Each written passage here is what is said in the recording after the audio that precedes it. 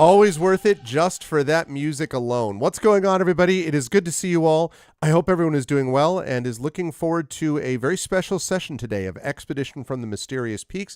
I'm sorry that we're starting a little bit later than intended. We had some player scheduling situations that we had to deal with, and so we've actually decided to change things around a little bit. We will talk about that in just a minute in terms of tonight's session. Before we get there, a couple of quick reminders about ways to support us on the channel. If you haven't done so already, please follow us here on the channel. Please support us by checking out and subscribing to my YouTube channel with !ArvTube. And if you're over on my YouTube channel watching as we speak live, welcome, and please consider heading over to our Twitch channel as well. You can also speak on the YouTube chat, and I will make sure to respond over there as I see it. But otherwise, head over to our Twitch channel. That would be lovely.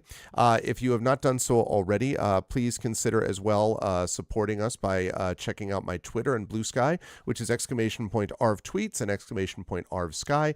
Our Discord channel is !ArvCord, where you can hang out with the Arvanauts in between streams. And website for all this is arvaneleron.com. Financially, !Arv Shop is the merchandise area where you can get swag for yourself, including soon-to-be Expedition from the Mysterious Peaks swag, and you can also get stuff relating to some of our other campaigns and support the channel at the same time. The Patreon is !ArvTrayon. That's really the financial backbone of the channel, and not only does it support the channel, but it also will get you individually some cool stuff too, in terms of stuff that you can get by supporting us and inspirations to help the players, which is always a good thing, so please consider supporting us there.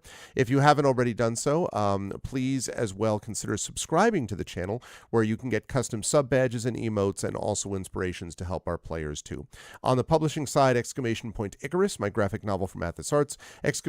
!Library is my Tales and Tomes from the Forbidden Library. That is my 5e adventure and sourcebook from Alligator Alley Entertainment, which is the sponsor and designer of this campaign we're playing, Expedition from the Mysterious Peaks. I will also be doing that Return from the Mysterious Peaks for my live players at the Klein on January 26th. So next month, January 26th, very excited for that. And I'll be talking more about that Klein event as we get a little bit closer to it. So all of that through Alligator Alley Entertainment.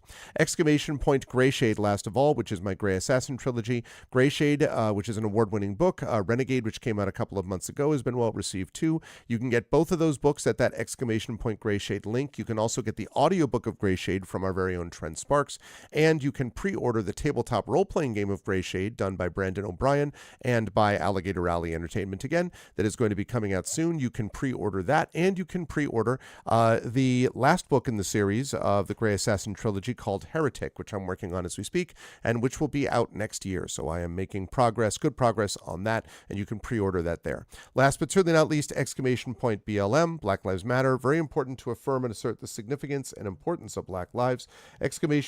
Help Now, which is the World Health Organization page on suicide prevention. Very important to reach out to others when you need help and to reach out to others when they need help as well. And Ukraine, UKRAINE, to help the people of Ukraine as they fight back against an illegal and illegitimate war with bravery and courage, and send the message that we will do so for others in the future in a similar situation. Now, with all that said, without any further ado, since we are getting started a little bit later, I want to get right into things. I just want to mention very quickly that tomorrow, Sunday, is going to be a special session, which I believe is at 7 p.m. Eastern, although maybe Triffid could confirm, with the Strange Friends, who have done a lot of things with Speculate. The Strange Friends will be back with a special one-shot event to celebrate Porter's Day, and that'll be happening tomorrow here on the channel, so you'll definitely want to make sure you tune in for that. And then next Tuesday, we have we have Gamebook illustration streams, we have D&D with GOG Ghosts of Saltmarsh, and we have the annual Our Vocalist Christmas Carol reading, which is going to be amazing. So you'll definitely want to check that out. Make sure you keep that aware of that very soon. Now, with all that said, I'm going to unmute myself and apologize to anyone that I may have interrupted because I couldn't hear them. I'm sorry. And then I'm going to unmute them. And last but certainly not least, I'm going to head over to reveal to you 3 of the 4 of us are here. Well, 3 of the 4 of the players. I am a person that that counts. But 3 of the 4 players are here as well. And so we're doing things a little bit differently. We had a bit of a sort of scheduling situation with some of the players that came up fairly last minute. And so since that is the case, we decided that rather than start and go like super, super late and have to do like a rush session and all that kind of stuff, we thought it might be fun to actually run through a little bit about what the party has been doing in terms of the players leveling up, the characters leveling up to level 4.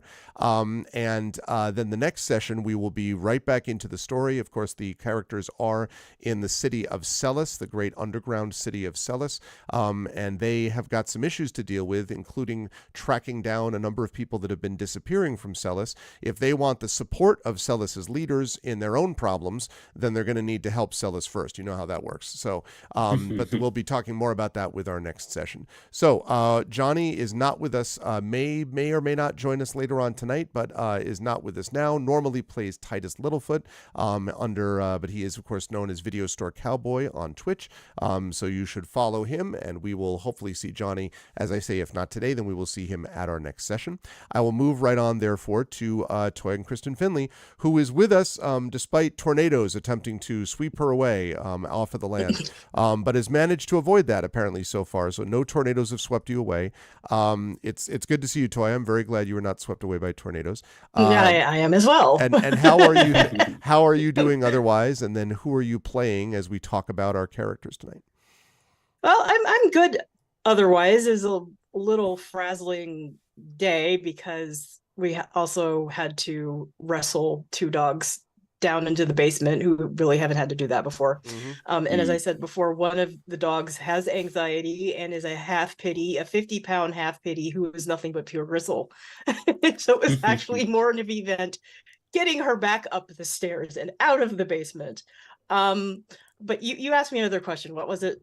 Oh, just about the player, who you're playing today, as we're going to be talking about our characters. Oh, yes. It would be Nalik, also known as Nals Darkly, who is a bard and likes poking around in people's dreams. Indeed, there'll be more of that coming up over the course of the campaign. Always a pleasure to have Toya with us. It is a great pleasure to welcome back from Europe. To welcome back Cat Rambo is with us with one new arrival. You can see having the head petted as we speak.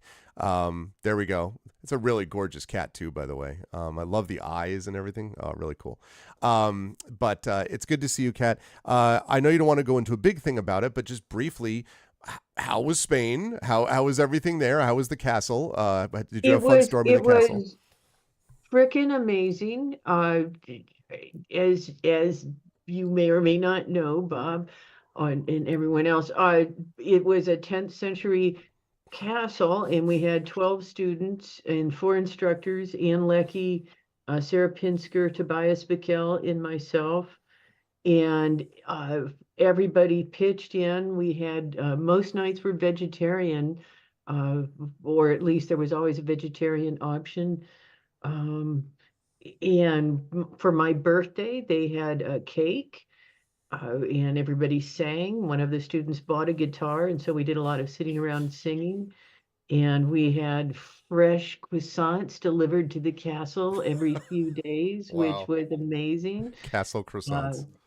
And there was because it was a very hard walk up to it. Like you had to bring your groceries and luggage and stuff via this sort of lift thing.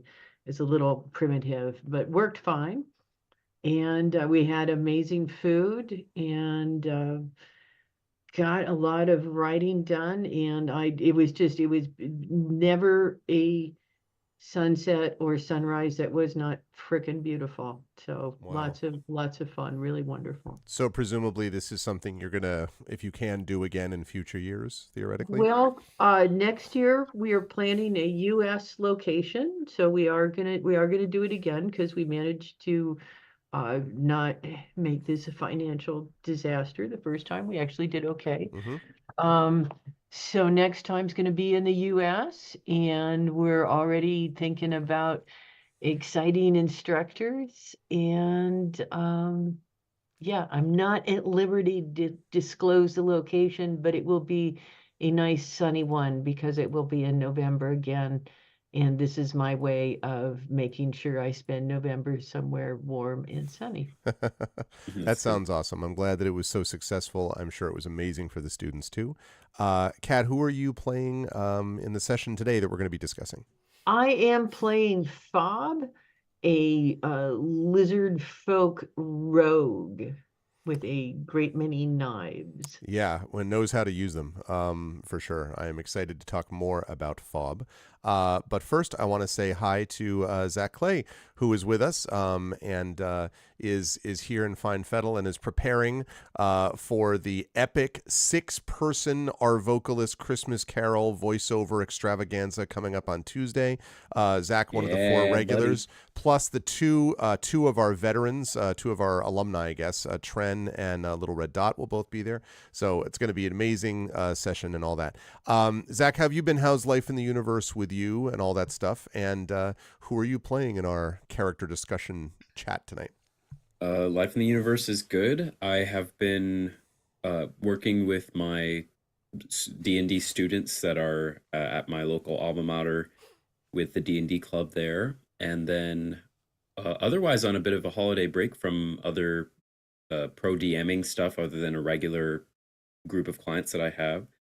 I'm gearing up for more work in the new year in San Francisco with pro DMing that I have lined up, and otherwise playing lots of Baldur's Gate 3, which continues to get my D&D fix, and homebrewing a campaign that I'll be running for my friends that I haven't run. We haven't played games together in a long time, and so they were the first like formative group that I played D&D with, so that'll be fun. And you streamed with them on Twitch, right? At some point, like yeah, couple very of their briefly. Sessions? Yeah, back in 2018-ish. Yeah, just my local high school and college buds. And we've played many games. I did a 42 session full Vampire the Masquerade campaign that was DM'd by my great friend Elijah, who's an amazing dungeon master. Elijah actually, his foray into pro DMing was with me in San Francisco with some of the gigs that we got. So that being able to do that with a local friend that we both started DMing in high school was very fun. But anyway, so yeah, you know, end of the year holiday stuff, winding down, getting ready to wind back up. And tonight I will be playing / discussing my character, Dr. Jaraxxus, who is a Dendis Cybermancer. What does that mean? You'll find out. Yeah, because there's been quite a bit from these folks as we've gone through. Well, all right, so yeah, as we say, chat, we're going to do things a little bit differently now. We're going to talk a little bit more in depth about how each of the players have tried to level their characters, and to the extent that we can, I guess, players, I want to ask if, while we're talking about this, obviously, if there are sort of like story reveals that you're waiting on for a couple levels, don't feel free to not bring those up. But if there's something that you're like, I had this vision and I'm sort of pursuing this sort of, developed character over time, or if there's stuff that you've discovered through play that you're like, I kind of decided to go a little bit of a different direction because of how things worked out in the campaign, I'd love to know that also. And I won't go around. I'll ask whoever wants to go first. If someone wants to talk a little bit about their character sort of development journey, I guess. Is there anyone in particular who wants to talk about if this has been on their mind in particular, about how to create or level or build their character? Yeah, I'll start. So originally, I guess part of the ideation of this discussion too is the fact that this campaign started with us making 2 characters each. And so originally, I'll try to swing into Dr. Jaraxxus quickly here, but I knew that I wanted to try this character, Beauty, who was at the start of the campaign for a while. And then I wasn't too sure about the other character. And I think actually I had up until impending right before we were going to start the session, I had another orc druid or something that I was going to play. But I don't even remember what they were. It was just a random idea. The sci-fi character, I think, I don't really know where the idea of being a celebrity science influencer came from. I don't know, because I I would say that it was inspired by Espergenesis, because in Espergenesis there actually is a celebrity background. You know, in D&D you can make your background like acolyte, soldier, sage, outlander, and in Espergenesis one of them is like, you know, space bounty hunter, but there's also celebrity is literally one. Mm-hmm. But I put the remember dentist. Sorry to interrupt. I just want to say, chat, that I put a picture of the dentist up in the top left window, so you can look as we're talking about Jaraxxus. I'll do that for everybody. Yeah, and so I don't know. I remember seeing the celebrity background in the book and being like, oh, that would be perfect for this celebrity idea that I already have. So it wasn't me seeing that and be like, oh, what if I should make a celebrity?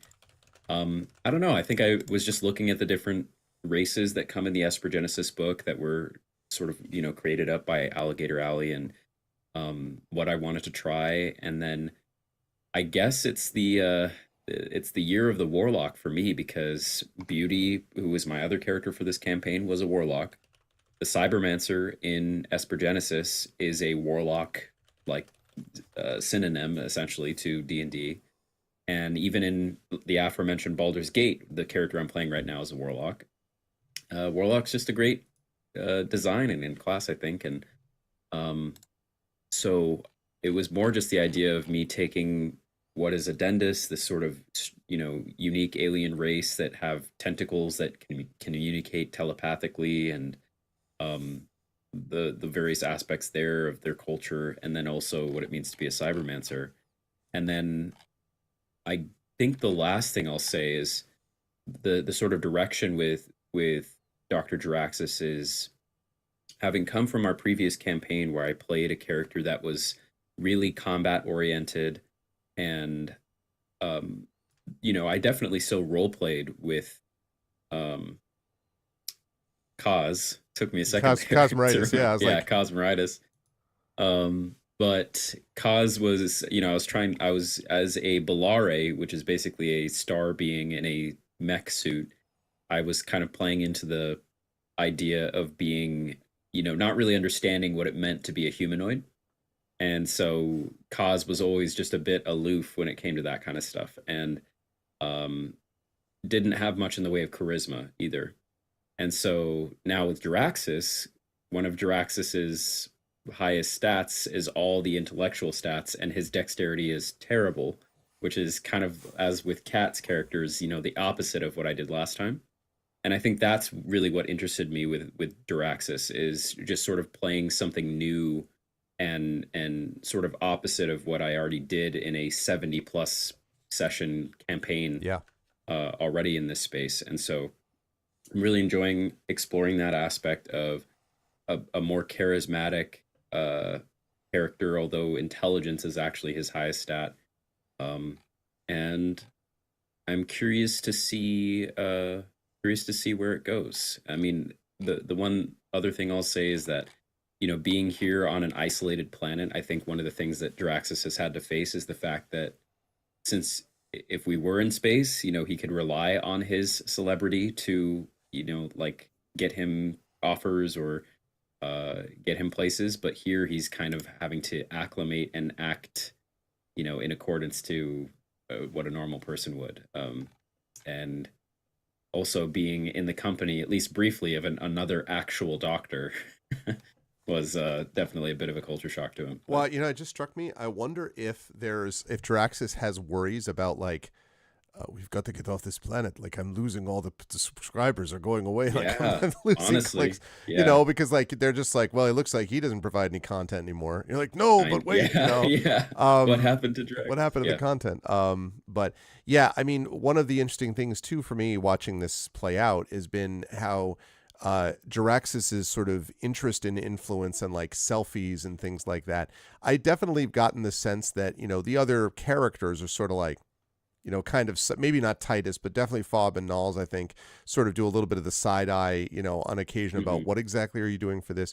But Jaraxxus is also sort of like genial enough, it feels like to me, that it's not obnoxious, right? It's not the person who's like, let me punch you in the face so I can get in front of the camera type of, you know, like it's not that kind of narcissistic self-absorption, but he definitely has a moral center that lets you overlook a lot of that stuff. Exactly. And that was something that I wondered, as you sort of were playing up, because I know the influencer thing was there, but you've really leaned into it now about, as you say, being an influencer, dealing with the loss of being an influencer, like, but without the obnoxious sort of, I'm always on camera element that, can sort of poison a lot of this sort of Yeah. real life influencer. So I wonder if you had any thoughts about that. And then I'll talk to you about the mechanics, and then we'll move to some other folks too.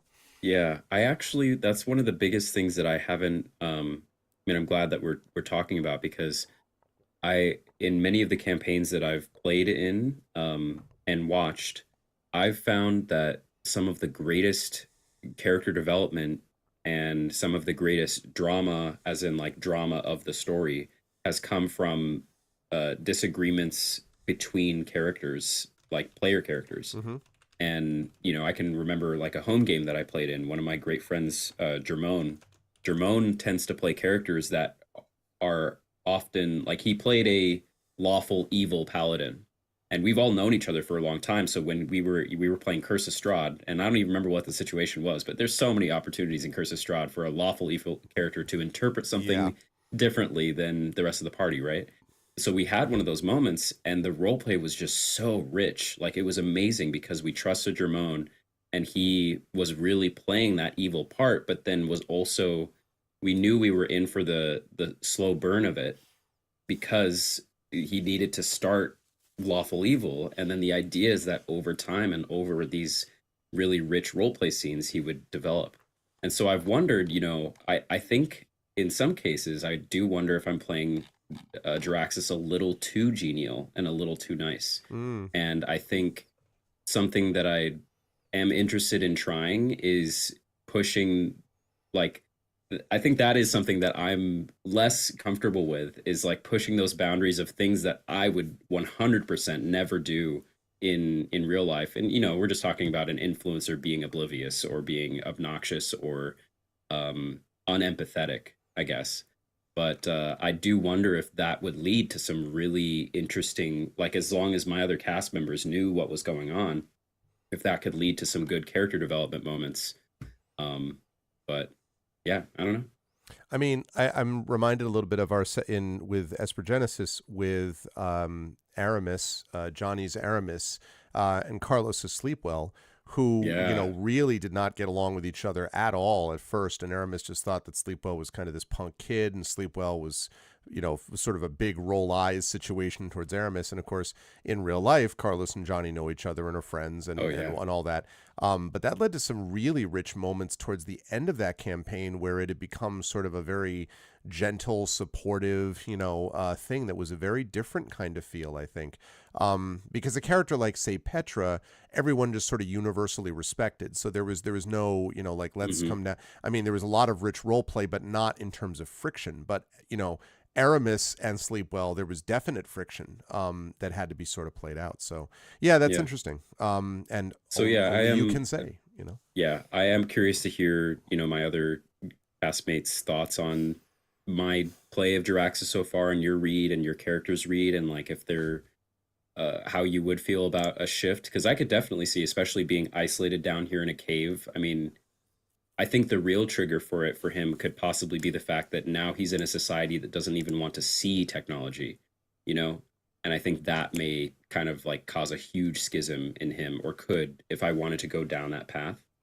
And so anyway, but yeah, and then mechanically, the last interesting thing I'll say about him having to do with mechanics is that I'm playing technically a third party, but like homebrewed class or subclass, not class, that was made by a fan of Espergenesis and a content creator. I have to look it up. After we rotate around, we come back around, I'll mention where it came from, but it's a subclass called the Director, which I thought was like a perfect fit for Jaraxxus because all the camera stuff. The way that this subclass was written, it's more interpreting the director in the sense of like a corporate director rather than a movie director, but the mechanics could be interpreted either way. And so I'm leaning more in that like person who's taking charge of a situation vibe. And in Jiraxis's sense, it's I'm taking charge of this situation so it looks good on camera, or so that I can, get the content that I need or things like that. So that's where he gets that ability where I haven't had to use too much, but once per short rest, he can treat any D20 roll that anyone around him rolls as a 10 on the die. And so mostly I've been banking that in case one of us rolls like a critical failure on something, and then I could make it a 10 instead, or an enemy rolls a 20 on us, and then I can make it a 10. But hasn't happened too much. And then otherwise, I just have these, I have very charismatic based abilities like command, which again I haven't used too much. But again, if I go this more, I don't know, this sort of darker turn on Jiraxis for a little bit of his psyche. Having a spell called command, that may be the route that he tries to take with enemies. And you things tried like that on the Lady of Blood, right? You tried command, I think I did. And the Lady of Blood was like, no. Yeah, like, and we were like, all right, bang. Yeah. But anyway, no, that's about it. Really enjoying having. I might replace it later, but the innervate ability / invocation, which lets Jiraxis have a pool of hit points, like a little tiny pool of hit points he can stack on top of himself every time. Which has come into play several times already. Yep. And because my abysmal armor class, which I'm very happy about actually, having a terrible armor class, because it means I'm getting hit, but I'm tanking a little bit. So, but yeah, no, that's Jiraxis. Those are my thoughts. And I think I have really been enjoying the role play. Honestly, I want to see more of all of our characters as we go along, and like the role play. I think we're in a good state where we're going to have more role play moments in this city, and fights. But yeah, so that's that. That's good stuff. Okay, so Toya or Kat, who would like to go next? Oh, I can go unless Kat wants to go. Go for it, Toya. All right, so let's find out about Nalls, who's was fascinating from the word go, the first time Nalik appeared. So to be quite honest, I'm still trying to figure out what the heck I'm doing half of the time. Because this is the first time I've ever played D&D. Like, I've worked in video games for a very long time, and so there's a whole lot of influence of D&D on like RPGs and things like that.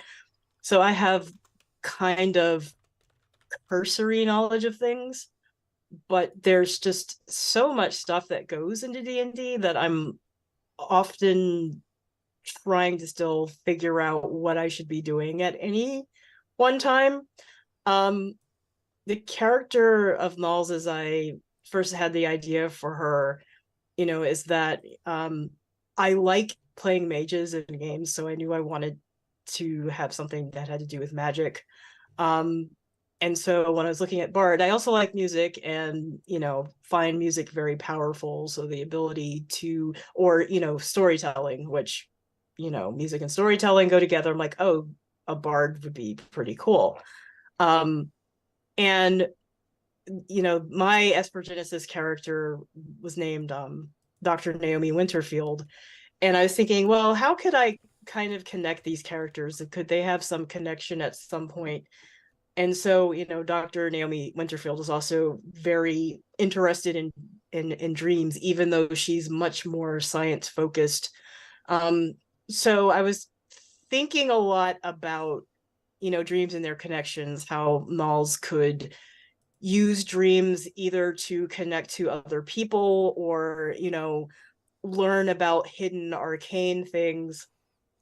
And also, like, as far as gameplay style or what Nalls does, it's kind of, I think about like, what is the boundary of the limit or the edge, and just poke it, but not go beyond it. And it's interesting because I'm looking at my D&D Beyond character sheet, and apparently, I don't remember actually choosing chaotic good, but that makes sense. Like doing things that not everybody feels necessarily safe with. For example, spending so much time trying to get Gamork on our side. And like I knew like the other characters were very concerned about, you know, trying to befriend this dire wolf, but like Nalls is the only person who can actually talk to animals.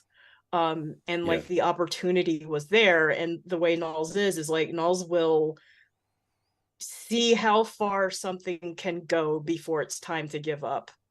And so it never got to that point with Gamork, because, you know, Gamork was willing to trust the group. Like, you know, it was the question of, do we trust this direwolf? Well, from Gamork's point of view, it's, do I trust these humanoid types? And I despise them. So, you know, so it's been a lot of fun, like finding where the limit is. Also, I enjoy trying to think outside of the box with Nalik as well. To the point where sometimes I remember a couple of times where Titus is like, is she okay? Like, I remember the one time where Titus is like, have you hit your head? It seems like you might have hit your head. I'm kind of That's actually a really good imitation, because his accent Yeah, is I was like, about to say. did you hit her head? It's really funny.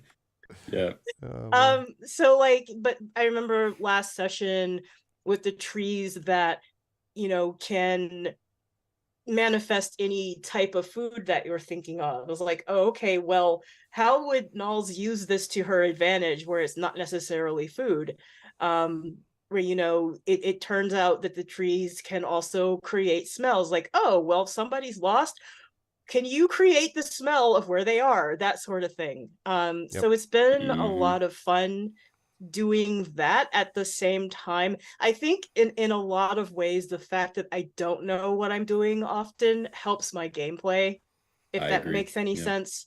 Yep. It's kind of, it's kind of like watching somebody play a fighter and they're smashing buttons like for some reason, and then they get a because they combo don't know off what and they're you're like, doing. They're oh, actually shoot. beating Yeah. yes Yeah. they're beating the crap out of somebody who knows Yeah. what they're doing. I kind of feel like that sometimes. Yeah. So it's fun figuring out what I can do, and like, is it the best thing that I should be doing?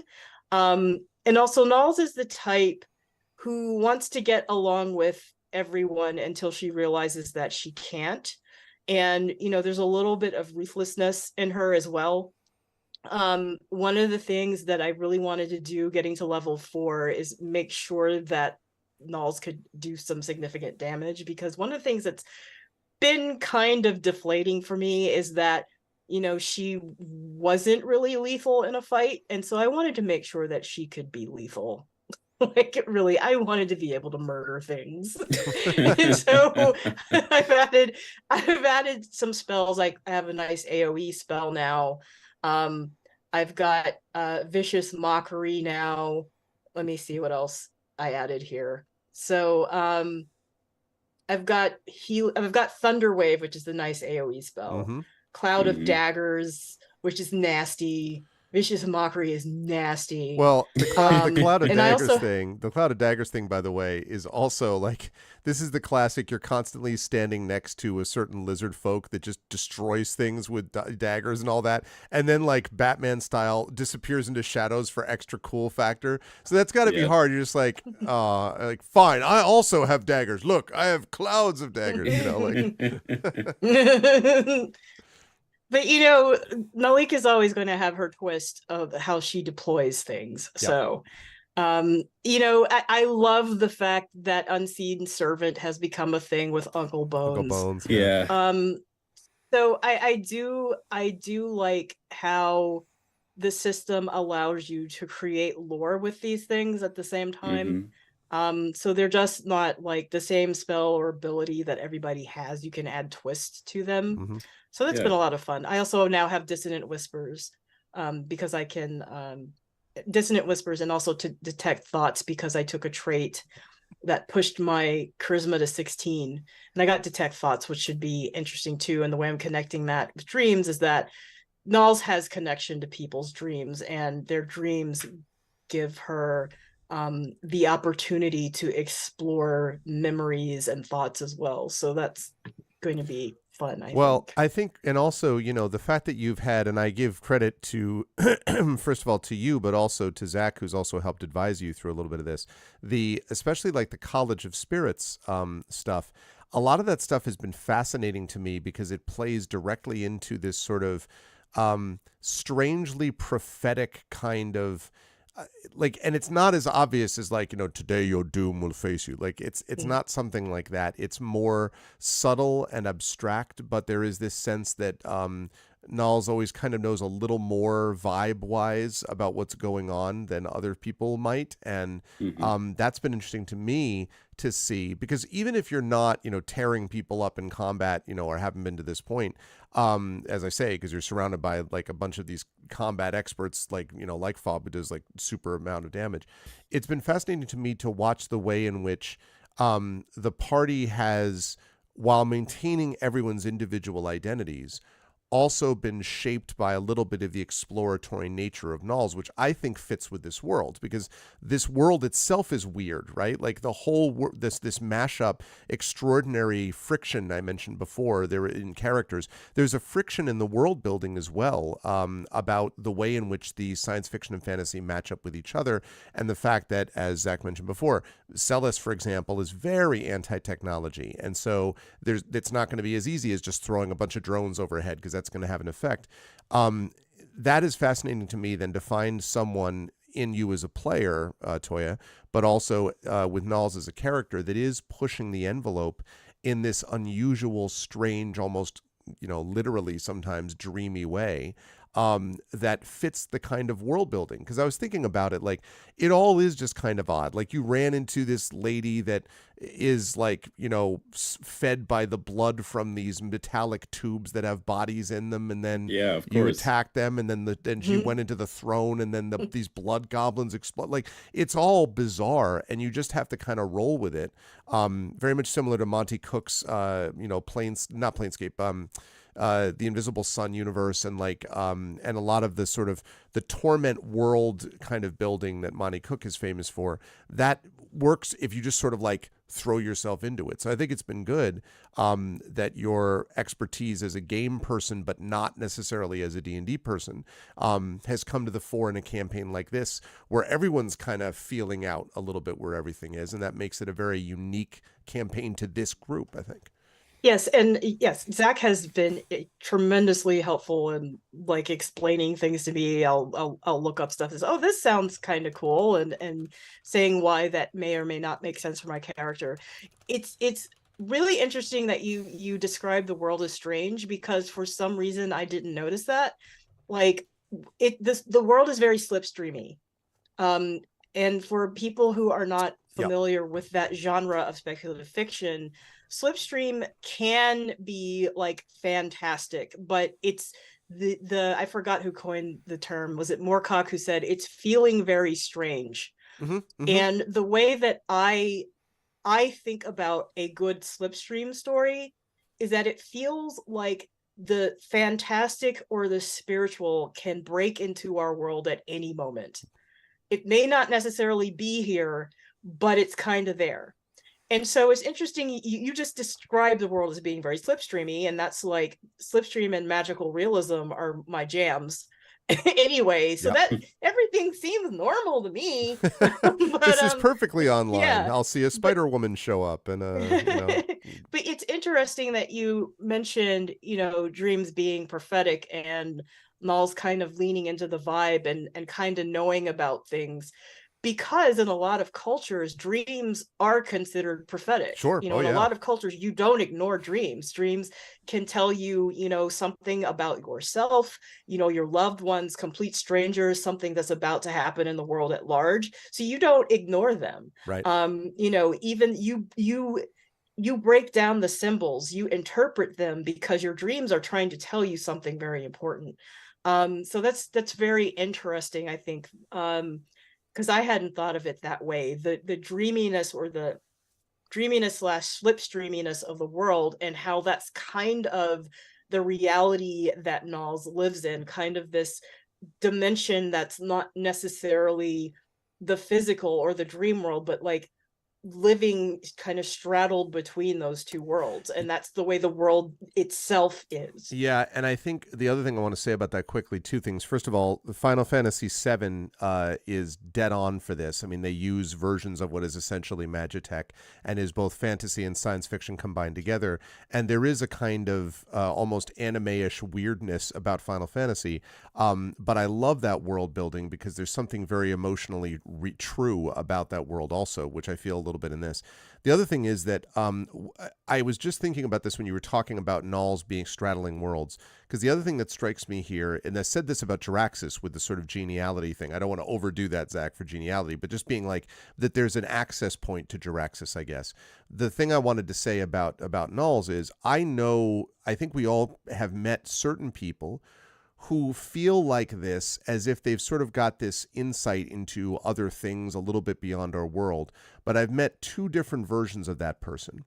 One version of that person is the one whose eyes never quite focus on you. They never quite seem to be interested in you. Like they're nice enough, but they're always sort of like, yeah, and they're always sort of like elsewhere. And those people are not necessarily sort of super appealing. Like you could maybe admire them from a distance, but they're not the ones that you're like, I want to go hang out with this person, because you're like, I don't know what you're doing. You're hanging out with the spheres or something, but you're clearly not here with me. But the other version of this person is the one who is both straddling those worlds, but is also intensely connected with what people are going through here, right? And see what they interpret from the world as being part and parcel of what's going on here. So I thought about that with Gamork. Like, Gamork for you is not, oh, I'm going to do this because, at least I'm guessing, tell me if I'm wrong, because this fulfills some prophecy and then the world will happen and then Gamork will probably be killed, but whatever, because it's all just like, a screw that I have to put in a certain hole and make sure that it's all tight. And, it's not mechanical in that way. I think you genuinely were interested in Gamork and had this sort of access point to Gamork. So it's that other version of the person that you're like, this person has this kind of old soul wisdom about them without seeming as if they're sort of lost to the present day and therefore not particularly fun to be around. You know what I mean? Like, this is a person who's 100%. You're genuinely interested in the other characters, it seems to me, if that makes any sense to you. Yeah, I was looking at like my Nalsa's description on D&D Beyond, and like one of the personality trait I chose was, there's nothing I like more than a good mystery.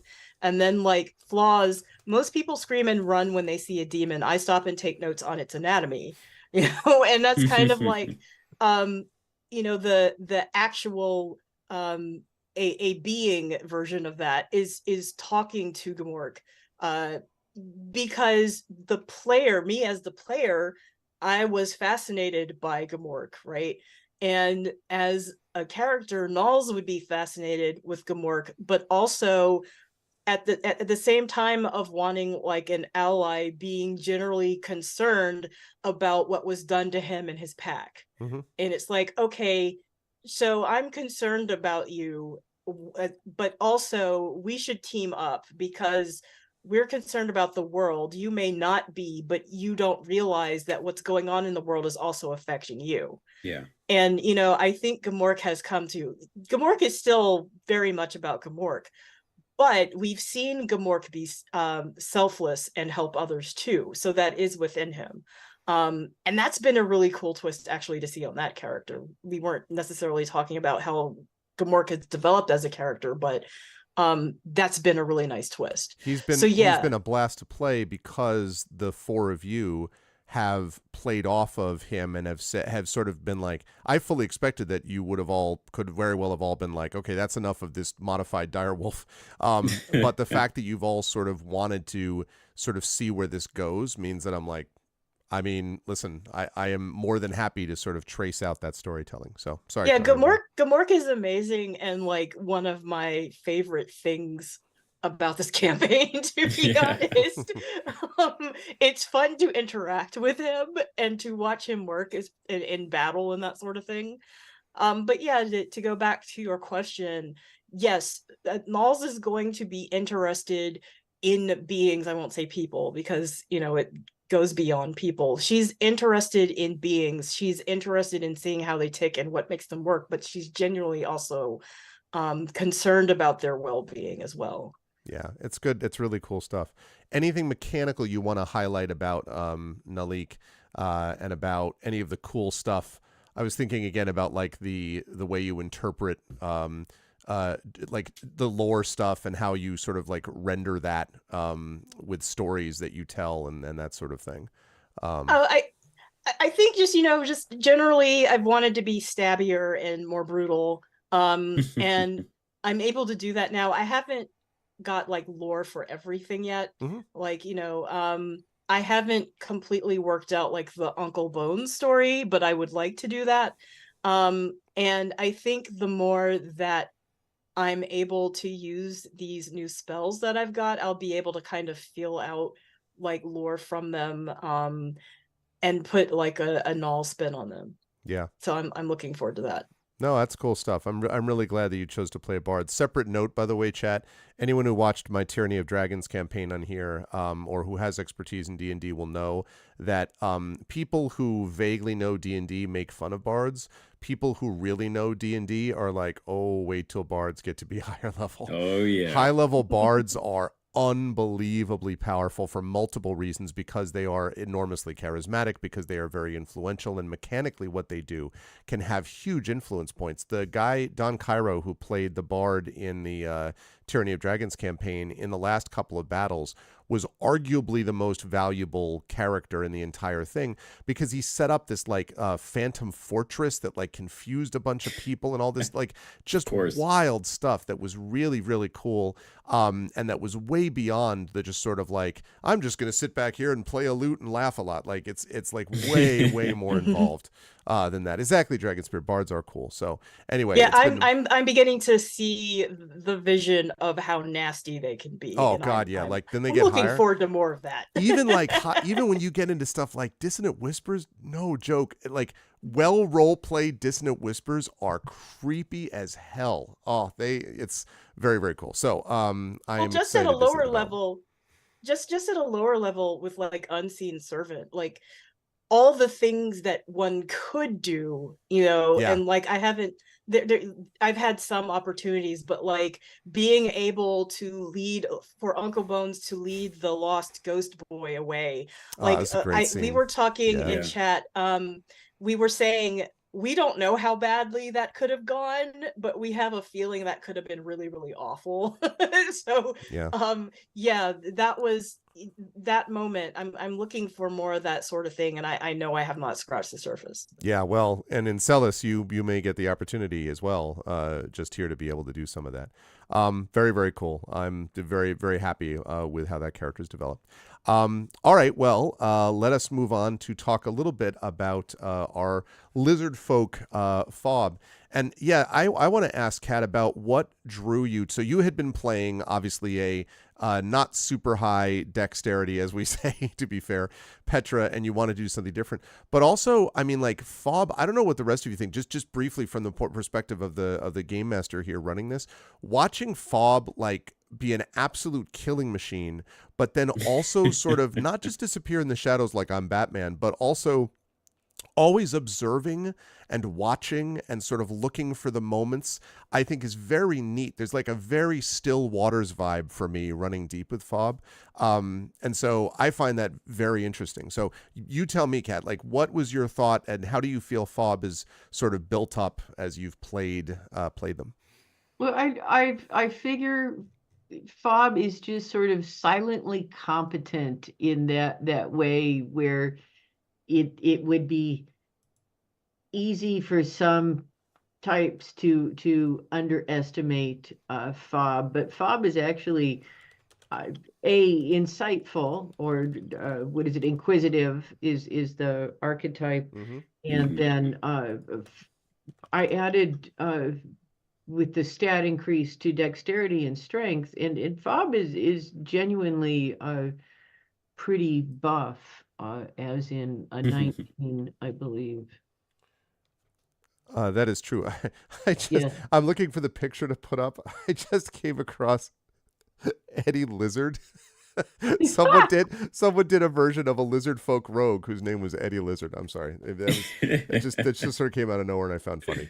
Never mind. Please Here, continue. Eddie That's here Lizard. for chat is Clark Oh, sleeping Clark. in my lap, and Bruce is over on the other side of the desk. Anyway, you know, I like characters who don't say a lot, because when they say something, then the dialogue is very effective. And I think that's, a kind of fun archetype to play. And it's always fun to play a character with just a lot of knives hidden about their because, who knows when that's always going to come in handy. It's gonna be a big part of it. Yeah. Have you ever seen Yeah. the movie Desperado, Kat? I don't know if I have or not. It's Uh, a who's a in it? very fun. I mean, it's silly action movie, but Antonio Banderas and Salma Hayek and Oh, then yes, I think I know that one. yeah, the Yes. sequel to the Three Mariachi. And Yes. so there's a sequence where the guy who everyone is going to know immediately in chat, and I never remember, but he's super famous. Trejo, like tattoos all over the Oh, place, a badass. Danny He's an Trejo. actor. Danny Trejo. Danny Trejo plays Mm. this knife wielding dude who is brought into the town to like clean stuff up, and they play him like with this music in the background. Don't look back, don't look back. It is the Yeah. coolest thing. No guns. He's just like, and knives from everywhere. And there's an image like Fob is not going to be like out front style wise like that, but the knife thing is so deadly because you've used so many of them with these things that it just sort of reminded me a little bit of that moment. So talk to me more about how has Fob, Kat, developed in a different way at all as time has gone on as you would have expected? Like, are there, because of the things that happen to the game or the characters, have things shifted or altered with that in how you imagine Fob playing out, or not? Well, I think it's been interesting for Fob running into the Esper Genesis characters has been very interesting, and it's kind of clear that their magic is very different than most of the magic Fob has run into before. I really like, kind of looping back to what you were saying about Dr. Zeraxis, which I think I'm mispronouncing, but just I kind of like the idea that there is a dark side that comes out when he's just like, where are all my followers? The follower count is dropping daily, and I'm on this miserable planet where there's not even freaking hot water most of the time, and I think that would be an interesting turn. I mean, and I think that's one of the fun things about this campaign is sort of a collision between the D&D and the Esper Genesis. Sorry, I've got kittens crawling all over the desk. I understand. I know the feeling. So yeah, no, that makes sense. Do you have a vision mechanically for, as Fob develops, what sort of emphasis? Now, we've talked about the inquisitive, and actually let's talk briefly about that before I ask that other question I was going to ask, because this is from Xanathar's. This is not from the sort of bog standard player's handbook. So talk about what the inquisitive rogue is for folks. Well, and until we asked that, I had that. Oh, here we go. Fob's character. It gives Fob one thing. Basically, Fob has an eye for detail. Can use a bonus action to make perception checks to spot hidden stuff or make an investigation check, and has insightful fighting, which means that Fob can look at look at a foe and get an advantage, basically against them. Which means sneak and attack, I which just means damage, is what that Yeah. means. Getting that advantage. and I like rogues. I had not realized until Zach was talking that the characters that I picked were both the specialist is essentially the Esper Genesis rogue, which I didn't realize until I was like I realized that they both got cunning dash or whatever it was early on. It's like, oh shit, this is familiar. Yeah. And the rogue, what I like about it too is that particular rogue, because of the inquisitive, the ear for deceit, the eye for detail, that sense of observation, that Fob is always watching and waiting, really ties in, Well, right? and the other thing I like is that because Fob is lizard folk, there is that hungry jaws action, which just means like every once in a while, Fob just the jaw unhinges and just goes rah Yeah. on somebody, and I think that's kind of hysterical. But yeah. I have speaking of that, I have a question, because something about how you, Kat, said that a character that doesn't speak a lot, when they do speak, it's more meaningful. And of course, what was evoked to me there is that you are an author, by trade. And so, like, of course, you've probably written characters that are like that, and you just like understand that as a writer. And so I'm curious, as someone who is a DM, that I often have to embody characters that aren't human, and not only not human, but like not an elf, which is just a human but pointy ears and they live long. Yeah. But I'm curious to hear like how you. I think you've already done a bit of this, but like how you interpret being a lizard folk or a lizard person, and how you've already thought about that, and how you think that might kind of influence.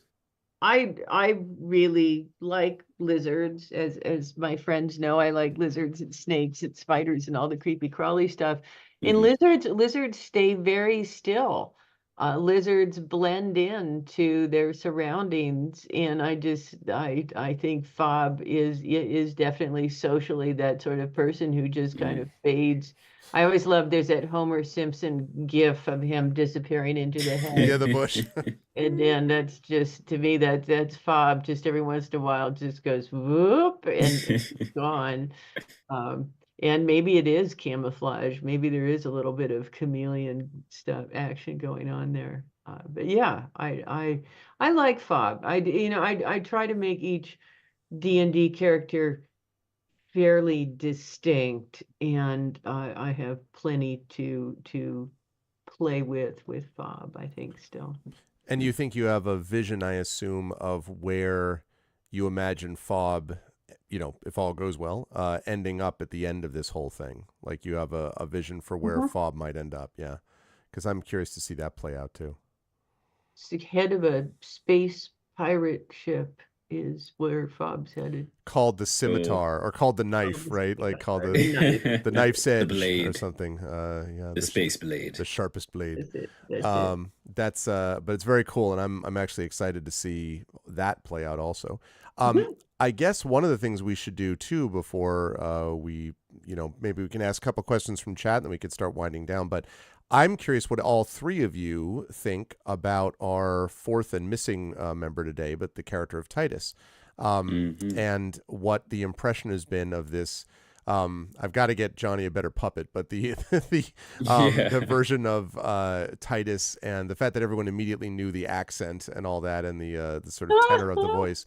I'm curious what you've all thought about playing with this Zek engineer, and the engineer part is, fairly, there's a healing component to it. It basically is the Esper Genesis version of a healer to some degree, but or an art, also with elements of the D&D artificer in there. But in terms of the race of the Zek, that, it seems to me, is interesting, because that sort of is completely different from most people's experience in games or anything else. I'm just curious what you all feel about Titus to this point. I'm a big fan of the way Titus speaks. Yes. But so good. So good. I'm not really sure what to do here, but yeah. Look, everything is you kind of have to be very careful and measured about everything you do, because I've been alive hundreds of years, and I've seen these things with like my litter mates. And anyway, but can I just say for a second though, you're 100% right about that. But the fact that he said as a part of that, like he was talking to, and I believe he was talking to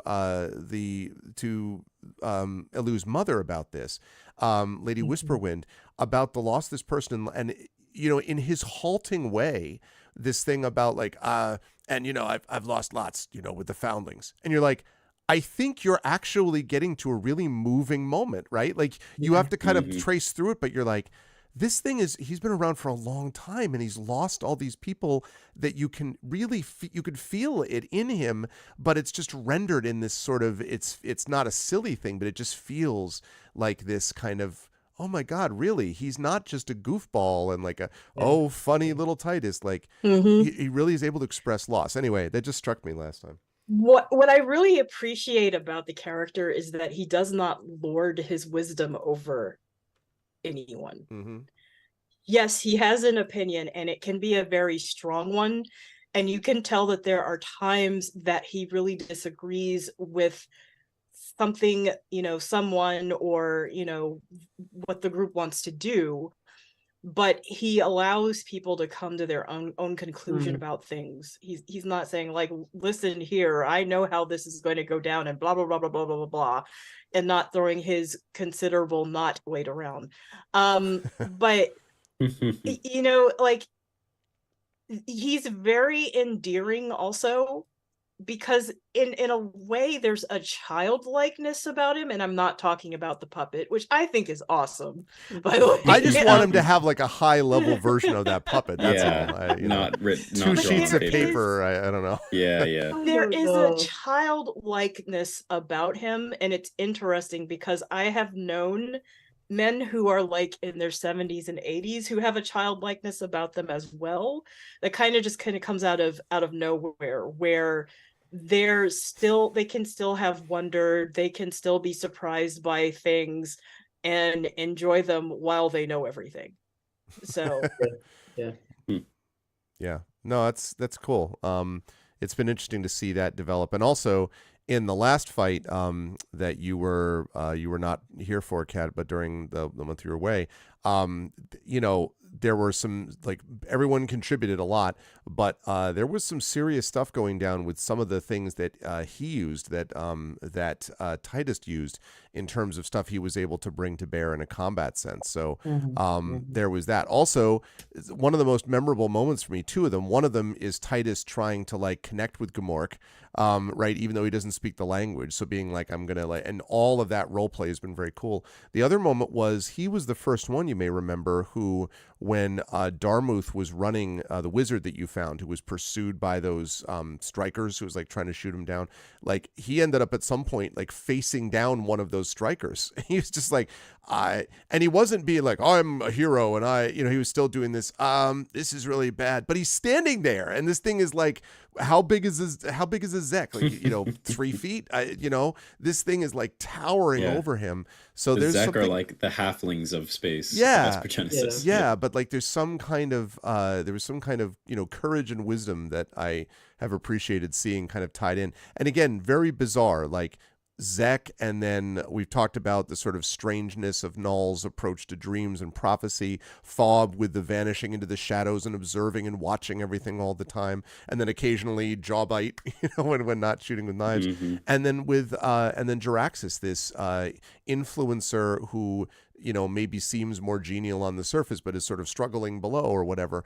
Very interesting mix, I think, of characters that really fits in a world like this. And again, as I say, there are some, this wouldn't necessarily work in a sort of traditional bog standard D&D campaign, but if you're going to play a game like this, you kind of have to embrace the not the strange for the sake of being strange, but just the mashup, as we've all said, the crash of these two, fantasy and science fiction, and just embrace what that is. And I agree with Toya that I like Slipstream a lot also, when it can play off of those and you just have this very fertile ground for storytelling and character development and stuff like that. So all right, so any other things that any of the folks want to say about their characters or other characters? And while I'm doing that, I'll ask chat if you have any questions you wanted to throw at any of the players about their characters. Now is the time to ask. And then we'll we'll wrap up a little bit of this. I probably will stream a little bit longer, but I'll do something else that it's not TTRPG related. Mhm. So, but yeah. So do any of the players have any thoughts about campaign stuff or their other characters or any of those things? And if not, that's fine. I'm just throwing it out there. No, I'm excited to see how the characters develop and change. I think something that that may help, that I might start leaning into, especially given where our characters are at this point in the campaign, is adding a bit more of that character to character drama.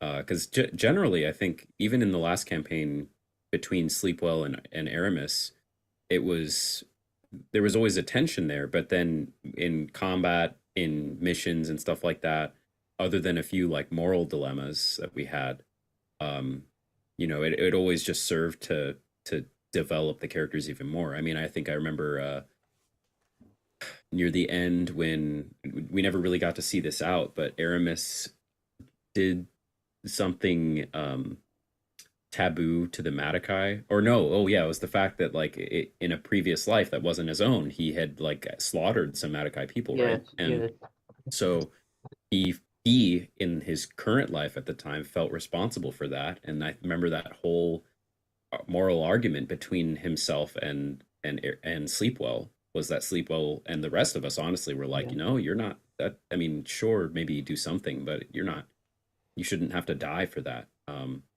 And maybe there could be something else that could be done. So just, I don't know, more, I think moral disagreements and quandaries and things like that could come up. I'd be interested to see. And us getting more powerful and leveling up more. Yeah, leveling up more often. Yeah, I'll take that anytime. Yeah. And Sleepwell, by the way, on that moment was very angry on Aramis's behalf, which was a real shift, I think. Just kind of like, the kind of person you are now, sort of thing. And it wasn't quite fitting with where Aramis was morally. But yeah, I mean, none of this is stuff that obviously needs to be forced. But I think where it comes out organically, where there is that sort of different disagreement, that can be very powerful. Others, any other thoughts that people have? And again, chat, if you have questions, feel free. If not, it's okay. But definitely throw some our way if you wish.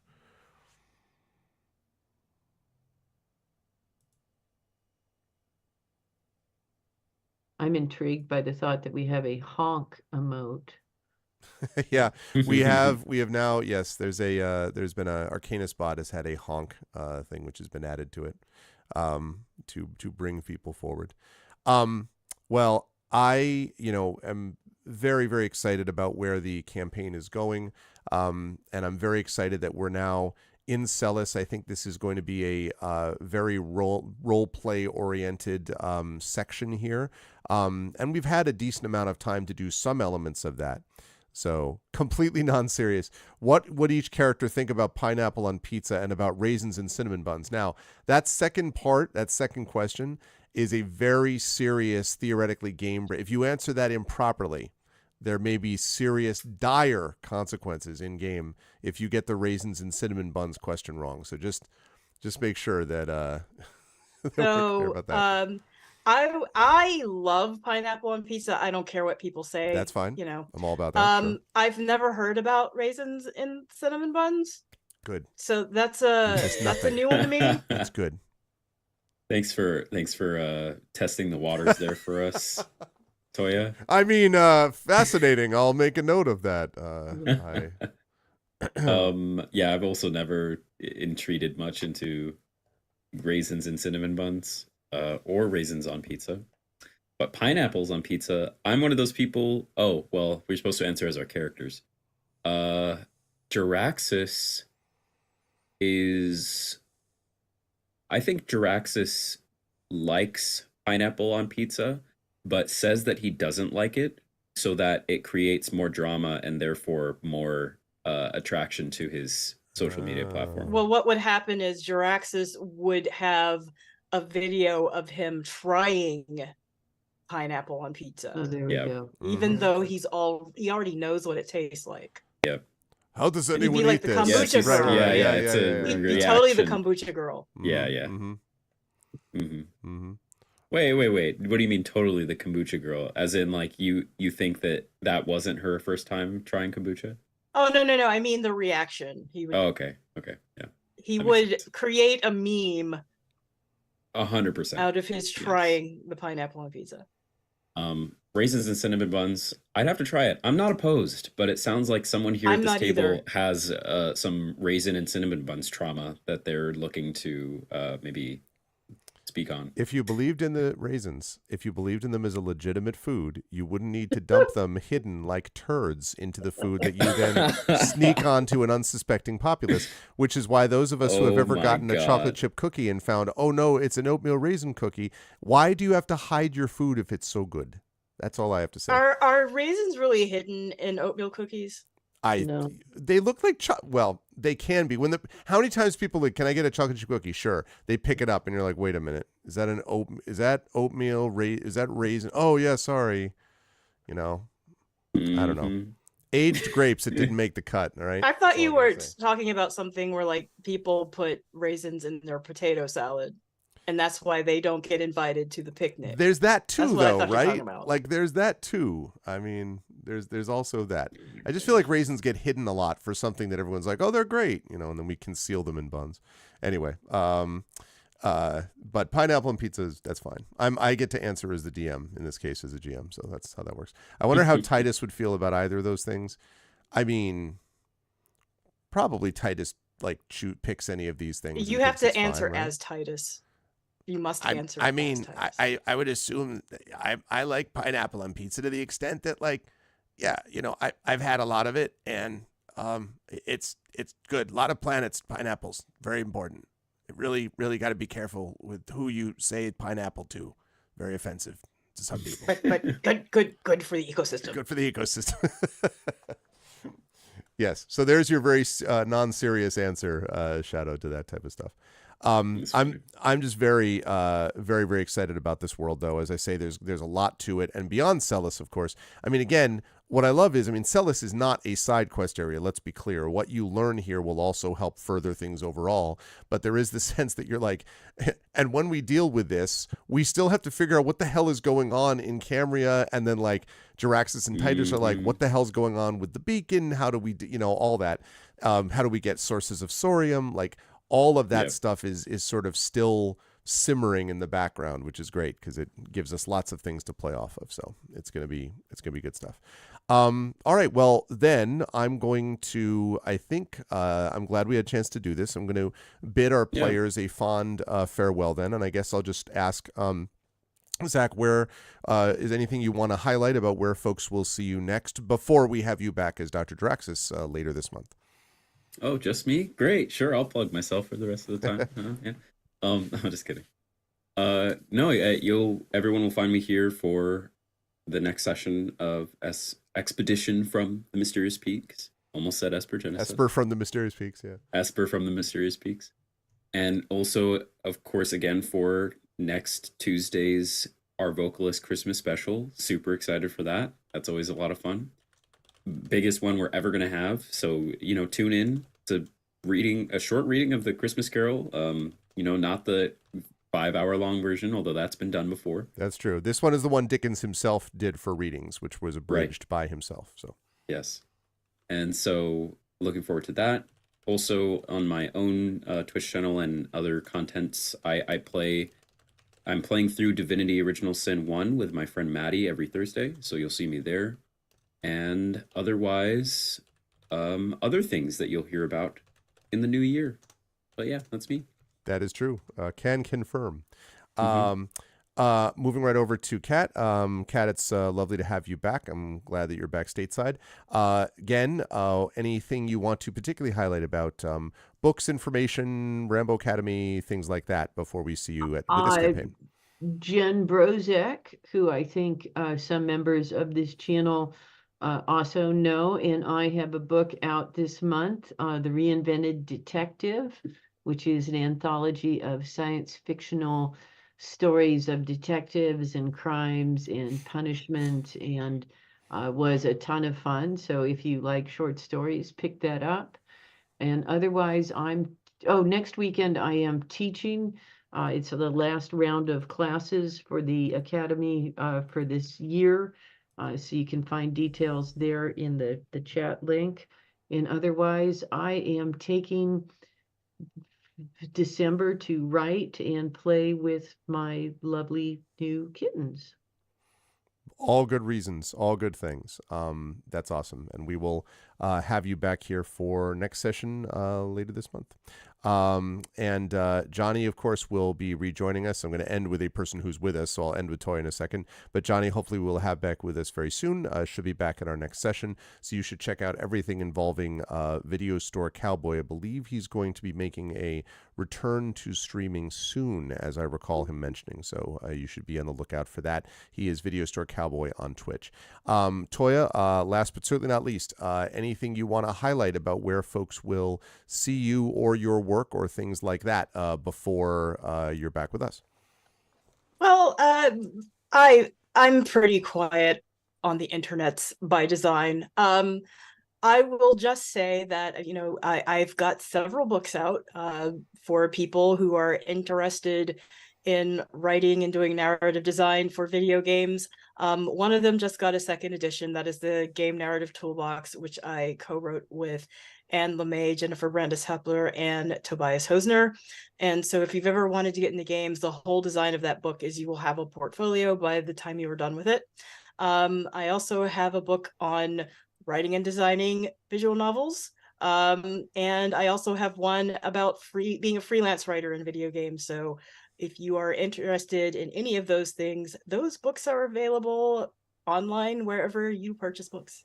We need to make sure that we get a link that we can just throw up immediately so that everyone can buy your stuff all the time, Toya. I need to make sure that I do that. I am not opposed to that. It was great to have all three of you folks here. Chat, can we get some love for them? I'm still going to be streaming, but can we get some love for the amazing members of Expedition from the Mysterious Peaks? And Toya, Kat, and Zach. I will see Zach soon next week, but Toya and Kat, I will see you folks later this month for an actual play session of Expedition. Sounds good. Bye. Sounds good. For Go visit your Starfield parents. I gotta go find out what's going on with Mom and Dad. Bye for now, all. Bye. All right. Bye, everybody. Bye. All right. Lovely. Okay, so so we decided we were going to do something a little bit different since we were still waiting on some of the folks to get here, and we had some, as I say, some scheduling things to work out. And so we decided we would do this, and I think it was nice. We had a chance to do a little bit of a mid-section or mid-campaign check-in, which is something we did not have the chance to do really with Espergenesis, I don't think. One of the nice things about campaign is when you can take a moment, especially towards the end of the year, to kind of take a breath and sort of see where things are at. We did that a little bit in the Curse of Strahd campaign when we did the When Alec Met Weller, which was sort of like a prequel thing almost. And I loved those. They were so much fun to be able to do. It was a lot of fun to actually see that play out. And I know that Triffid, who has been editing all of this and doing a lot of the podcast notes and so forth for Curse of Strahd, I'm pretty sure you did one of those too, Triffid, if I'm not mistaken. You had a chance to listen and then edit those. And those are like super fun because you kind of get a sense of the campaign from a different perspective. And Expedition is, because of its nature, an intense kind of campaign.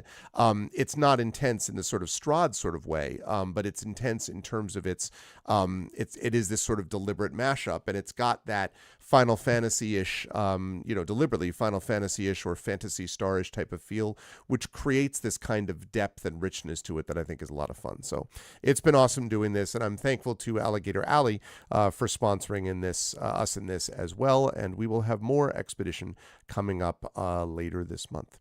So now what we're going to do, chat, is because we are ending earlier than I planned, is I'm going to fire up a little bit of Starfield. I had a great time with this yesterday. So I'm going to go over and I'm going to make a couple of adjustments here. So give me just 1 second. I'm going to stop recording for just a moment, and then I'm going to restart. For those of you who are here for Espergenesis, I did it too. For Expedition for the Mysterious Peaks, thank you. And thank you to Alligator Alley for sponsoring us, and we will be back with you all soon. So make sure you come back for the next session for that. Bye for now.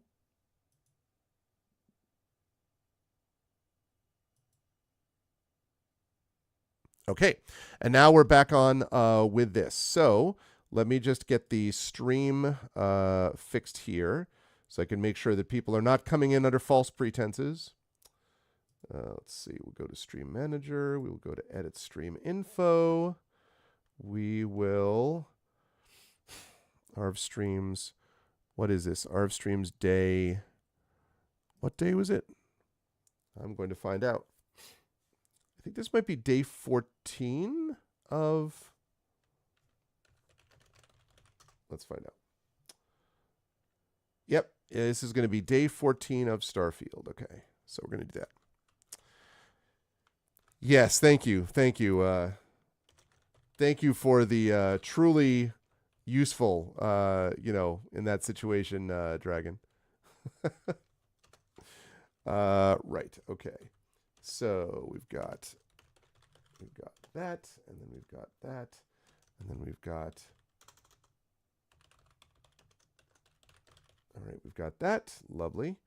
And I'm going to change that.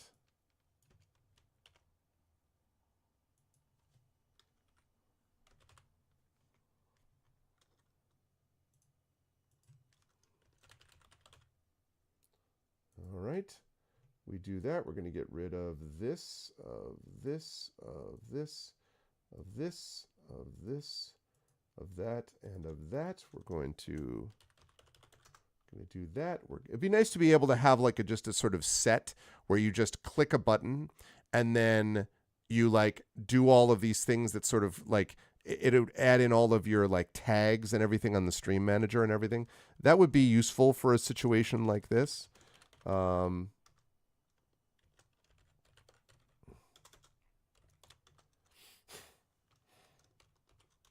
Okay.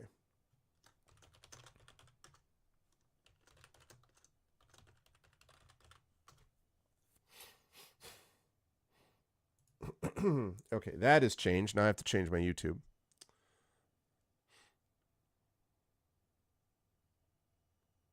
Oh my God. Yeah, that's funny, boy. I mean, yeah, I mean, it definitely, because I think we were running sort of closer to this than I expected. Basically, like we were running closer to the, like the audio was delaying more than I expected it did off of the video. And I guess in retrospect, I should have realized that it might be the case that it would do that. But I had not really had that experience, I think, because we never had a full out podcast that was being run of that sort of stuff. We did a podcast that is being done by Fleos over of the GOG campaign, but not for me. So that whole thing was a very different experience. So yeah, that's funny, but we're getting there. We're getting there. It's not, there's not too much left, right? I think we have another 6-7 months. I think something like that is what we're looking at. All right, let me switch this up here. That's all correct. That's all correct. And let's switch that. So now we've switched over. So that should be switched for the YouTube as well. Okay. All right, so now we go up like this. Just a few months, yeah. And then we're going to have to make a decision because the Shire Adventures campaign is going to be coming to an end. And then, bear with me, folks, as we go through here. The Shire Adventures campaign obviously has come to an end, and then the podcast will catch up with that. And that'll be much less time because that was only, that ran for less than a year. And then at that point, probably what we will do is I'll have to make a decision at that point. I want some podcast continually being done. I don't know whether I'm going to move on at that point straight into Eberron. And if it's Eberron, then that's going to be a long sort of, there'll be a lot of episodes in that campaign. But it might be that, or it might be one of the other ones. Maybe we do a podcast of, we could do one of Expedition or something like that. I'll have to think about it. But it's, yeah. Have I mentioned, though, I think I probably have mentioned, but if I haven't, I'll just mention it again, that that Triffid is awesome and has done awesome work. So you should just keep that in mind.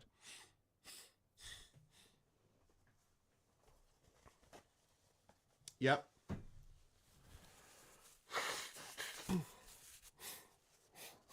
I think that took us. I think that took about 3 sessions, I want to say. Oh, yeah, for sure. I think that took us maybe 3 sessions to do that, if I'm not mistaken. Let me slide over here. I think that, right? I mean, didn't it take us about 3 sessions, I think, to do Midwinter's Morning?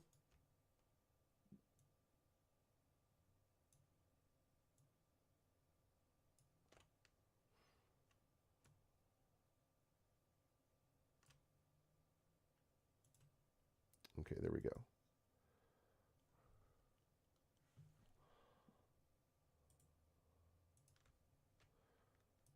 Yeah.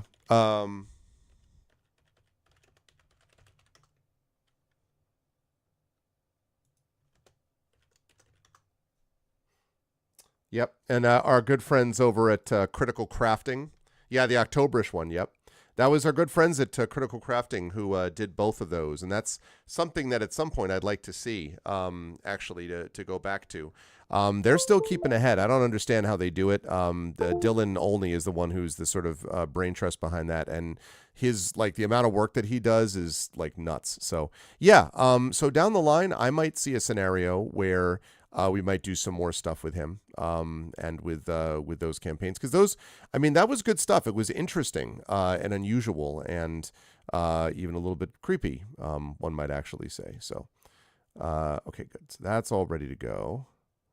There shouldn't be much change. I just played this yesterday. All right, Starfield. Although I am tempted, I am not going to play Dredge because it's going to be, my goal is after I finish with Solasta on GOG, which should be certainly within the next couple of weeks, then I'm going to move on to Tintin, which has now been patched twice, which means I hope that now all the bugs are fixed.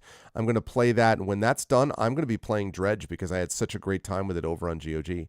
So as far as we're concerned, once we finish with Starfield, depending on how long before Final Fantasy VII Rebirth is, then we'll be doing that. So, oh man, I had such a good time with Dredge, even though I continue to feel bad about poor Triffid being like, I give up. It was just so fun. It was so much fun. It was so much good stuff. I was having a good time. Oh man, it was. It would have been one thing if you know, like if the game had been terrible and I was just like, if it had been a game like, say, you know, Die by the Sword. No, I'm just kidding. Poor Echo. That game did not work for me. But if it had been something like that, that would have been one thing. But like, but it was just really good. I had a really good time with it. And I think it was that mix of being like both cozy, because again, like I don't love horror stuff or anything, but there was something cool about how, like, I don't know, it was just a good gameplay loop, I guess.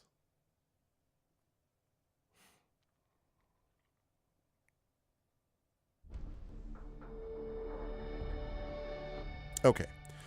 So we are here now. Last night when we were playing this, we managed to get a new badass ship, which is pretty amazing. Right now, what we're doing, exactly, eerie but not scary, exactly. So what we're doing, which is kind of the sweet spot as far as stuff that I like in that category.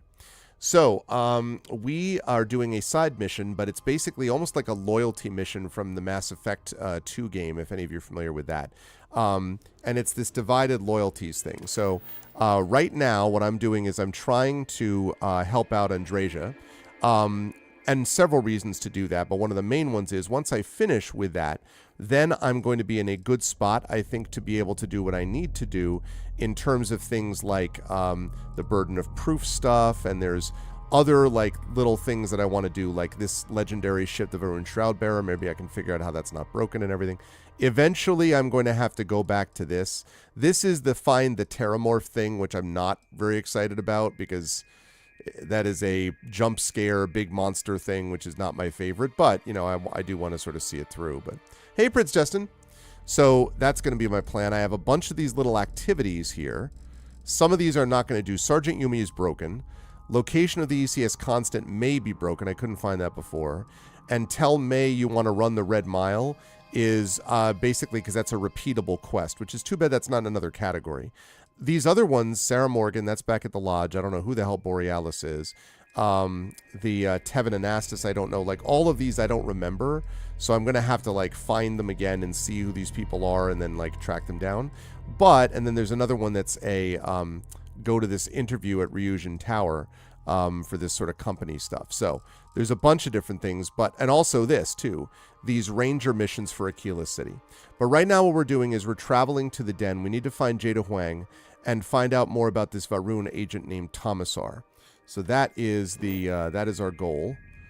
And as per usual, I can't do that because it's too far away. But I can go here, though.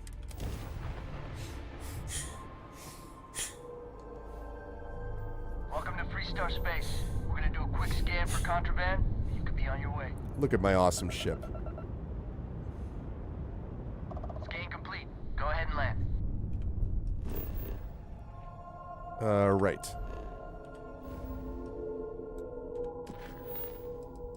Divided loyalties. Here we go.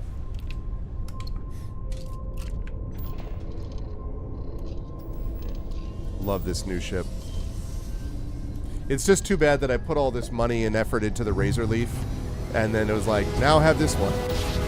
But there may still be scenarios where I can use that other one. Jump down. Take that, Ted. Take that, Ted.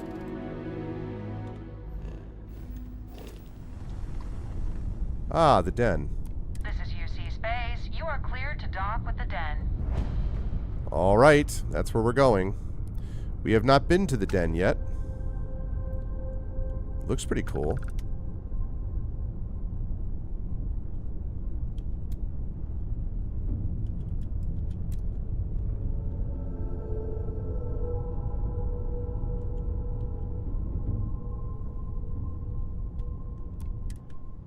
Okay, here we go.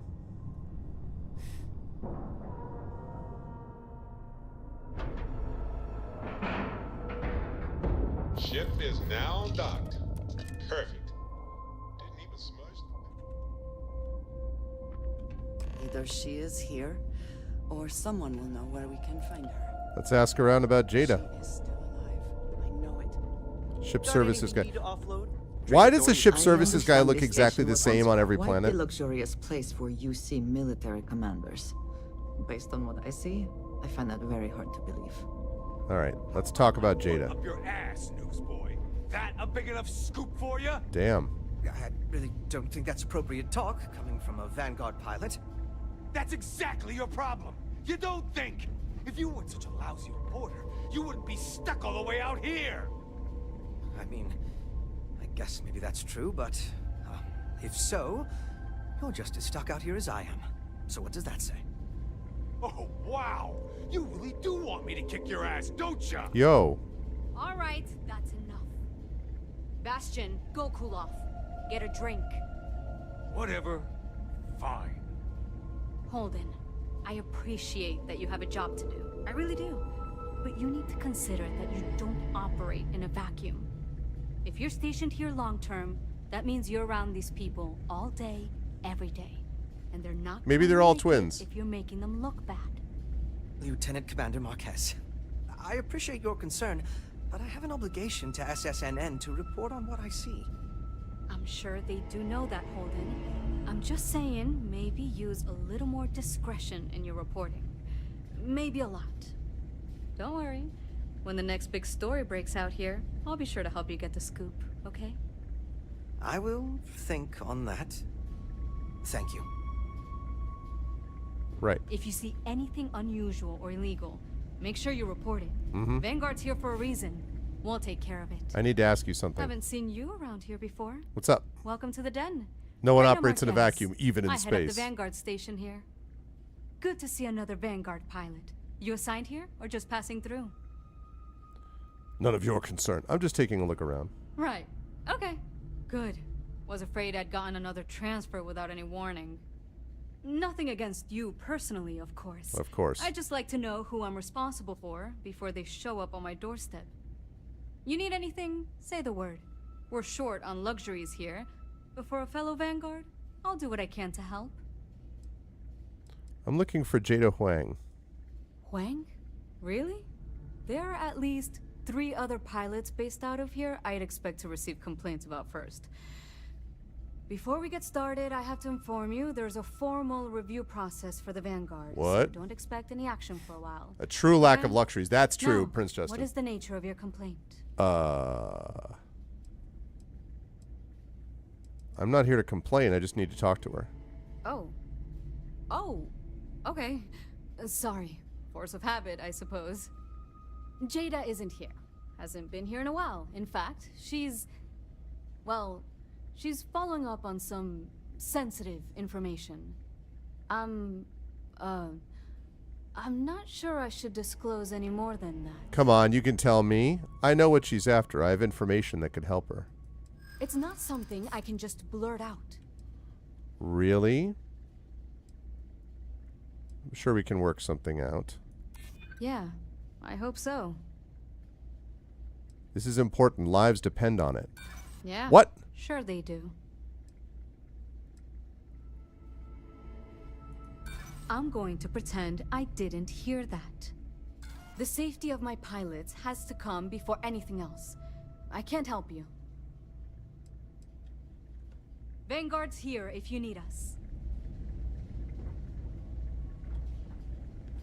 Haven't seen you around here before. What? Good to see another Vang. Right. Okay. Nothing against you. Wait, this is You doing need the same anything? thing? Fly safe. That persuasion didn't work. I didn't think the negotiation was going to work, but then I didn't have enough to work with elsewhere.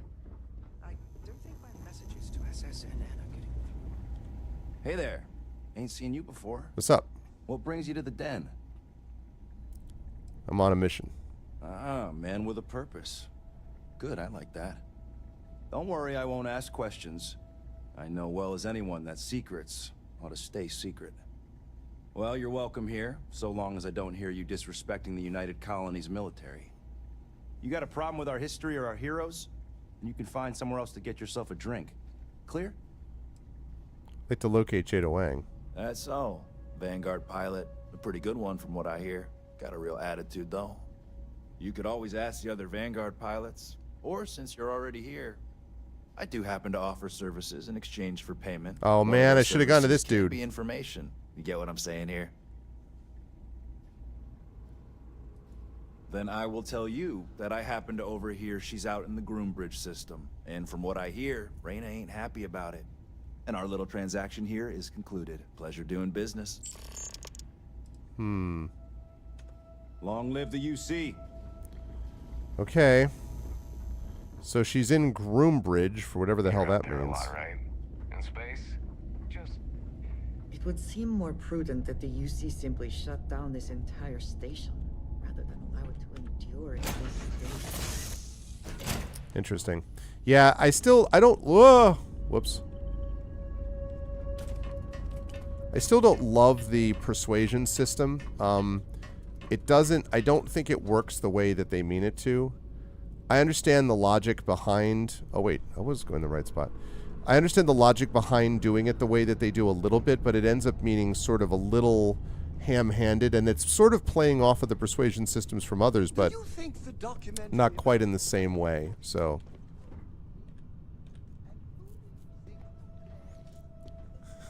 Oh, is it really, Prince Justin? Ladder jump scare. How are you, DeCeCe? It's been a little while. How are you doing, DeCeCe? How are your patients? How's the world in the land of mental health? Ships separated. Engaging drive. All right.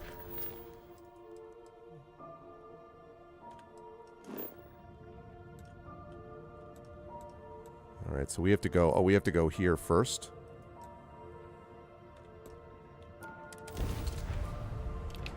Very nice. Good, good, good. We may run into a few bogeys out here, so we'll see.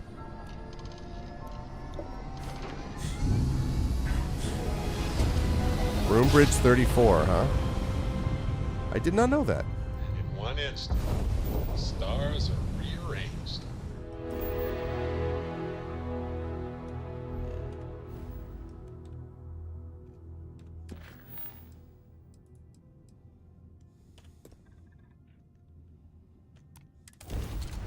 are here.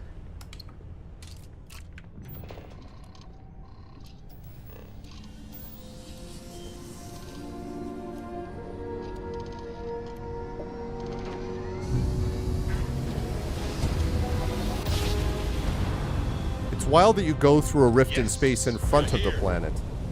Look at those.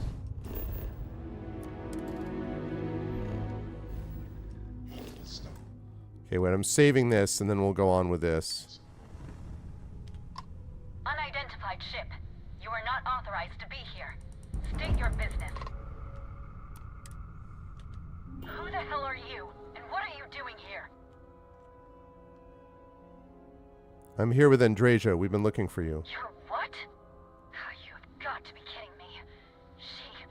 You show up here now of all times? Shit. I've got multiple ships inbound. What a surprise. Too late to run. Sure hope you're prepared for a fight.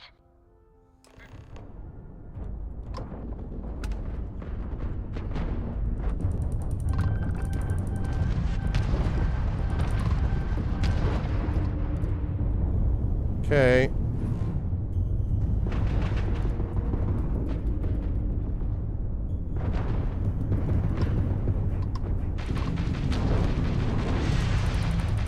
Targets, yes. This way. Their shields are gone. Gone. Ha.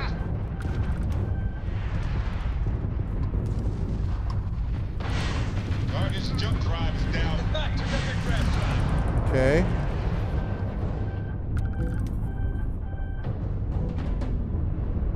Stay with it. They've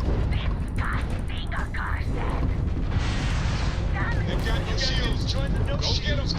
Ah, got that ram drive. I'm sure not going anywhere for a while. Nice. So why don't you tell me what the hell you think you're doing, showing up here now? That was pretty good. Saying thanks for saving us would be nice. We wanted to check on you and make sure you're okay. We're talking, which means I'm alive. Which means as far as you're concerned, I'm fine. Look, my grav drive is fried. I need time to repair. Oh, geez. To CC, none of that is good. You didn't take the I'm sorry to opportunity hear blow me that. up. So either that's not your goal, or you're playing some long game. You want to explain yourself? I can't stop you from coming over here. But I'm gonna be armed, and it's gonna be aimed at her head. Just so we're all clear. All right. Time to board her ship. But first I'm going to actually collect some stuff.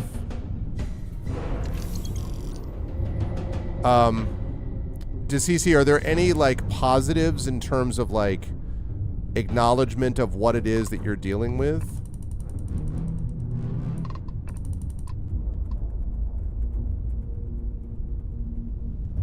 You know? Like, if they're being annoying about it, are they at least understanding that, like, I don't know, something that they're not...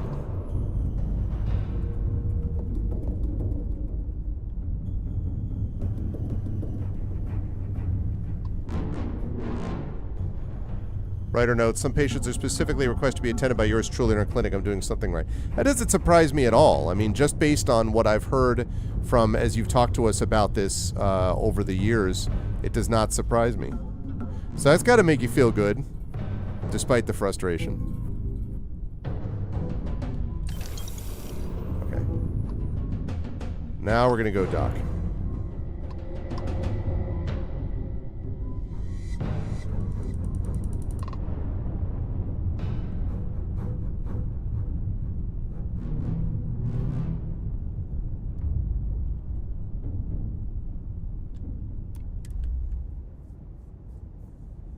Yeah, exactly, Triffid.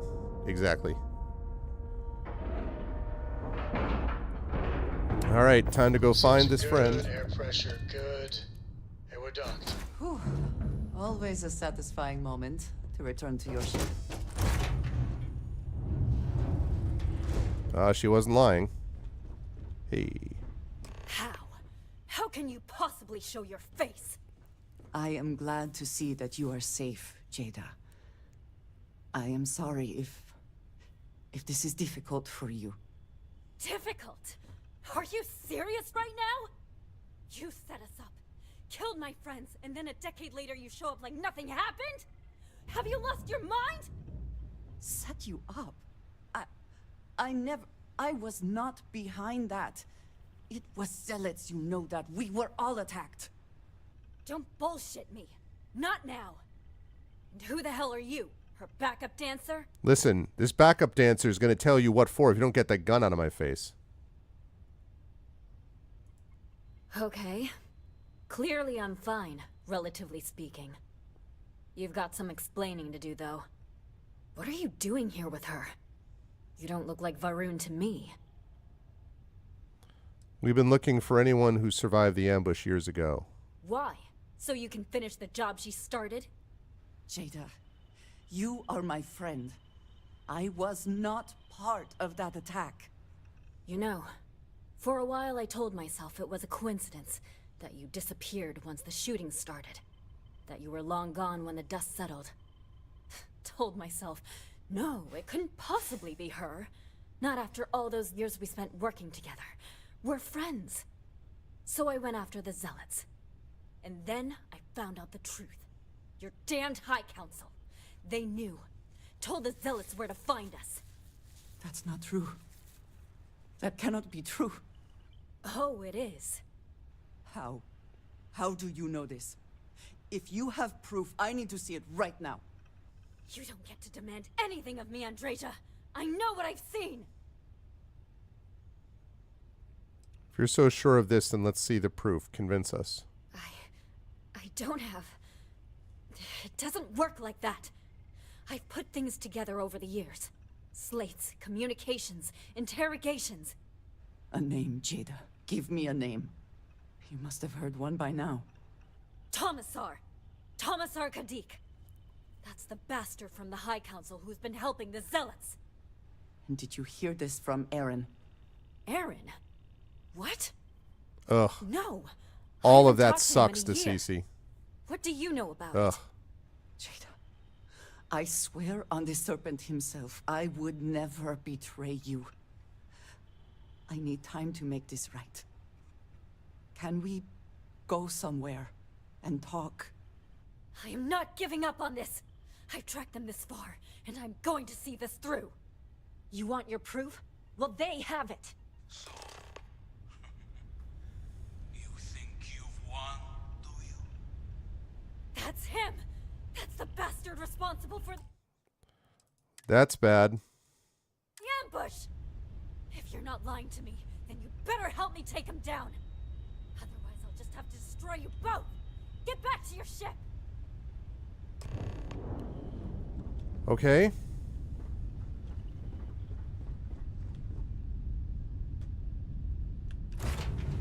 Let's go. I smile today in the knowledge that the great serpent has truly blessed my ship and my crew. Why else would he have delivered out to me the dregs of our purge years ago? The awful that escaped our righteous justice. Pathetic High Council, who betrayed the charge laid upon them by the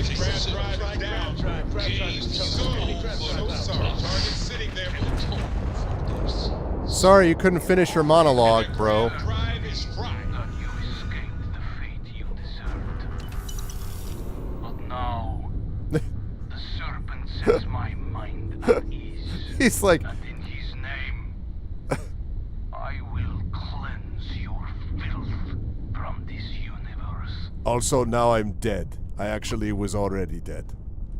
I'm sorry. I maybe should have stopped.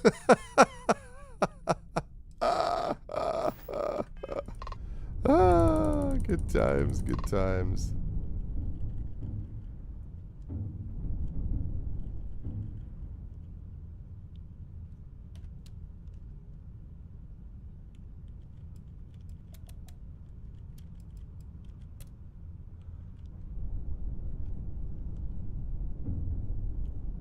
Oh, jeez.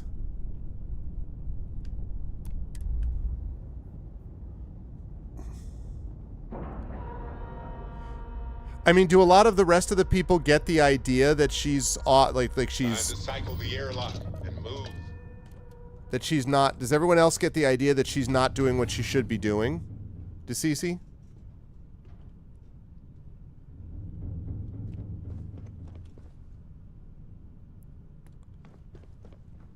Yes, Your Eminence?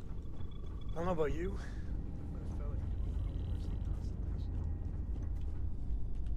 I do not understand. That's good. It cannot be possible that the High Council would betray us like that.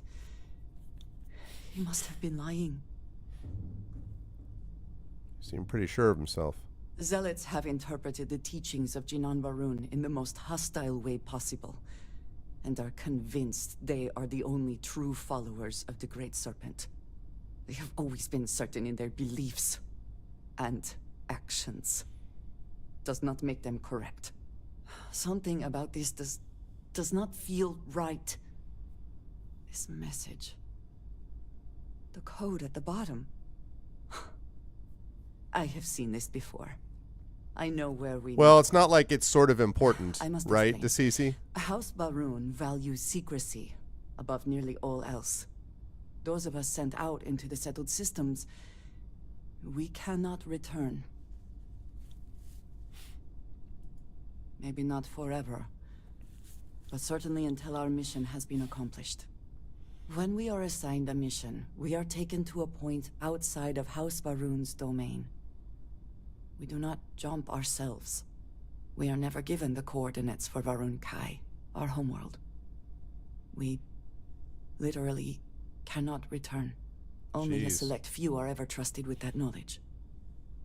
I can never go home. Unless I am permitted. There must be some other way. Perhaps there is. I cannot travel to my home, but I can reach out another way. But it means putting you in danger in a way you have not been before. Danger's my middle name. I cannot say for certain what will happen. I don't have anything else to do today anyway. I signed on for this no matter what. Thank you. That means a great deal. There is an old derelict star station where I may get answers. I know that seems vague. Does it look like it's going to It will stabilize become clear anytime soon, DeCeCe? when we arrive. Okay.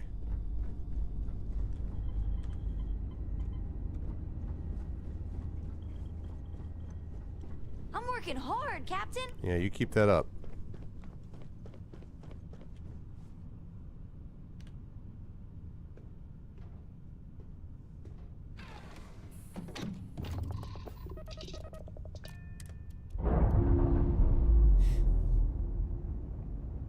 Three ruling parties over the past 5 years. Ship's detached. Stability sometimes has, you know, benefits, and other times people get frustrated with it, and so... Alright, let's travel to that derelict station.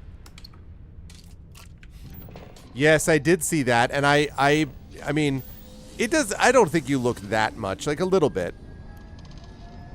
And I mean, you know, from my point of view, you would be the well-known Twitch streamer compared to that other person who I'd never heard before.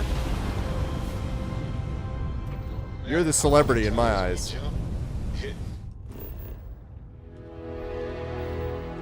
Never gets old.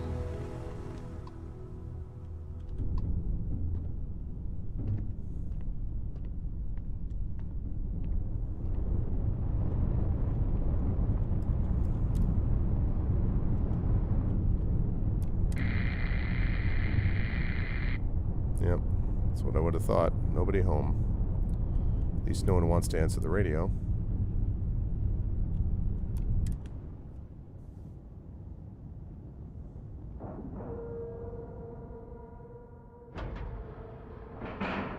Oh my god. And we're docking.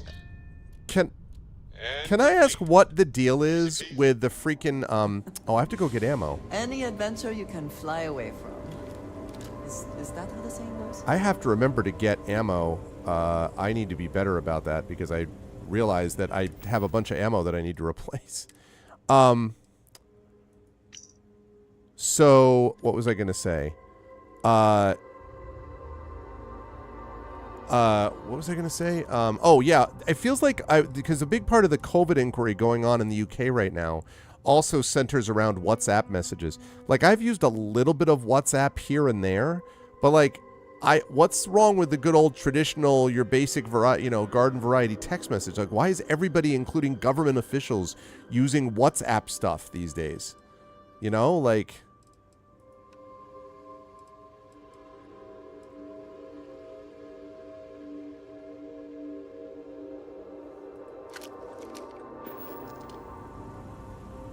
Oh, that's why I wasn't using that. Okay.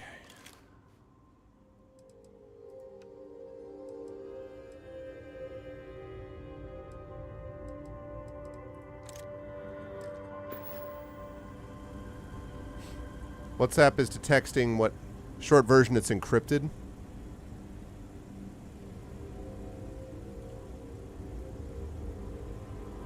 Well, that's what I mean to CC. Less trace capability. Oh.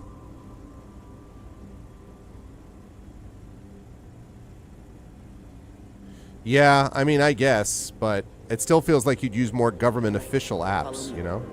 I will say again, there is danger for you here, likely for us both. I need you to trust me. Okay. These stations were built by the United Colonies during the Serpent's Crusade. They were abandoned when peace was brokered. They are an excellent place to hide in plain sight.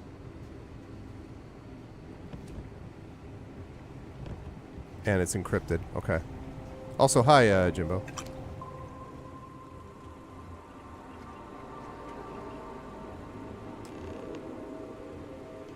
Before we go any further, I cannot stress this enough.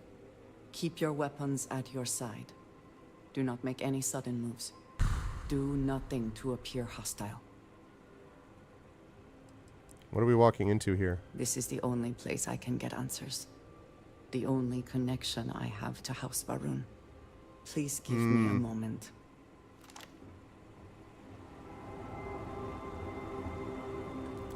This seems not great.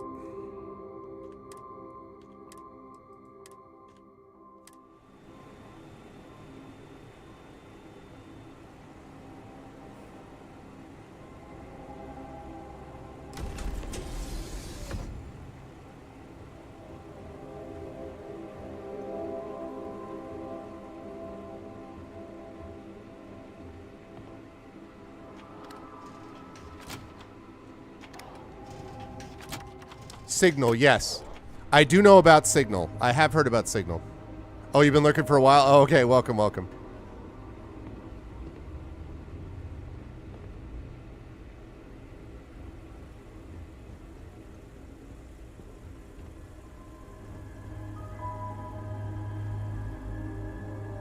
Have to do this to keep up with her.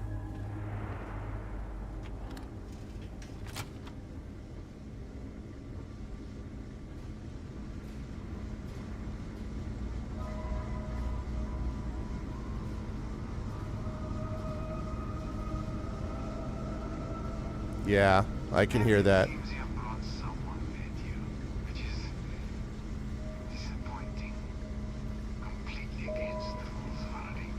Ah, Tomisar.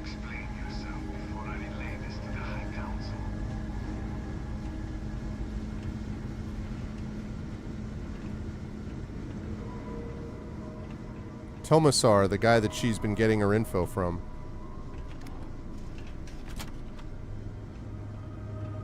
Hello. I am not the one who needs to explain himself, Tomisar. I am surprised by your tone. What has gotten into you? This is very unlike you. Almost insubordinate. I know what you have done. The messages you sent. You are not making any sense. Of course I send you messages. That is how this works. That is how it has always worked. Not to me. To the zealots. To the fanatics who murdered my friends, who tried to murder me. You must be mistaken. Or perhaps confused. Nothing like that has ever happened. Enough! I have the transcripts, Tomisar. You did this. You told them where to find us. Now, let's just take a moment. No one wants to make accusations they might regret. You. Yeah, exactly. You are from that Constellation group. Whoa. I've heard all about you. You have turned her against me, filled her head with lies. This will not be allowed to stand. Sounds like you're the one who's been lying to her. You know nothing of it. I said enough. This is between you and me. This has gone far enough. Talk some sense into her at once. Neither of you would dare lift a finger against me. Against House Varun. You're in a pretty bad position here. No. If you let Andreja hurt me, I am her only link to the High Council. To House Varun. Without me, she can never return home. You must make her listen to reason. He is responsible. He deserves to die. Did you not hear me? You do this, you lose everything. I heard you. I know what it costs me. But he deserves it. Does he not? No one else needs to die right now. He gave my friends to the Zealots. Might as well have killed them himself. How does that not warrant justice? The only thing keeping him alive right now is... I know that if I do this, I lose my home. Probably forever. I do not know what to do. I'll do it so you don't have to. He's not worth it. You would lose too much. I want to so badly. I do not know how to live True. with this. Consider yourself fortunate. You get to live. This is not over. The High Council will hear of your treason. Perhaps they will hear of your actions as well, Tomisar. Think on that. Come. Let us leave this place. I wish to return to the lodge. You will regret this!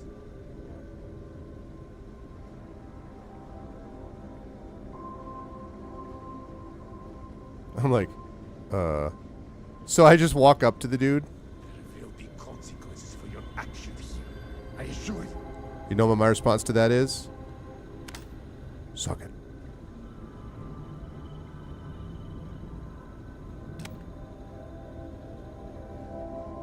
All right.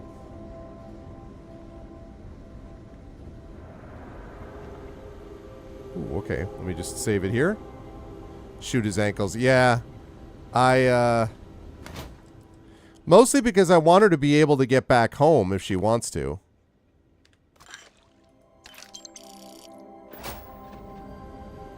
I'm just going to rob you blind, since this is not stealing. So I'm sure you'll understand as I go around and take everything that's not nailed down around here.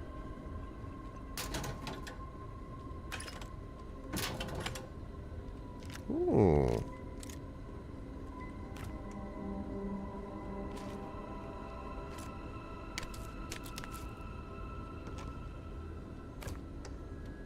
Potato, sparkling water.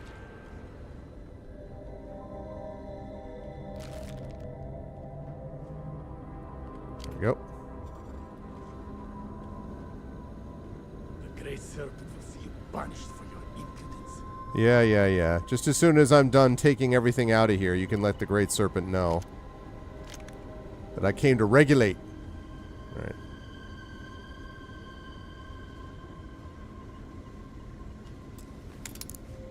Take the fridge too while you're at it. And I take your fridge, Great Serpent. You know what I think about that, Great Serpent? I think this. Let me explain. Okay, so that.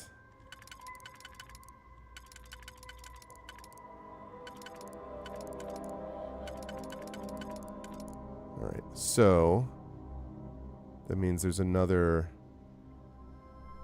2 and a 2.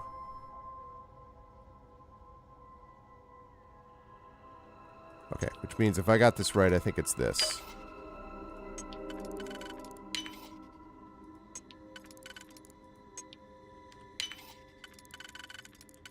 Got it. Hope you Oh. can succeed at that before we are discovered. I mean, he's right there. I don't care if he's discovered. I'm just taking the stuff. Alright. I think that's all, Andrasia. Supposed to accompany you to the lodge. That's exactly what I'm going to do, just as soon as I have taken...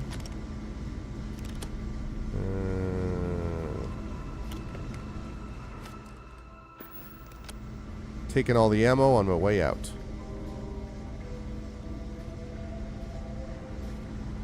So this dude is on an abandoned station, basically giving her instructions. He's the only one that knows how to get her back home. And then he basically sold her out. Sold her friends out, really. To the zealots who are not part of the usual mix.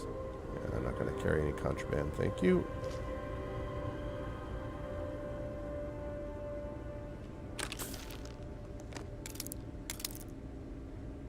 Ooh, multiple. Ha ha ha.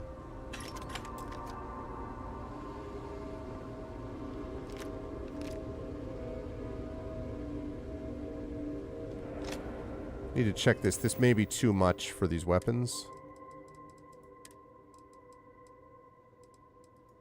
Coachman.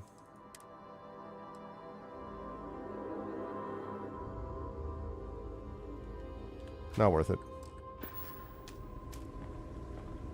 Okay. All right. Let's open these things up. Let's start with this, which is the easier one.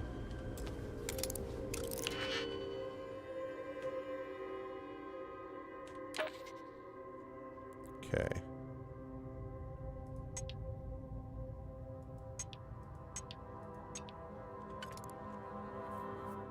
Okay, so we're not using that. We're not using that. So it's 2 and 2.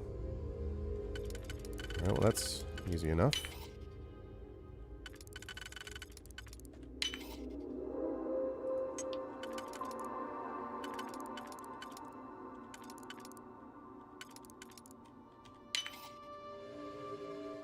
Whoops. That was a mistake.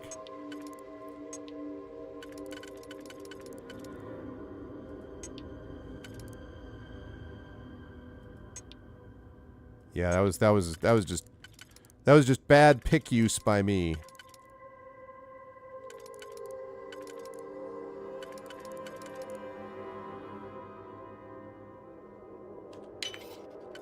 Yeah. That's what we needed. Hey, what's up, Sigmoid? Ooh, that all looks good, actually. Take all.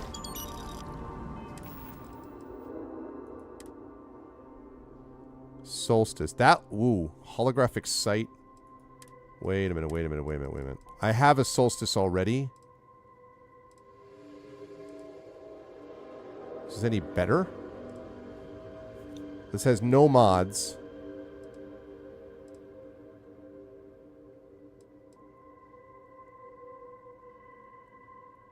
Why? I mean, it's a better... Okay, wait. Let's equip this. Lower energy and slightly higher mass. Better fire rate. Better accuracy.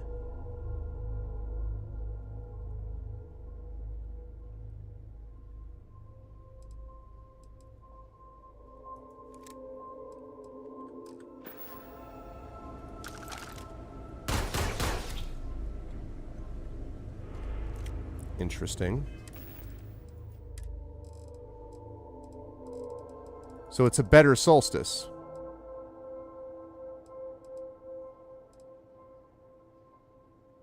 Barely. Although the mass isn't great.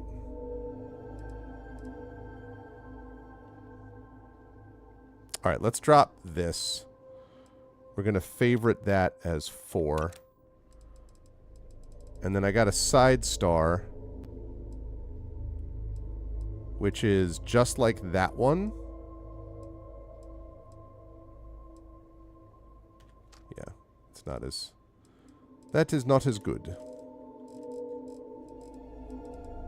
Let's see. Sparkling water.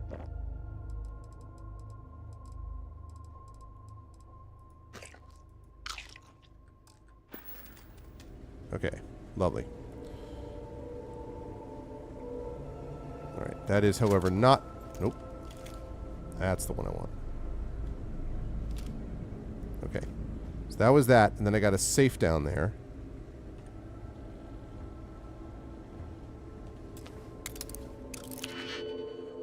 Okay. Okay.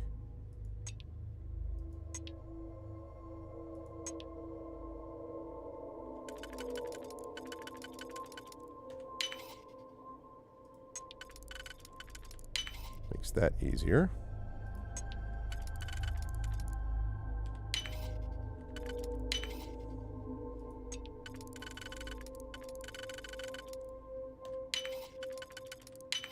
Very nice. Ooh, gold. All right. Okay. And then we've got more ammo and more ammo. This guy's got a lot of ammo here for someone who's just like, I'm just serving the... Wait, what is this? I think you may...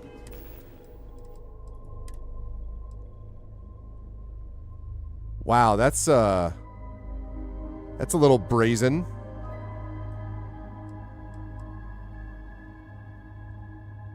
Resources weigh 25% less. 4% chance to reflect attacks. This still isn't as good. Trying to take a little too much on. That's the idea, DeCeCe. Literally. Yeah, I'm probably going to end up, I would think, right around midnight, Shadow. That's my plan. That's when I am considering. Oh, shoot. Got too much stuff.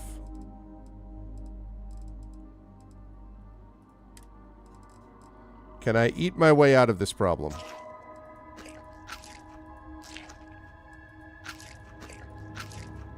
There we go. I ate my way out of the weight. Because as you know, when you eat something, chat, the weight goes right away. Like it never even existed. That's how that goes.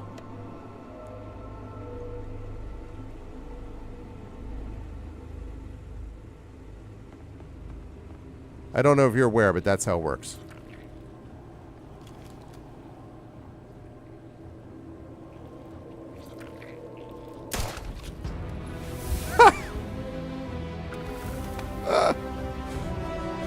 You shot a worm, level up. That was that kind of experience, chat, that I can't be like, you know. Yeah, exactly, Sigmund. You wish it would work that way, right? Okay, I have to perform 20 sneak attacks. Interesting. Bribe 3 times through persuasion. I need to do one more of those.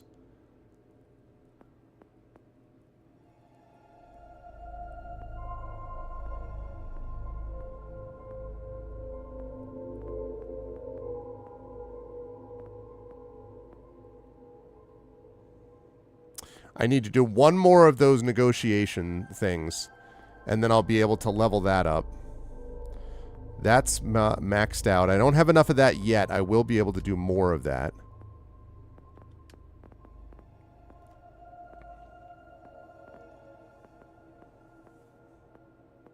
Starship design.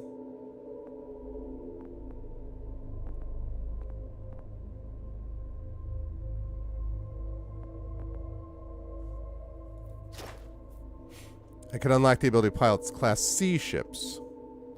All right, I'm not going to level up yet. I want to see if I can do that negotiation one, and also the stealth one. I'd like to do some more stealth business if I could.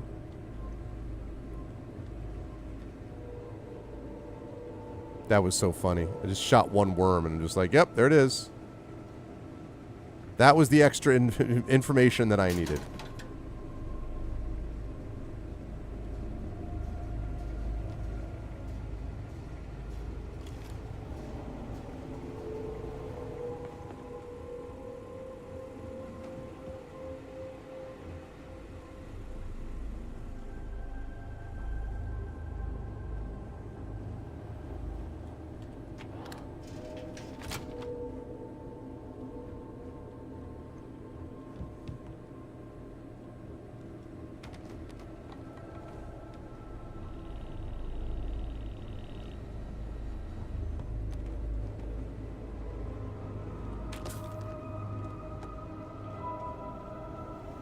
Boy, abandon is right.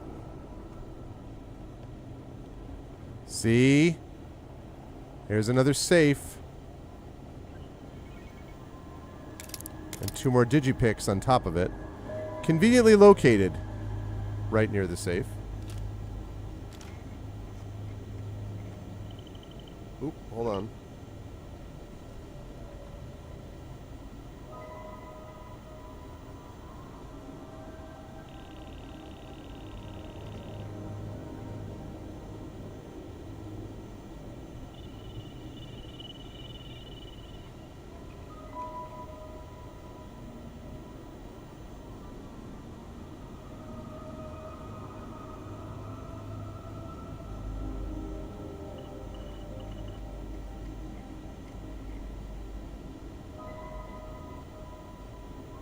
Okay. All right, let's unlock that safe, and then we're going to go back to the lodge with Andreja. Safe. Okay. All right, so eliminate unused keys. Very useful. That's super, super useful.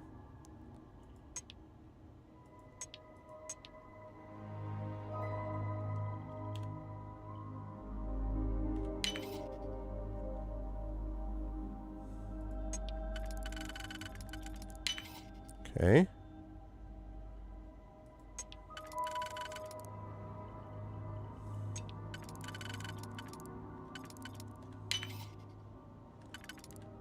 Mm-hmm. There we go. What do we got? 1,888 credits. Lovely.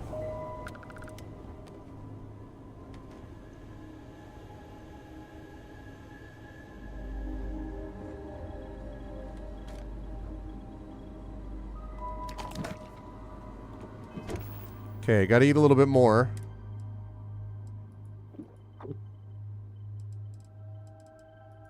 $237. I need to eat more food. Cheesesteak, egg, meal kit, Mochi multi-pack, peach. There we go. Perfect. Ate a few peaches. We're all good. Now when I get back on the ship, I'll transfer things over.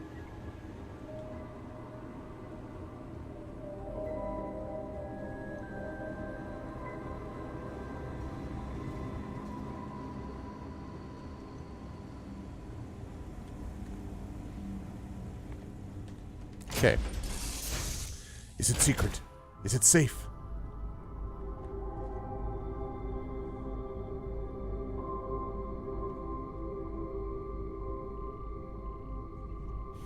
Okay. So there's that.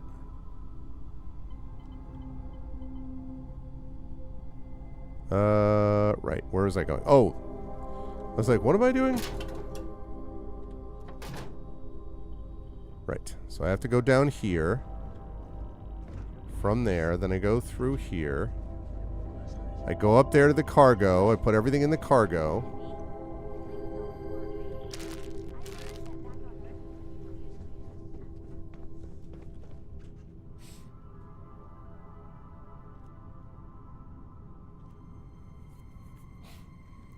An S word that means something along the lines of going forward or progressing.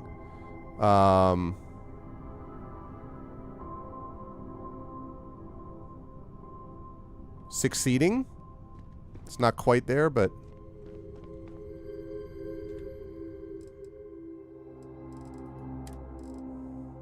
Okay.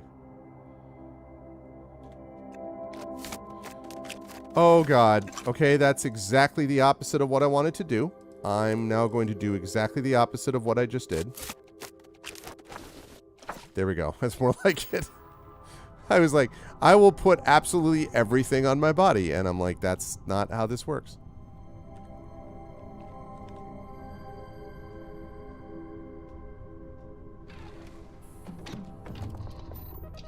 Yeah, it could be sequencing.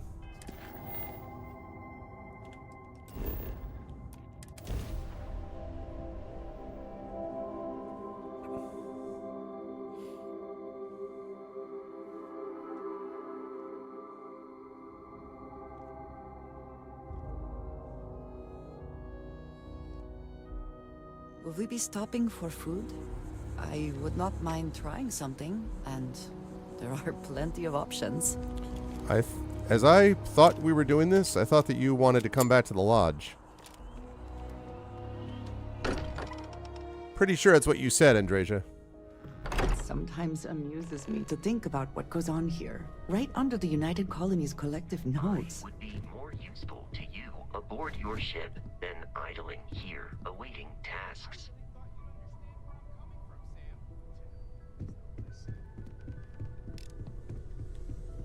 Well, okay, fine. Let's see what he says. What's up? Hey, you have a second? Sam and I were just having a, discussion, and I wanted someone else's input. I think it's more accurate to say that you and I have now both been cornered, but sure. I'd like to, you know, get in shape, do some working out. So I asked Vladimir for some tips, and he basically said weightlifting was a bad idea. Are you sure that's what he said? Or Yeah, you is don't it want to get just rid what of you flexibility. As Anyway, a so true I wanted expert to on get Sam's weightlifting. opinion on it, and he pretty much said the same thing. Okay, since now you've been fully roped into this, let's all just take a step back. I had simply pointed out that if you take a look at Mateo, weightlifting isn't necessarily the first thing that comes to mind. I was wondering whether there might be a better option for him, and just sort of musing in general about the idea of sticking to things you're inclined to, versus going out and trying something completely new. Like a sequence Well, of what's your events. take on it? Sequencing, Think it's yeah, better to exactly. stick What's to what up, you know, also, Darcy? Hi, or to Little take any Badger. opportunity to try something Surging. that's maybe Surging's outside your not comfort bad. zone. Surging's a good one, Cinder.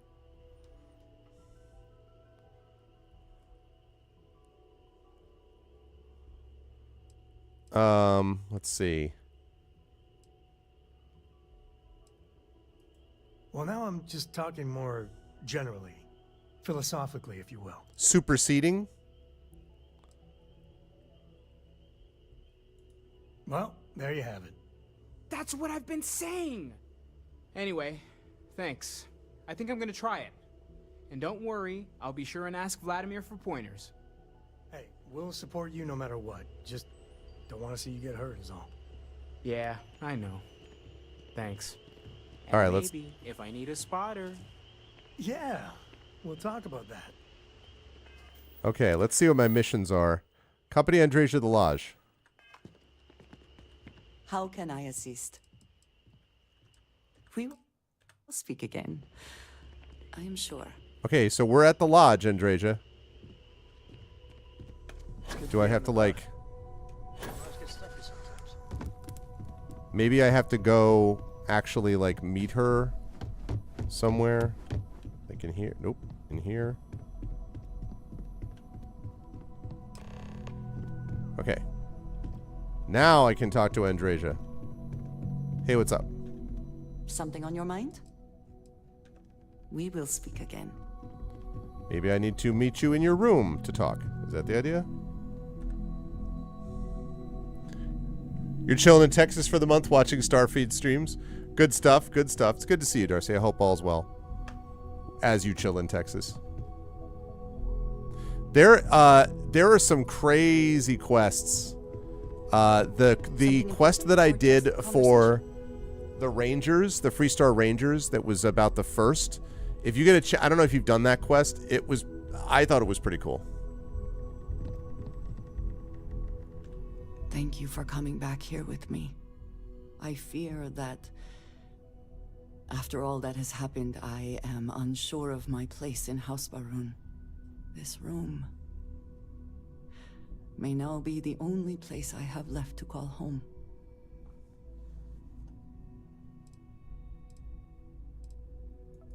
It is reassuring to hear you say that, but still, I worry that I have made a mistake. What if Tomisar betrays me to the High Council? What if he turns House Varun against me, and I am cut off from them forever? You've done the right thing so far. It might not be enough. I may have miscalculated. I do not know how to live without some connection to House Varun. The Great Serpent has always been a guiding force in my life. The force that drives all that I do. What if I have lost that? Your connection to the Great Serpent was never through Tomisar. It's still there inside you. Yes, that is true.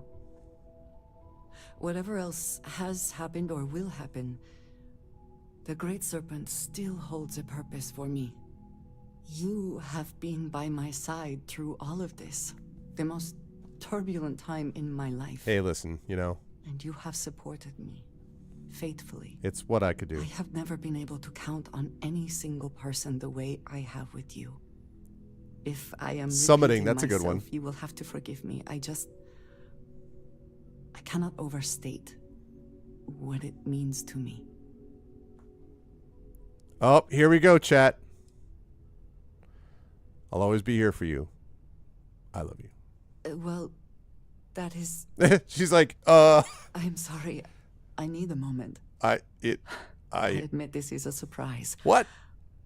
I did not quite realize you felt this way about me. Listen. But... You know? If you mean it, my feelings are not so different from yours. There we go. We must be clear on one thing from the very beginning. I do not share. Oh. If you are mine, then you are mine alone. I do not share. No one else will come between us. Someone's like, hey, that's that cute. That is not a commitment you are willing to make, I understand. But I will not compromise. Wow, friendship. Then truly nothing can stop us. We will be a force to be reckoned with. You have brought a joy to my life that I could not have imagined. And could never The fact have that I expected. first found this person With wiping you at out my some side, dude on a planet. I look forward to everything that comes next. I like... I love that doing that. It says now that we've finished the mission, she can now be dismissed. I understand that's a mechanical thing, but it's like, I'll love you forever. And now, goodbye. Like, what the hell? She's like, we can do everything together, my love. I'm like, that's outstanding. Goodbye. I'm out. I'm just like, I tried to avoid the obvious joke there, Jimbo. Oh my God. That is too funny though. Because it's just like, you know, my love, we will always be together. I cannot do this. I'm like, yeah, hell, it sounds good. Like, all good. And then she's like, right. I'm like, right. Okay, so now I'm leaving. Okay, so I've done that. Now I now am inclined to, I want to do two things. I want to check out, first of all, I need to go buy ammo. And then I want to check out, not the refurbished goods. I want to check out this one to see if that somehow is respawned now, this ship. And then I want to try to find the family reunion thing and see if this ship has respawned. And then after that, we'll see what we can do about... I really would like to get another point in stealth, but see if I can go back to doing this thing, this Enter Generdyne, because I'm supposed to be stealthing it out. Yeah, exactly. Exactly. I'm like, thanks. We will always be together. Goodbye! Ah!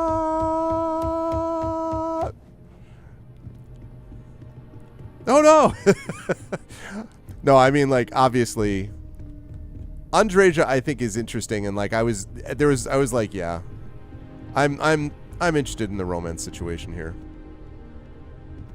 Okay, I also have to talk to Sarah. What's her name?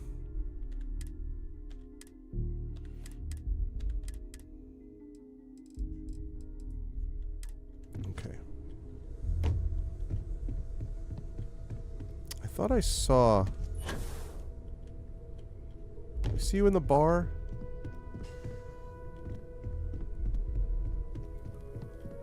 Shoot, I thought that I did. Alright, well, because I might as well talk to Sarah while I'm here. And Samco. Sarah Morgan, right. Let's talk to her. And Simcoe. I might as well get this out of the way while I'm here. Yes, Sarah, what's up? I'm listening. Now that we have a moment, I wanted to ask how you're feeling. After your experience at the temple, you've given everyone at the lodge quite a scare. I'm feeling pretty good. I'd like to do... we need emotive, actual speaking in this, right? So just like, I don't feel any different than I felt before I discovered the place. Why are you suddenly so concerned about how I'm feeling? I feel confused, like I don't understand what's happening to me. Or, I feel strangely powerful, like energy is coursing through my veins. These gains. My name is John Cena.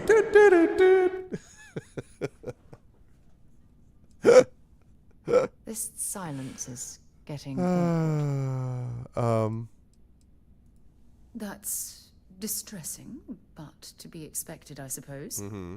According to what I've heard, your body absorbed an almost unquantifiable amount of energy of a type we can't even begin to understand. We're dealing with something unknown to modern science. Who knows how this encounter has affected your body or your mind? Take me to your leader, human. Although I don't know the exact nature of the energy She'd be like, absorbed, shut up. I'm fairly certain it means you no harm. I don't have any scientific data to back that up, so you'll just have to trust my intuition. Don't worry, you'll be fine. Well, good. I'm pleased to hear that. That temple proves we're dealing with entities of unknown origin. The problem is that we can't even begin to guess what their intention was towards us and where they've gone. If these beings wanted to harm me, I'd already be dead. Perhaps that's true, or perhaps you were simply quite lucky. It's just that... Oh, I'm afraid that we're flying almost completely blind here.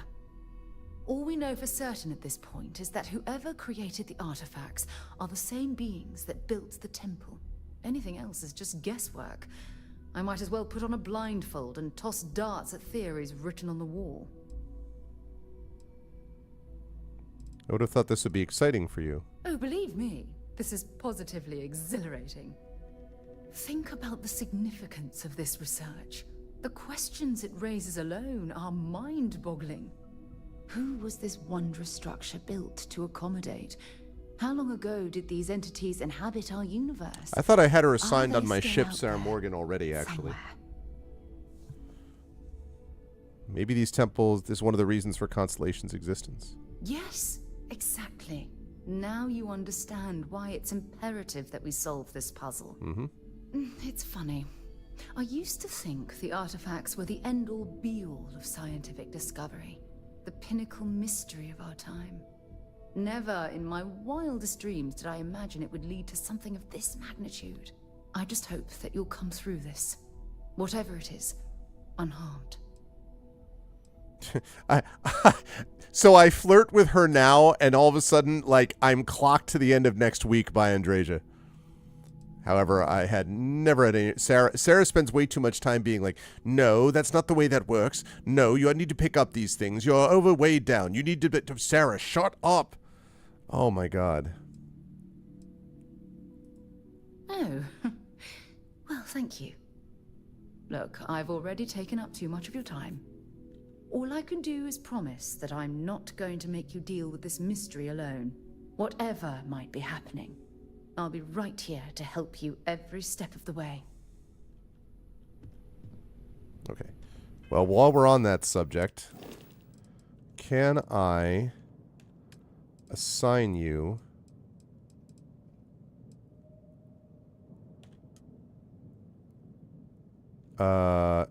Yes.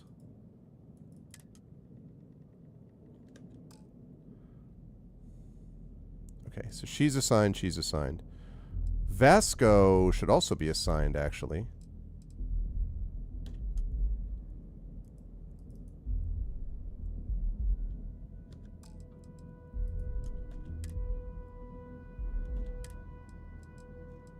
Oh, really? Okay, well, I mean, realistically, thanks, adoring fan, but like, I need people who help with the ship, you know? Like the ship. Okay, so Andreja's with me. Adoring fan is whatever. Heller, this is all that outpost stuff.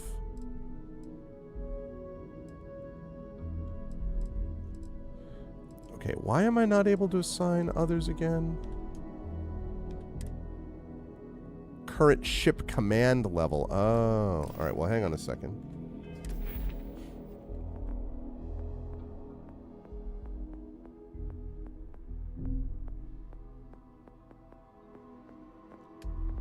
Wonder, is that under socials?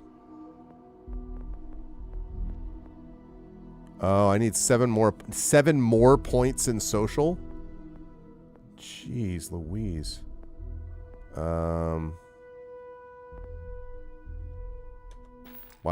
All right, well. There's something I need to talk to you about. I mean, okay. Ron Hope was a real piece of work, wasn't he? We were just talking. Despicable is too kind a word. He held innocent people with little regard, treating their lives like numbers on a balance sheet. Oh yeah, I agree. It's an absolute disgrace. It is. He's a terrible person. I'm relieved to hear you say that. Letting him off the hook would have been a terrible injustice.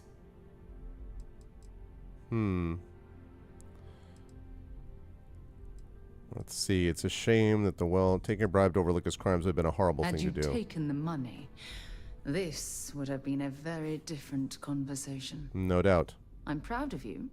It took a lot of integrity to say no to that offer. That's right. Some of them will, and some of them won't. What happens to them isn't your fault. It's Ron Hope's. Well, I think I've lectured you enough. Thanks for taking the time to listen to me. That's Sarah in a nutshell. All right, I'd like to talk more.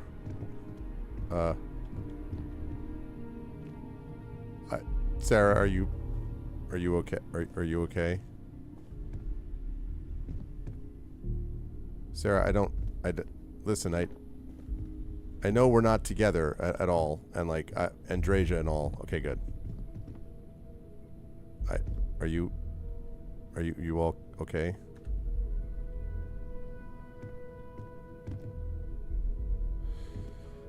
Andreja. I have been thinking about us as a couple?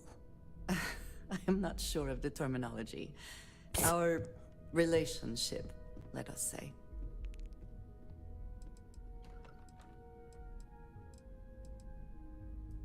I would expect nothing less. You and I, we come from such different backgrounds. I cannot really know all that you have been through, and you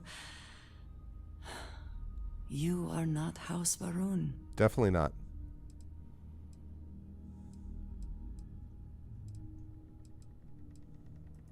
I am not suggesting otherwise. This does not work if I am not honest, if I will not speak plainly what is on my mind. Tell me what's on your mind. Am I not Varun enough for you? I love you, and I do. I cannot help but wonder what the future holds for us, given all that I know to be true.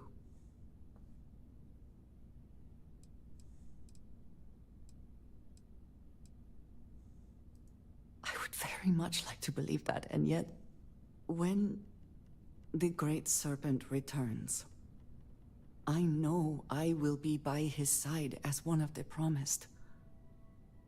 But you... I'm promised to the you promised. are not like me. You are not House Varun. Your fate, as much as it pains me, is sealed.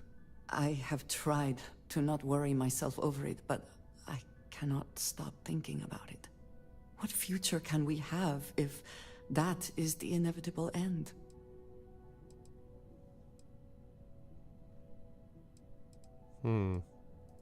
I pray regularly that that is the case, but I cannot believe it will come to pass. I have never expected you to share my beliefs. You cannot possibly. And I will not fault you for that. I do want to be with you, but... This is slightly creepy. But there are moments I find myself grieving for you already. Yeah. Knowing that you will be lost. Yeah, it's a bummer. How can I possibly move past this?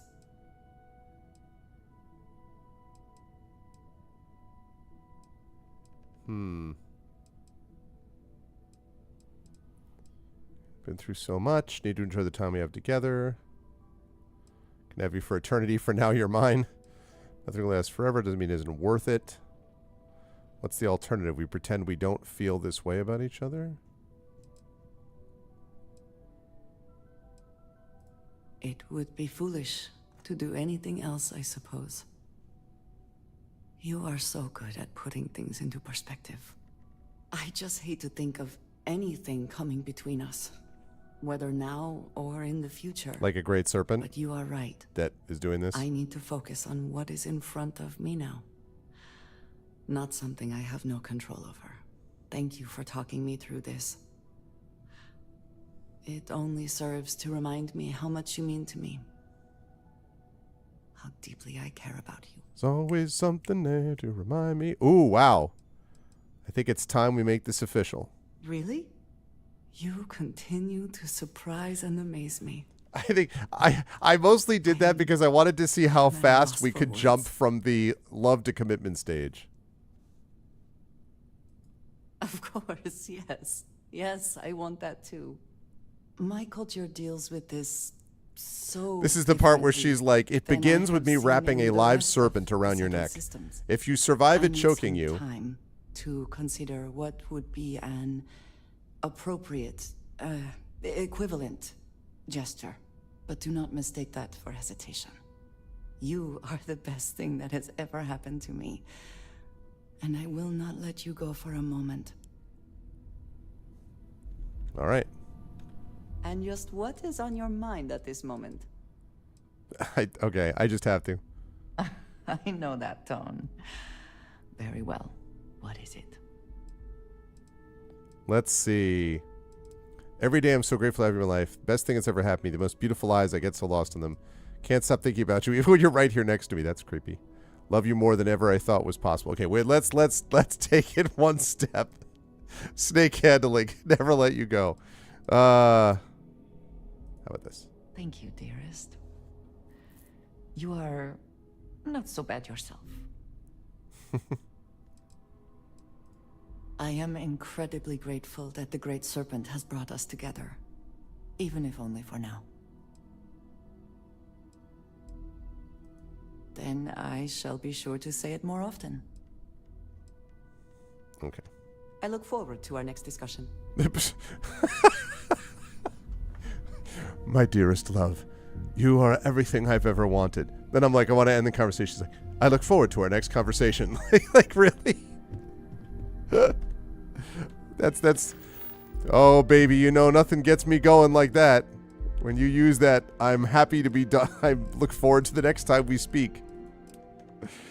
Oh my goodness. All right, let's talk with Sam. Wait, where is Sam? Sam on the ship? How can I be of service, Captain?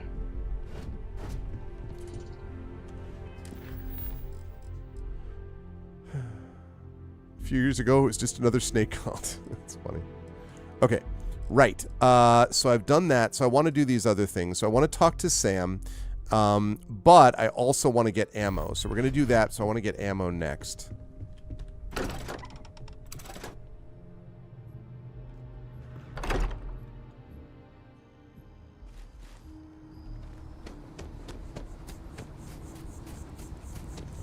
Yeah.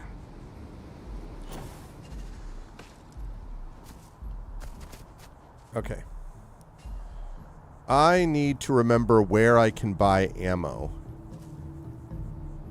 I don't remember if it's over this way. It might be.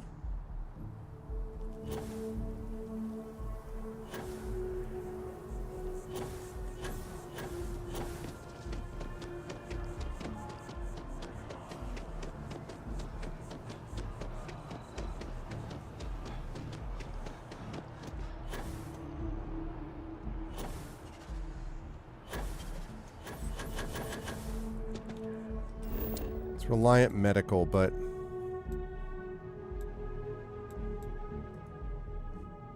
maybe it's there. I can't remember exactly where it is that the place that has a bunch of ammo is, but I need to get some.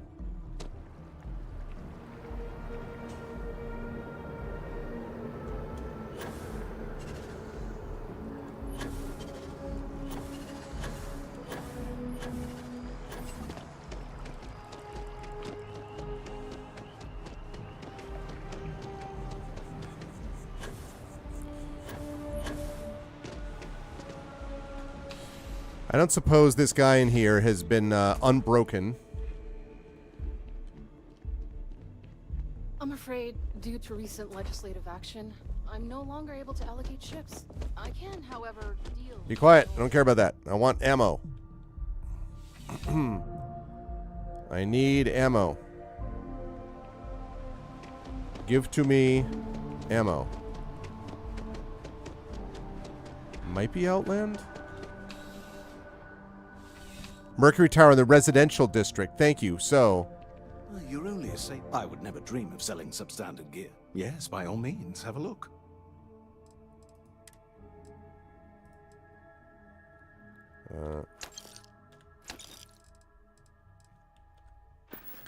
Be careful out there. Okay.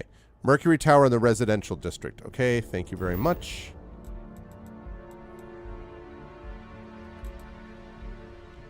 I want to get that ammo, then I'm going to talk to Sam, and then I want to see if I can go do those quests that are currently sitting there unfinished because they're not functional. Because I'm hoping those ships respawned, basically. Mercury Tower. Alright, so that's Apollo Tower. Oh, it's here, right? Centurion Arsenal, I think. Whoa, that was a mistake. Sorry about that. Thank you, Sigmoid. Yeah. There's something. You're here because you need something. You please take a look. Right. Okay.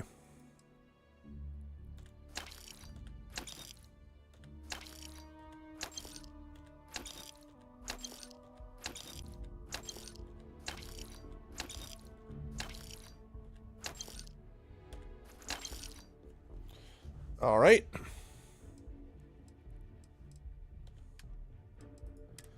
That should give me enough ammo to work with. Now, do I have enough for this Kadama?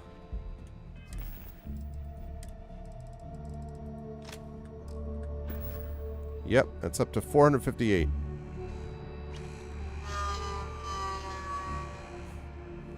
Okay. Right, okay.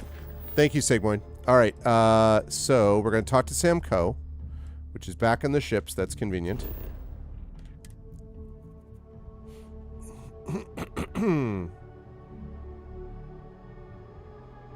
I still haven't leveled. Please don't let me forget that I haven't leveled my guy yet. I haven't done it yet because I haven't leveled my guy yet because I want to see if I can get a couple more stealth kills and then level up stealth one more time before doing that next mission. Oh, Sam.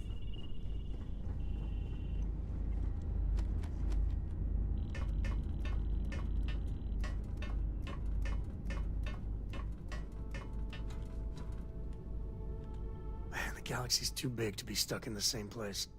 The Freestar Rangers. You did their dirty work and then some. So how'd you feel wearing the badge? Can you turn and face me? This is a little weird.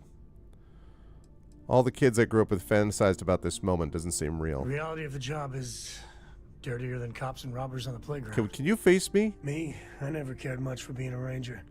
Too many of them try to force the world to be only black and white. I'm when over it's here. Anything but. I'm here. Take Ron Hope. Yeah. I mean, the guy's a legend. Before him, Polvo was a desperate, depressing place. Yeah. Everything he did was to keep his people employed, to keep Hope Tech standing in a backstabbing world of megacorp politics. Sadly, it is. Tough call on what to do with Ron Hope. Taking his hush money wouldn't have sat right with me. But I wonder what's He gonna keeps happen like to doing Hope these down one-liners, right? Author Little Badger keeps doing these one-liners, but they're like one-liners that never actually finish up.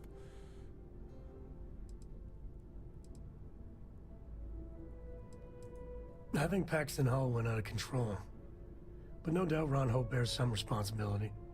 As much fun as it is being a ranger, I hope you can start focusing on Constellation business. There's plenty of mysteries left in the good old Milky Way to discover. I'll keep that in mind, Sam, but considering you couldn't even face me during any of that conversation. Okay, good. So that's now done. So now we're going to try to find these things. We're going to try to find the family reunion, which means we need to find the location of the ECS constant, which is supposedly here. Now, so here we are, and you will notice there is a distinct lack of ships. There is no ship that is at the claimed location.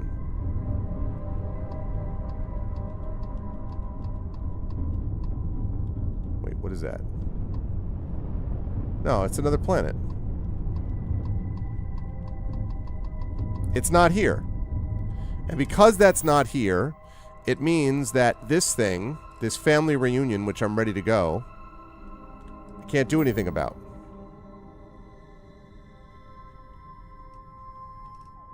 See, right now, I'm supposed to be seeing it because it's in the Parama 2 orbit, but it's not. So that's a little frustrating, quite frankly. And then the other one is this legendary ship, the Varun Shroudbearer. And I can't set a course for it or show it on the map because it's despawned. So that kind of sucks. I gotta be honest. That's unfortunate. Alright, well, so that means basically one riot, one ranger, huh? So I'm going to do this. If I can get some more stealth kills, that will allow me then to go back and do this absolute power, which is where I started this in the first place.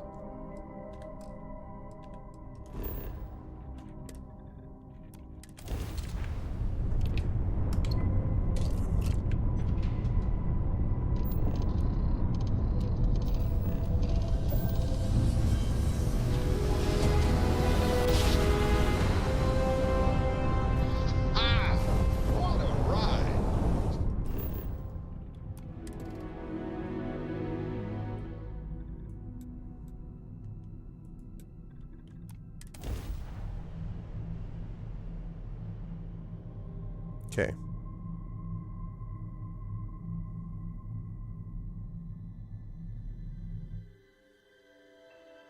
Touching down.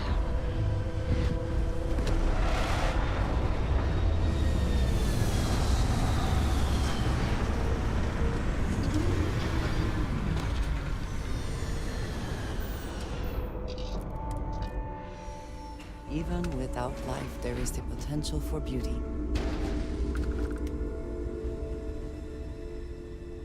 Okay. I'm going to do this right here.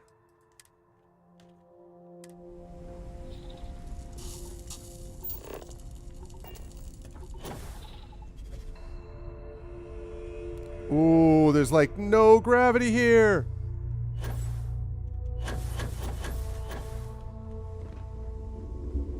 Uh-huh. Outstanding. Time to do some stealth kills. Okay, so...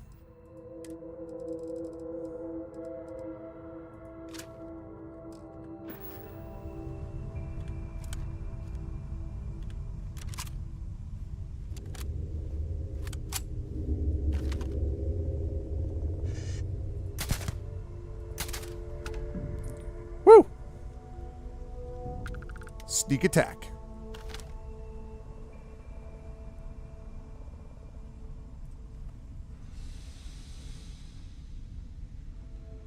I think I just like gradually lay back. I'm like,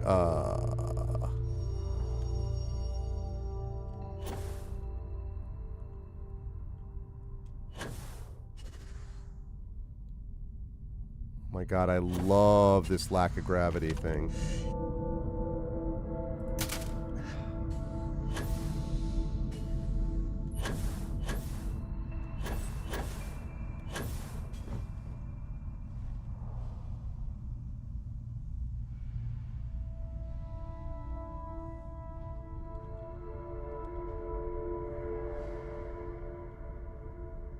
Yep. Caution.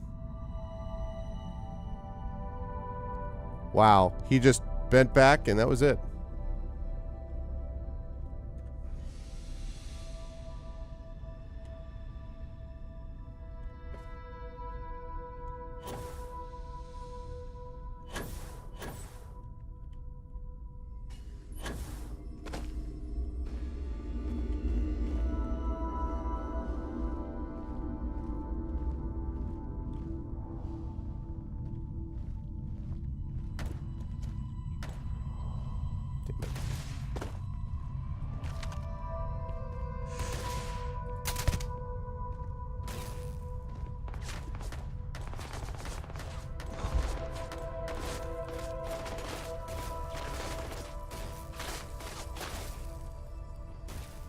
Okay.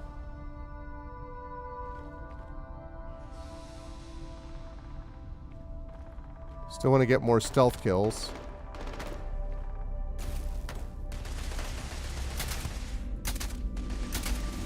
I cannot wait to kill you.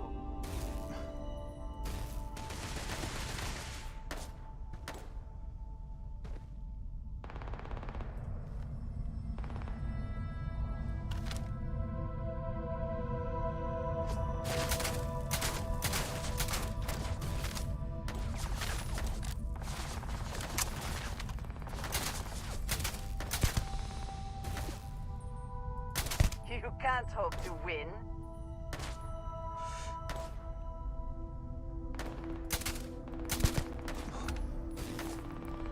Not another stealth kill, unfortunately.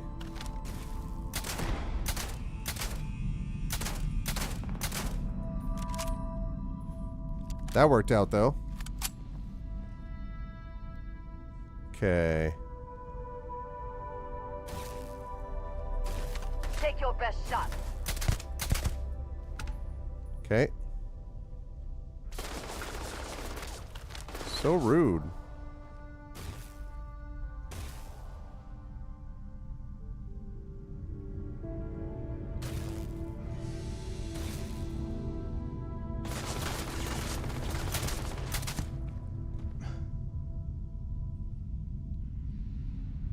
I still got you.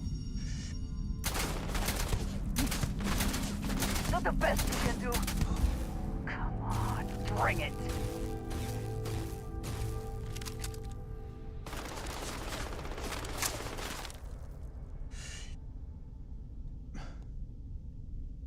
Come on, guy.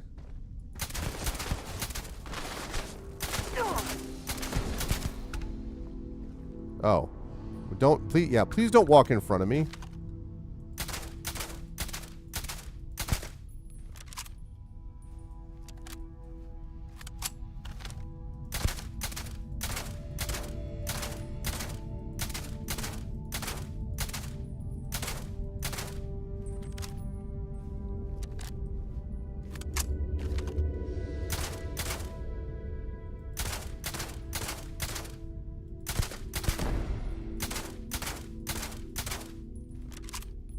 Is that Vasco? I think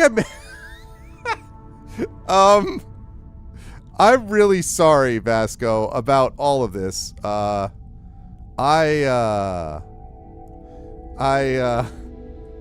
This may seem a little awkward. I hope this does not put a damper on our relationship. I didn't realize that's what was going on. Oh, man. Whoops. Welp. Look, sometimes things, chat, sometimes you think things are going to go in a certain way, and they don't. Sometimes. You know?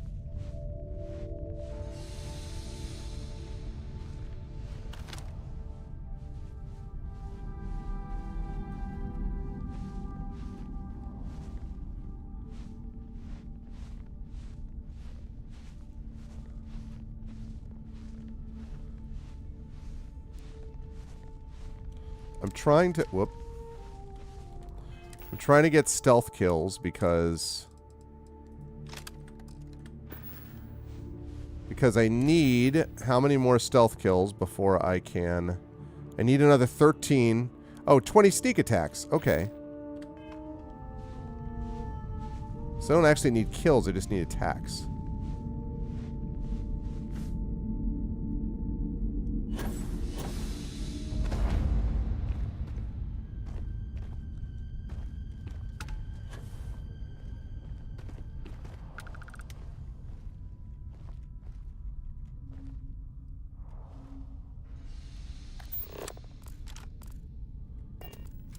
There's another guy here. At least there was. I thought there was.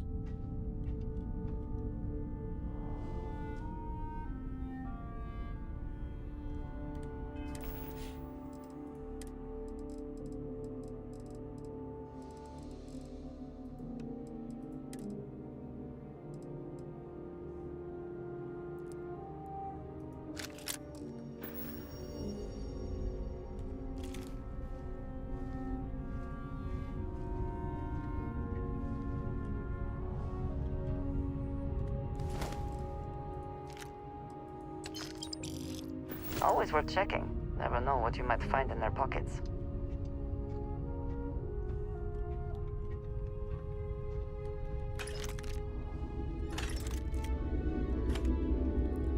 Okay. Interesting. So I guess they just all went away?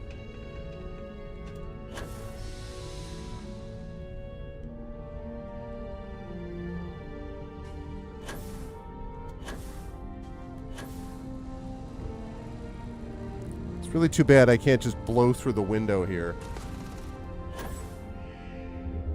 What?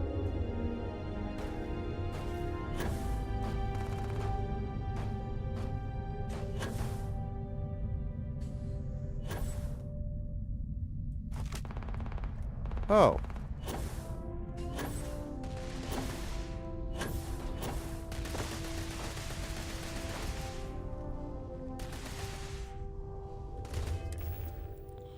I think the hunting rifle's 9, right? Yeah.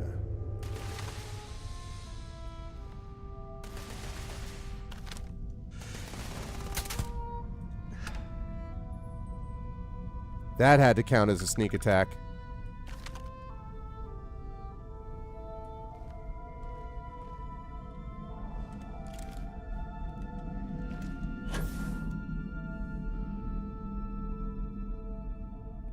Alright, I can't go in here.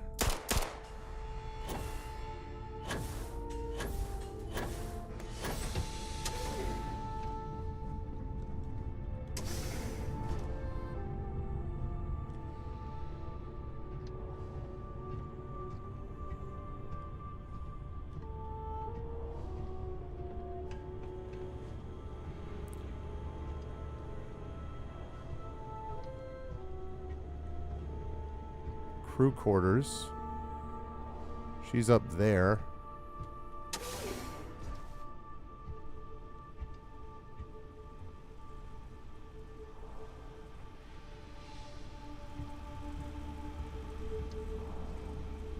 They have a ping pong table.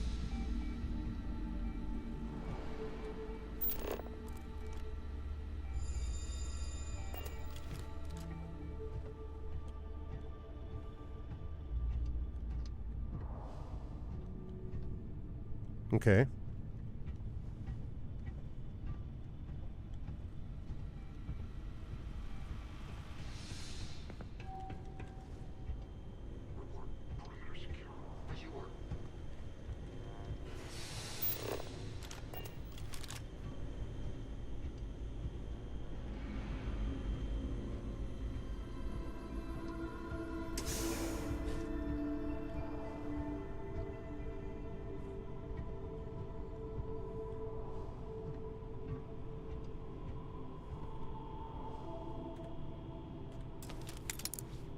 Okay, let's see.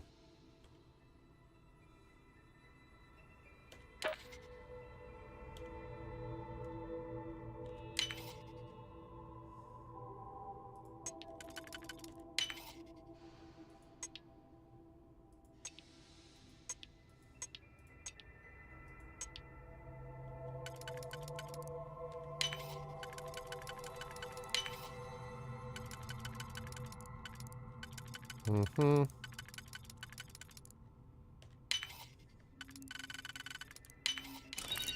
You cannot just break it open. Alright, what do we got here? Got some more ammo. Got some more mines. We got that.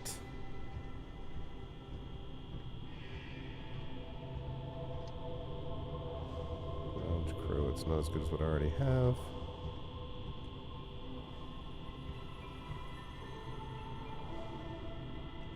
We got a cred stick, we got a sandwich, and we got a safe to open. Definitely worth it.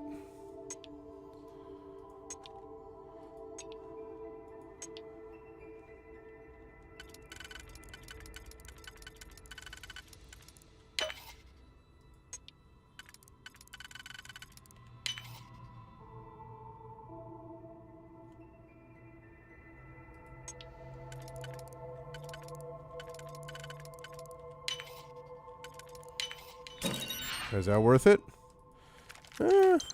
Ammo and credits, not bad. Alright.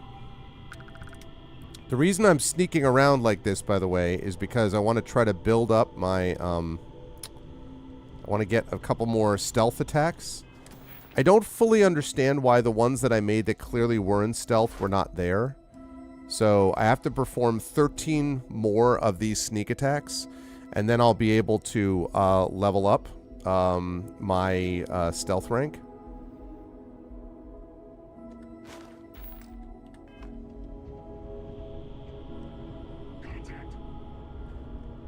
Contact.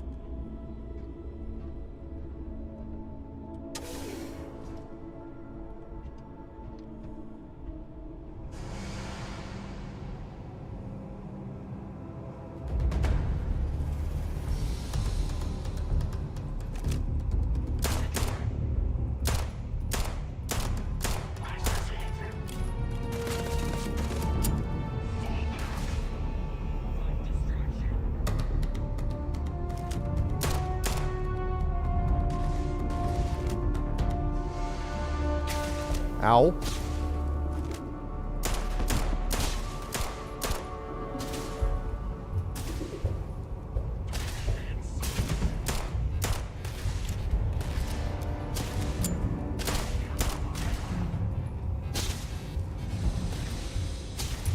Man, alright, I'm gonna have to use something different. It's time to pull out the Kodama, which is not exactly stealth thing.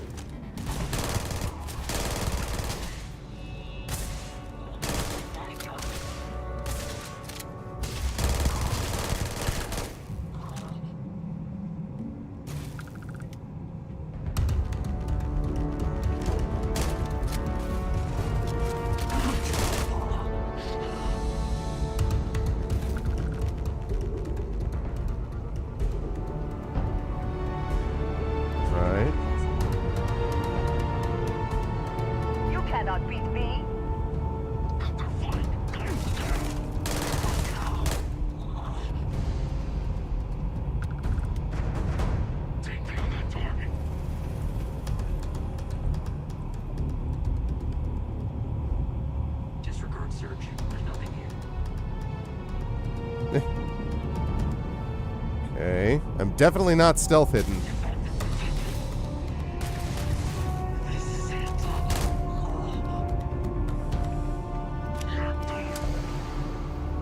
Best not to leave anything useful behind.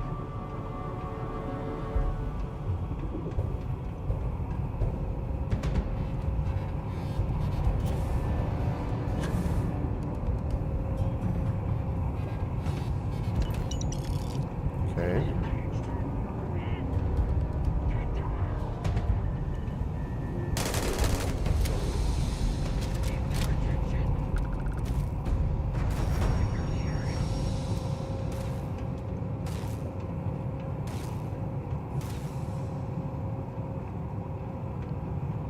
I see you down there.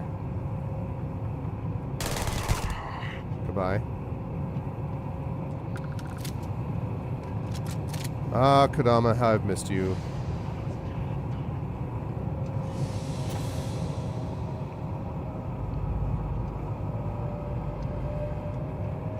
Every time she does that thing with the boost pack, I'm like, what happened? And I'm like, oh.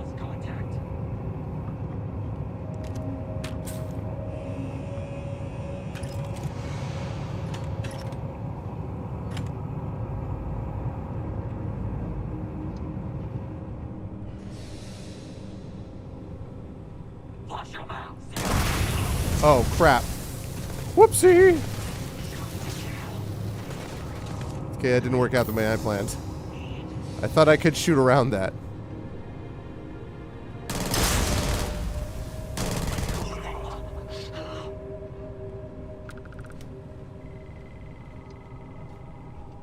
Oh, that's... okay. Those things go boom boom. Those things go boom boom.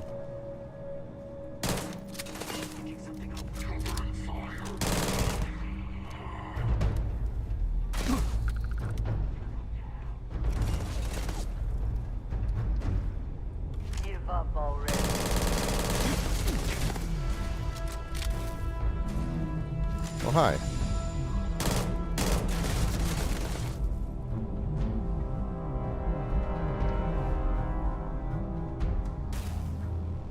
You died today.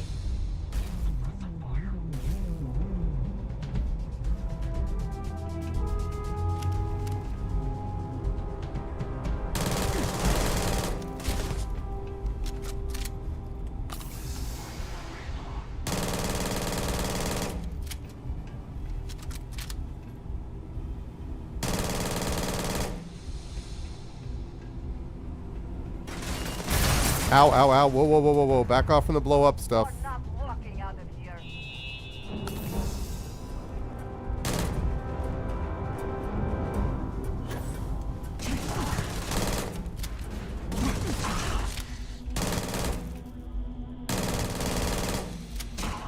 Are you prepared to die? Get down.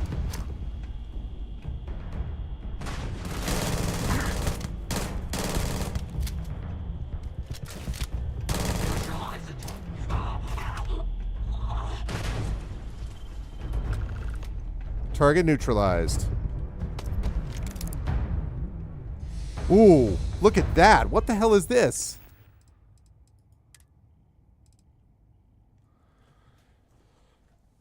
Oh my goodness. Okay, 68 physical, so that's up from what I have. 60 energy, 64. Thermal goes... let's see. So my thermal defense goes down, though. Corrosive goes down.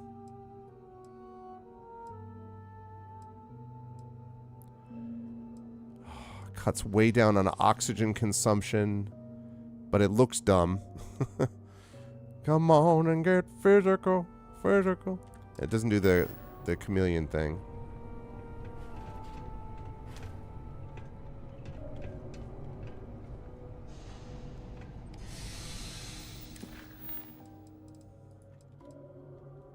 Okay, talk to Diego Monroe.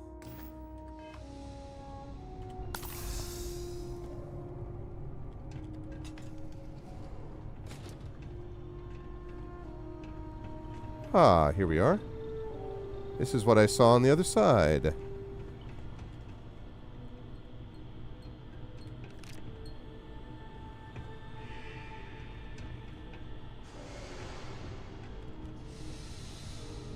Okay.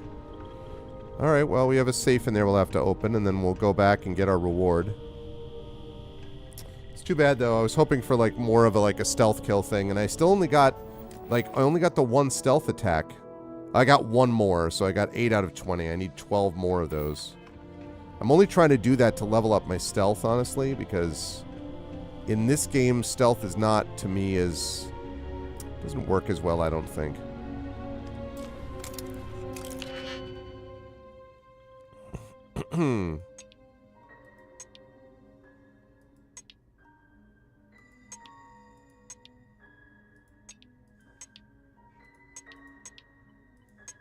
Oh, Okay. It's pretty easy.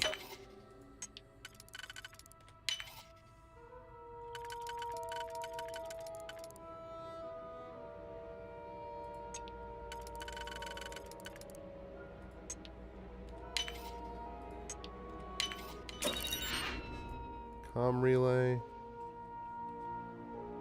And credits. Not that exciting, quite honestly.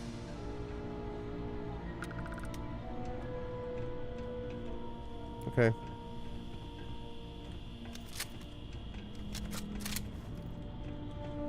Alright, well. So let's go talk to Diego Monroe.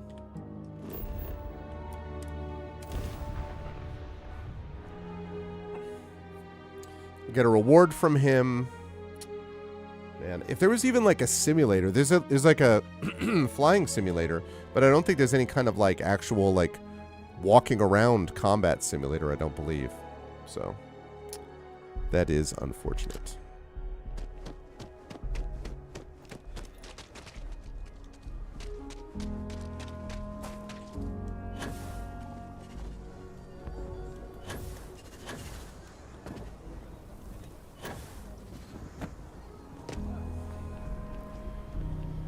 Ah, that sweet, sweet lack of gravity, which is never part of Aquila City. Unfortunately.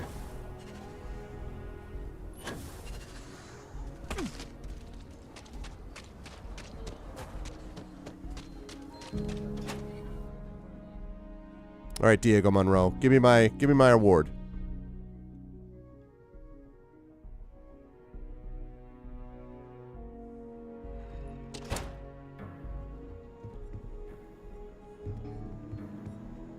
Interesting.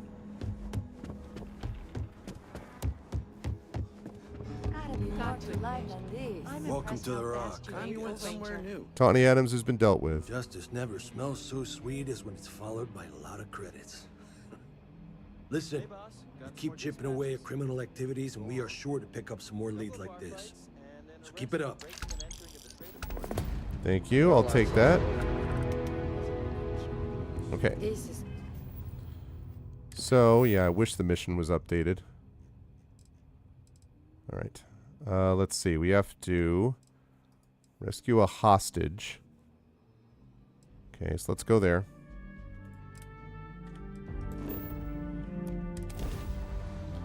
See if I can get a couple of more stealth attacks in. Get a lock and blast him. Oh.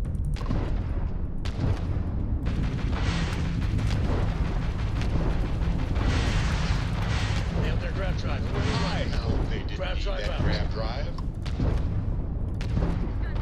Bring her online. Yes. And their grab drive is shielded no more. Let's see how you dogfight missing an engine, pal. Ah, poor little ship's missing its shield. That was quick. This ship is kicking a lot of butt. Kicking a lot of butt. We have a clean dock, right on the money. Okay.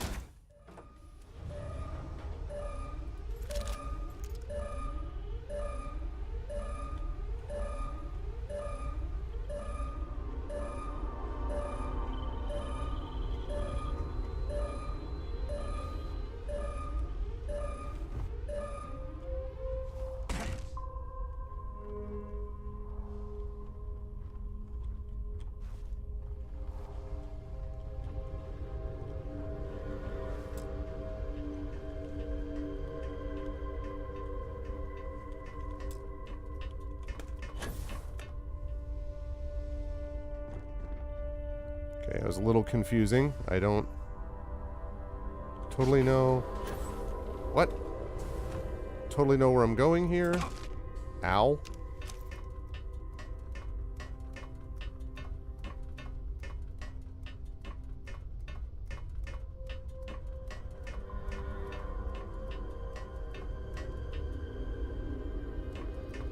What the heck is the freaking thing?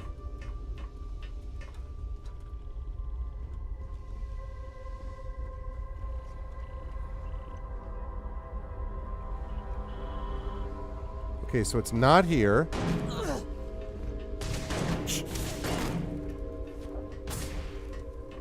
crush you. Ah, it's gonna take more than that.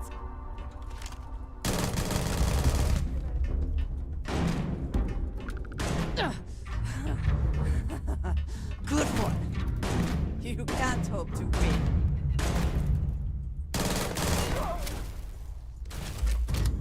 Fire in the hole.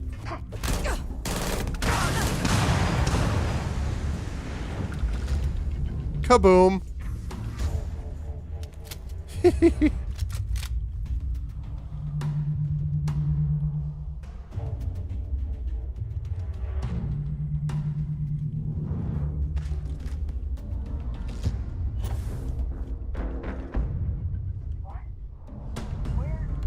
Did they have anything of value?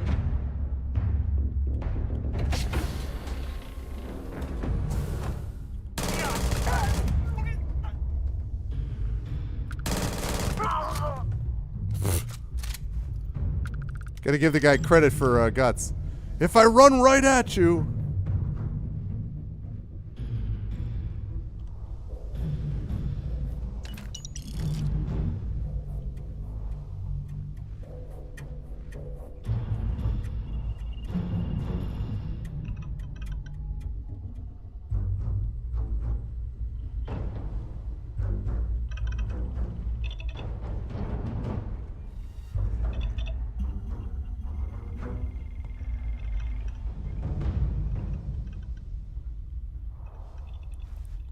Okay. Very, very quiet. It's Wabbit season.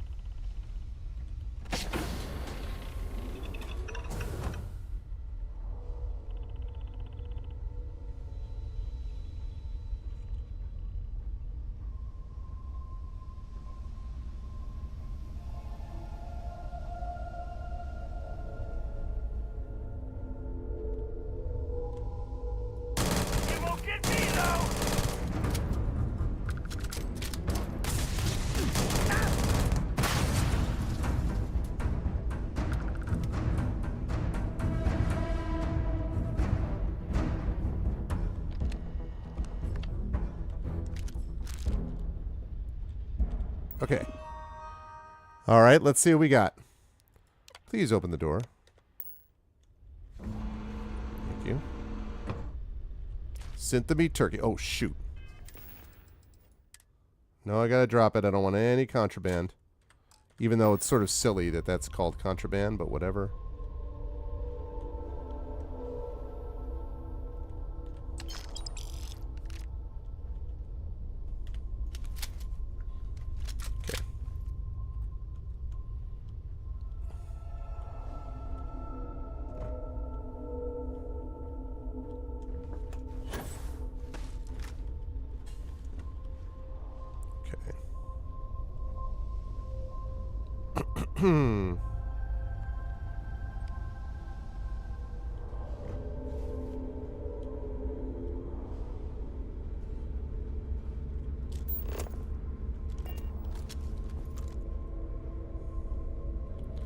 Trying to rescue a hostage here.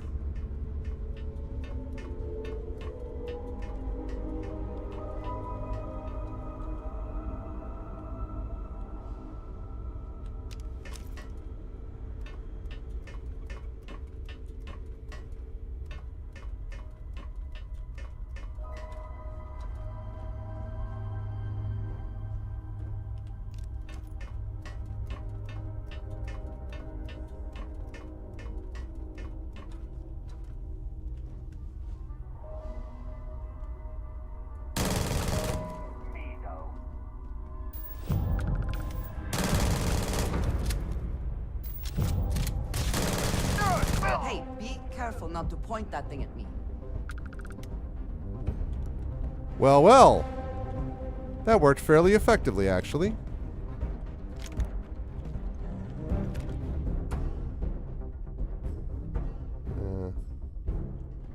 I've had better.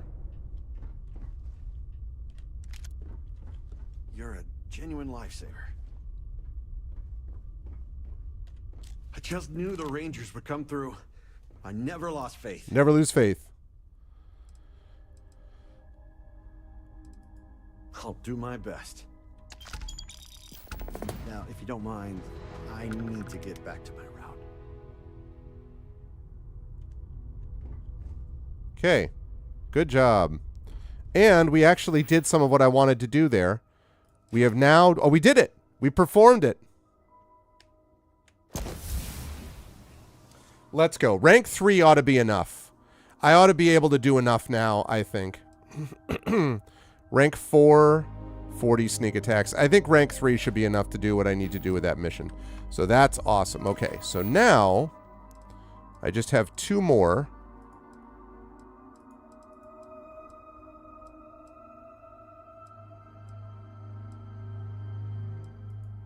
I guess I have time for 1 more of these. So let's do 1 more before we wrap up.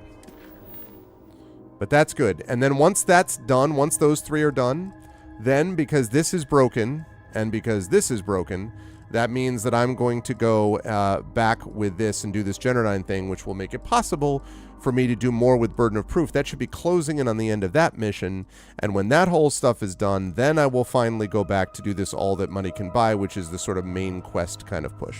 So eventually I'm going to have to do Eyewitness. Back to the Grind is also in Neon. I think some of these activities are in Neon as well, but... Okay.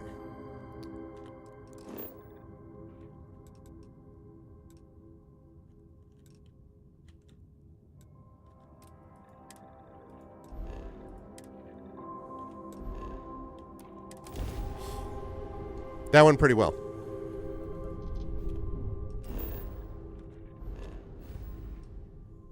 Okay, and then... Very nice. Liking this new ship a lot. Fine. You know what? Whoops. Sorry, I would have hailed you, but I was already jumping out. Sorry, my dude. Jump complete. Want to do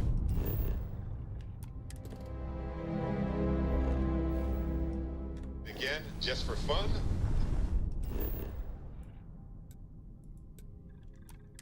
Okay.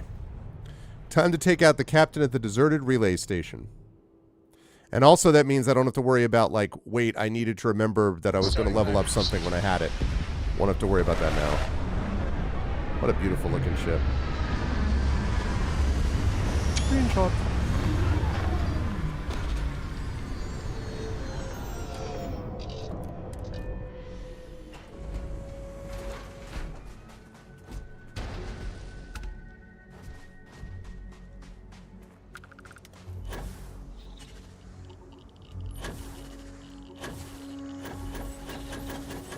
Gravity is worse.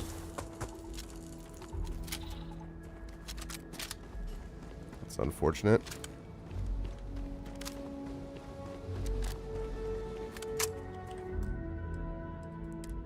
All right, let's see if we can do a little bit of external, a little bit of analysis here.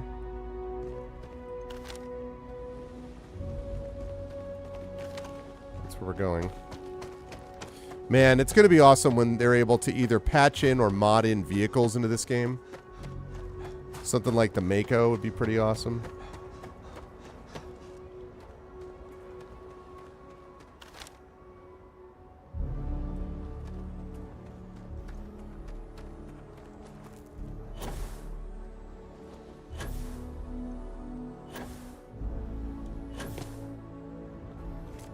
I also wish to be prepared for. Darn it, I keep forgetting that I have to, I was going to drop some stuff off at the back of the ship and I forgot.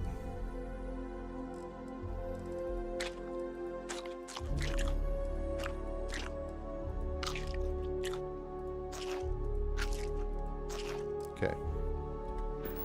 Any situation, but there are practical limits, no?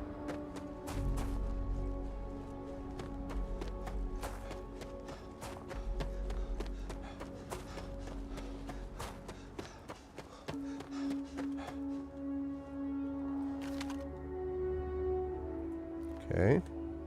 Outlaw Captain's up there. How much you want to bet he's not on his own?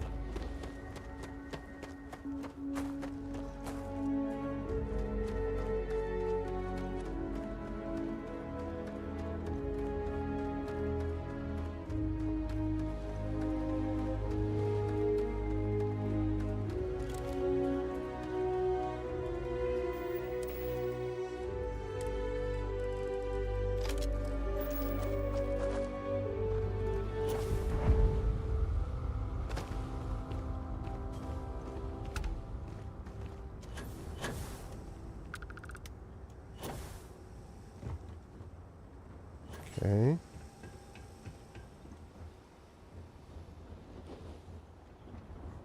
Should be a door in here. Ah.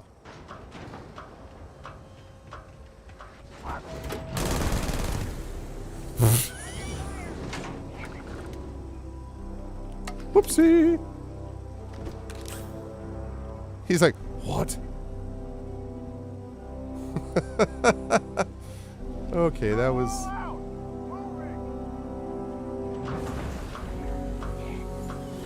That was kind of an accident.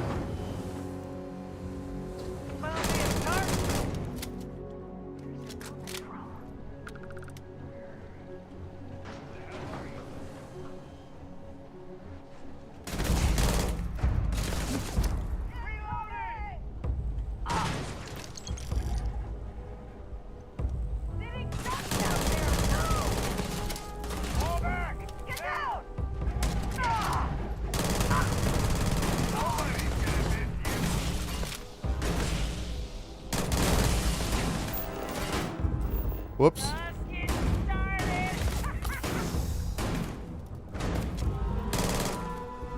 I need to get more of these things.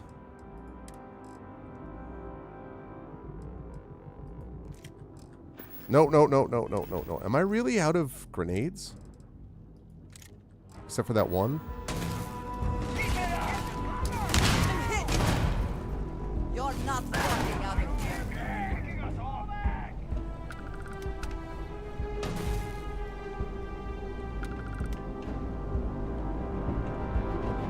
You get out of my way, Andreja.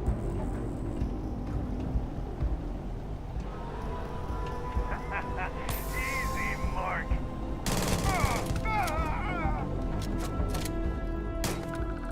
Alright, so that takes care of that.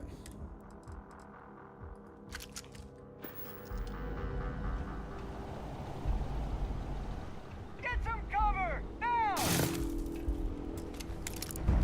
How the frick did she get in there?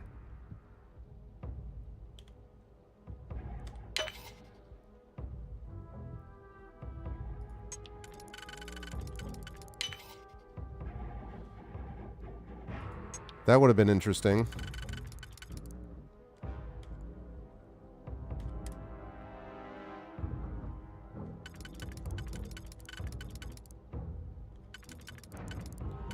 She is apparently stuck inside a door.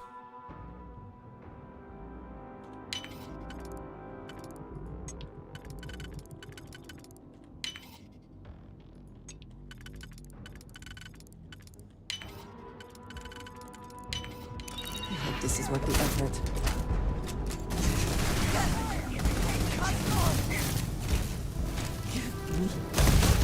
Strength.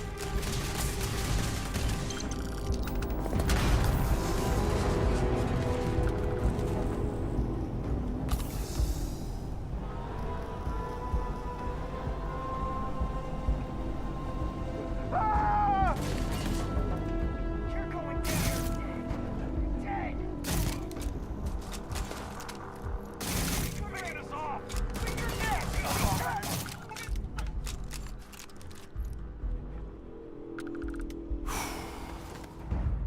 Okay.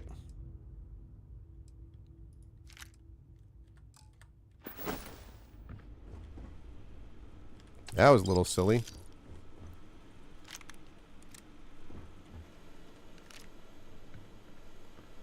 But it could have been worse.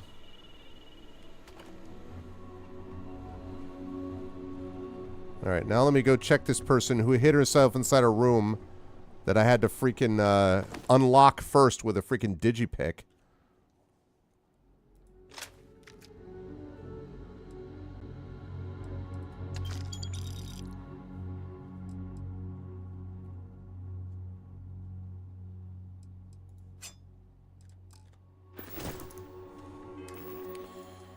Alright, let's see.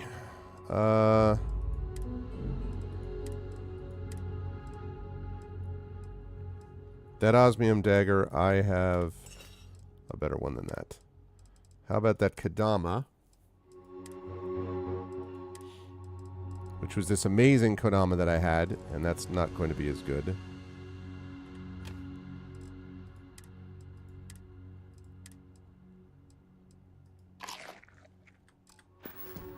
we go.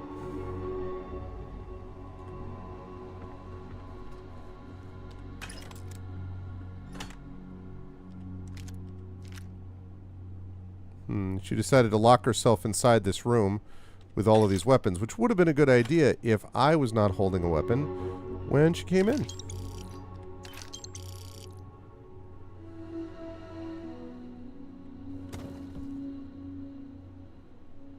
Come on, man. There we go. Okay. Ooh.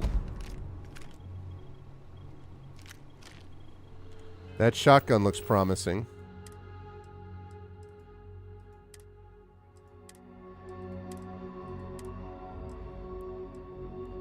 Oh, I already have that one. And the pacifier. A lot of legendary shotguns. It's worth a lot of money, but...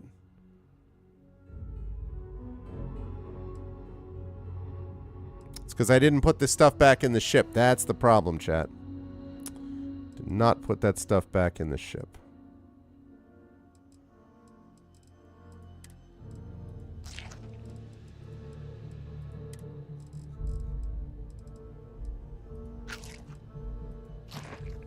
Okay, now I can carry more mass.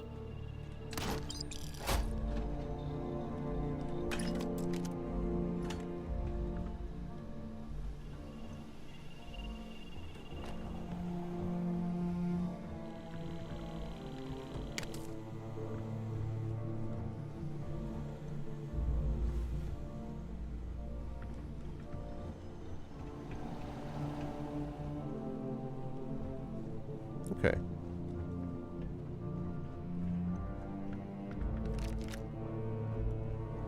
Anything?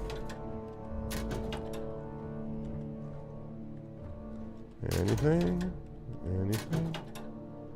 Skin cream bottle. Well, we always need that. No.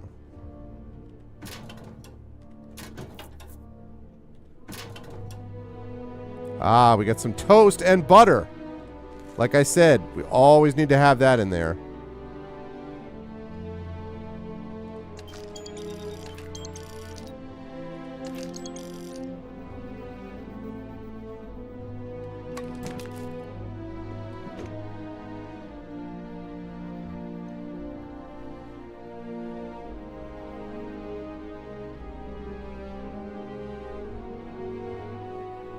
Okay, let's make sure. No Nutella. No, sadly not. Okay, so we did that mission. So again, that mission's left. I got Stealth 3. Once I sell that other stuff, then all I need to do is go here, which I'm not going to do tonight, but I am going to...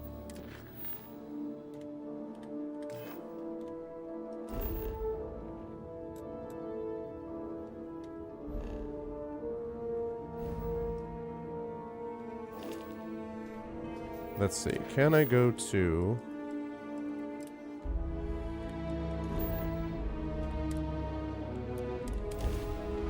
Good. That'll let me at least get there.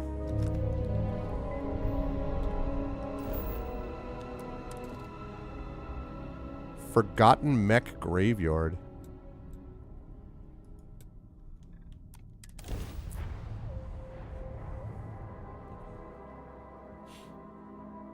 Landing commencing.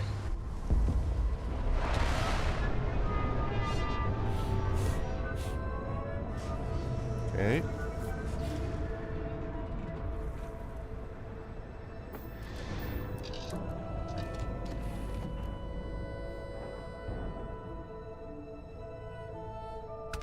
Alright, where is... Theirs is. Okay, transfer. This time let me do it the right way.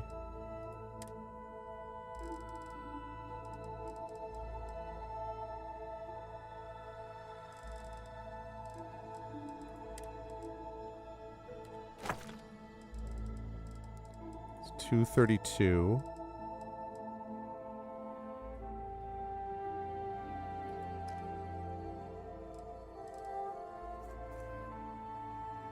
Okay.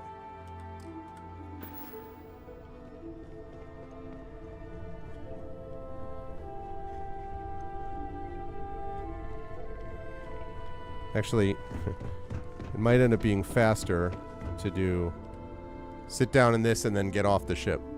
Believe it or not. Okay, and let's get off the ship. Hello, Captain. 0.07 gravity. That's what I like to see. Okay.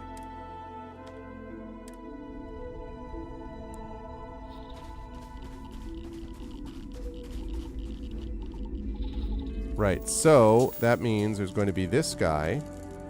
Collect the bounty on the outlaw gang leader. And then that will bring us to absolute proof. Then we'll be able to go back into the pirate thing at long last, because our stealth is going to be high enough that we'll be able to do that. I don't suppose this is high.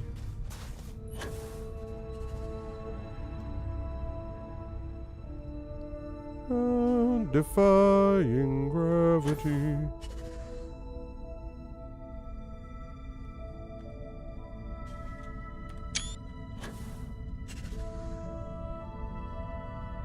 This is awesome.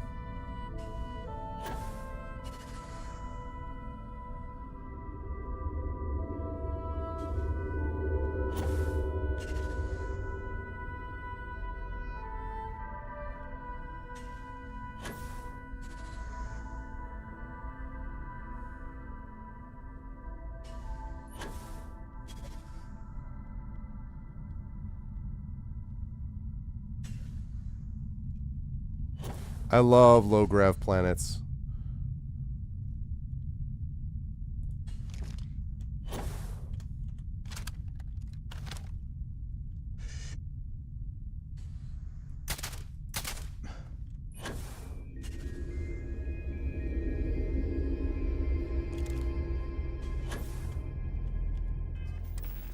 That I can switch up in the middle of this is particularly fun.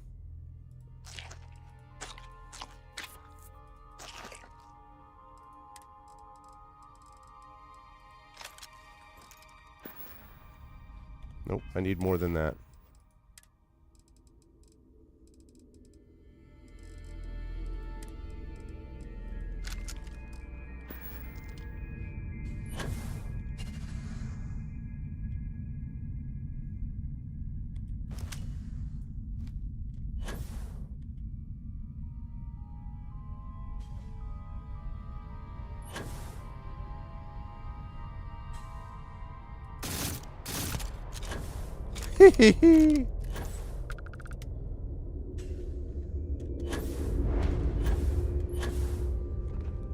Good times, good times. Ooh, he's got a digibig.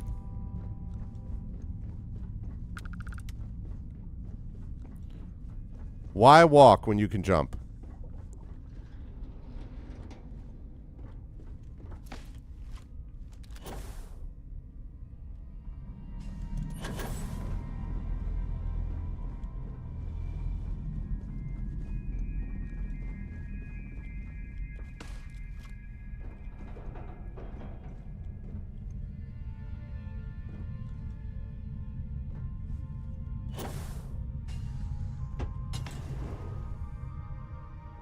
Okay.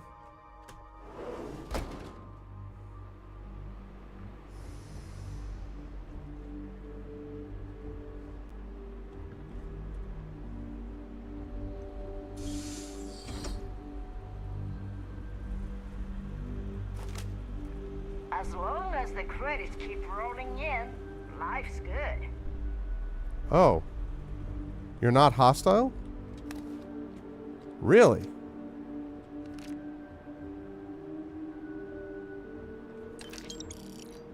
Wow. Oh, okay.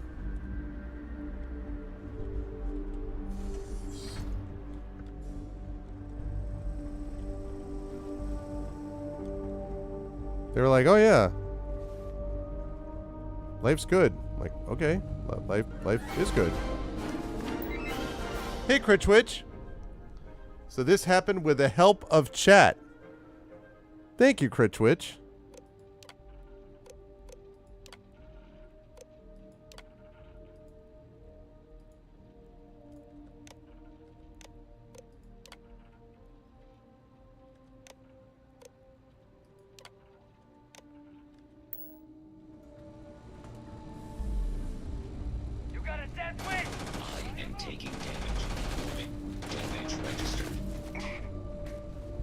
Get out of my way, please, Andrasia.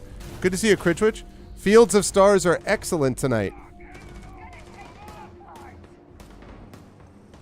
We have made some excellent progress. I don't know why I can't get through that door.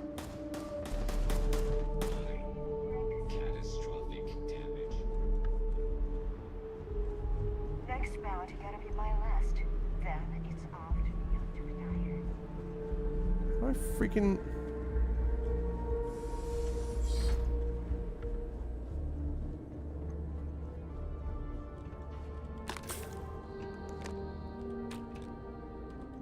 How are you today, Critchwich? Yeah, I have made some excellent progress. Almost back to the main side quest. We did the loyalty mission. Andrasia and I are now a thing. So that's official. Yes, you're not mad at me. Interesting. Well, I guess my connecting with the Crimson Fleet or whatever?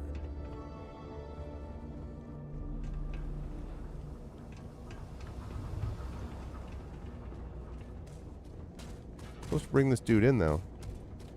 Always looking for the next mark. Jeez.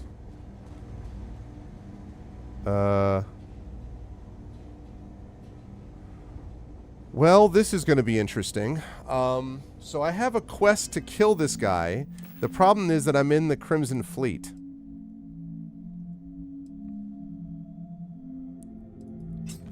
Well, I'm not in it, but I'm like pretending to be in it. Does my family know? They have my I have their full support.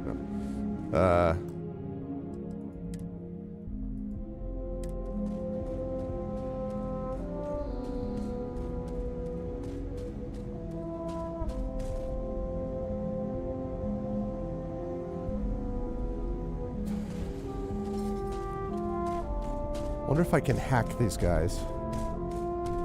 Hey, what's up? Glad you're in the fleet. If you weren't, I would have killed you already.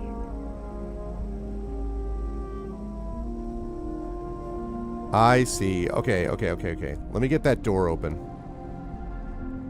I wonder if doing this screws up stuff with the fleet, though.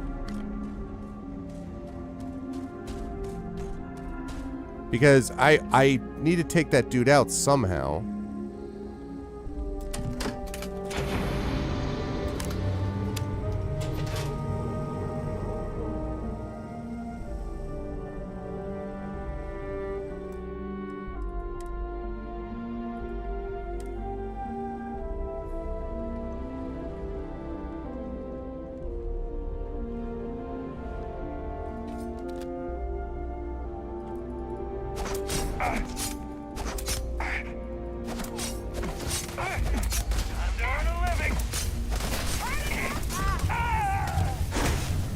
Crap.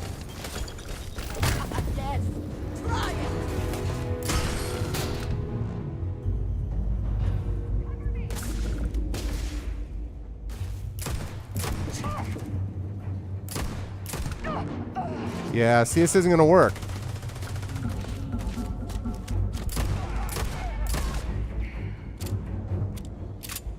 Yeah, this is not going to work. It's not going to work because, like, then I'm going to screw up that other business. That's too bad. That is ugly as sin. Spoils of victory. Hopefully they amount to something.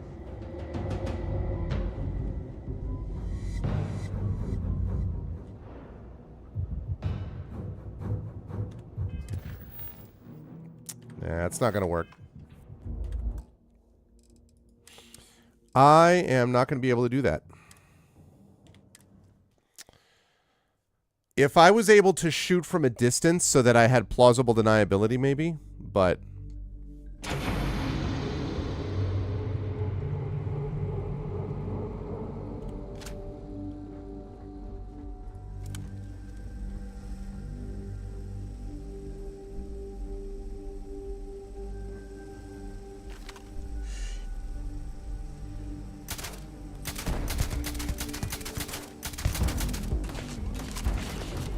Nope. All right, there's no way to do it. So So never mind. I'm going to have to do that mission. I'm going to have to do that mission after I have basically... The time to do that mission is when I'm clear of the Crimson Fleet.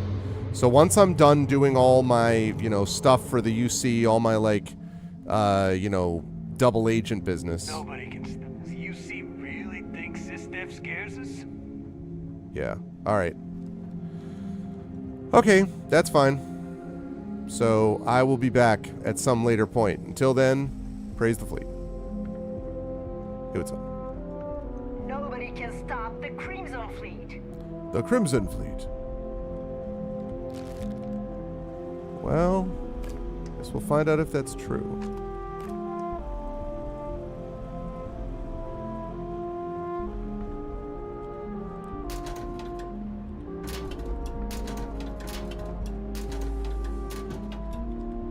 That's interesting that they, I mean, once I'm done with the freaking, once I spring the trap, the Crimson Fleet's not going to be so big on that.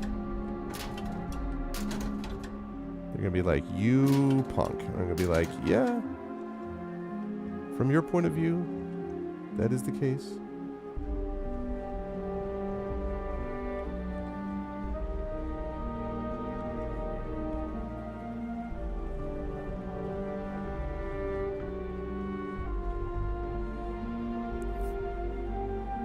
No, I tried, Honey Rager. I thought that or Honey Badger should be, right? Or Honey Badger? I thought that I would. I thought that I would be able to do it that way, but it's okay. I'll deal with them. I'm deal with them later. I got a bunch of other things done, so. Now what I have to do is go back here. Because that's what's going to happen next. Although it's not going to happen now, but I'm going to set myself up for it so that next time, after promising multiple times we would finally get back to Neon, now we're finally back in Neon and we're going to do that Generdyne thing. Indulgence and decadence. I am disgusted and impressed. Submit your application now at the nearest kiosk. Okay. Is there a place that I can get ammo around here? The Outfitter's place, maybe? I need to get ammo anyway, so. Want to head to Euphorica after work tonight? Come on in, please. Have a good look around. What's up, Dietrich? Welcome to Zighart's Outfitters. Everything you need to explore the settled systems. If I don't have it, you don't need it. Great. I'll bring the blend, you bring the chunks. An artifact? Are you making this up? Yeah, just for fun. Well, like I said, if I don't have it, you don't need it. But I have a lot of other things you need. I've spent years perfecting my business by polling customers, measuring sales, and carefully adjusting my inventory to cater to just about everyone. I believe it. So take your time, look around, ask me questions. You won't be disappointed. Thank you for noticing. I have a lot of overhead in this place, and just between you and me, I am up to my eyeballs in debt. I'm shocked, Dietrich. This is a prime spot, right next to the spaceport terminal. But the bills and the rent here are astronomical. You have a nice shop here. You should be making a fortune. Think that, right? Unfortunately, I'm barely scraping by. Anyway, I don't want to bore you with the details of my business all day. You're here to shop. Yes, I am. So why don't you help out a poor shopkeeper like myself and buy something? If you've got ammo... My dear mother would have said the same. It has not always... You won't find another... I'm sure we... Okay. Ammo. Do you not have ammo? What the heck, man?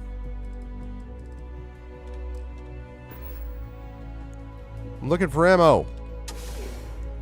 He's got everything else. He's just like, oh, rent is expensive. I'm like, well, yeah, if you don't freaking sell things that people need. So you don't have ammo, which means I don't need it, because I'm here to tell you. 3-star Rangers. James Newell better watch his back. He's causing problems. Brand Liquors. No percentage of causing problems. Got those two. If you have a bit of money to spend, we could really use your business. Welcome to Newell's. We're a general goods... Oh my, do I? You'll have to excuse me. With all the ruckus my husband's been making at the Merchant Alliance meeting. All of a sudden, I've felt this quest coming on. I'm like, oh no. Poor old man has himself mixed up in a foolish crusade against Dietrich Sieghart, who he's angry at for I just spoke to Dietrich Sieghart. For protection, I assume. They apparently target certain businesses with some type of safety assurance fee scheme.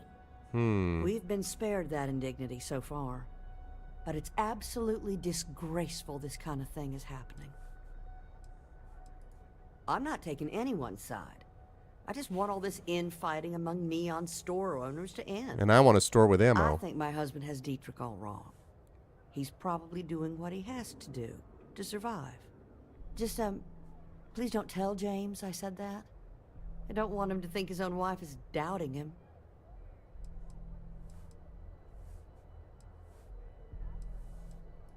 I have no idea.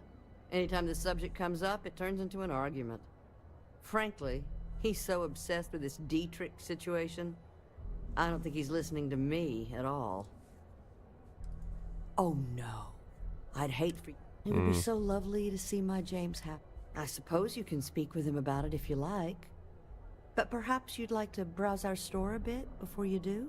Absolutely. Okay, here you are. Ammo? Ammo. Hey! There we are.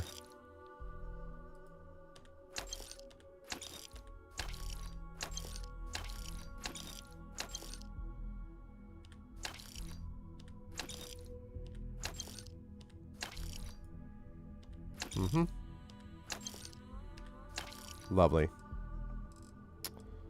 Thank you very much. Appreciate. Okay.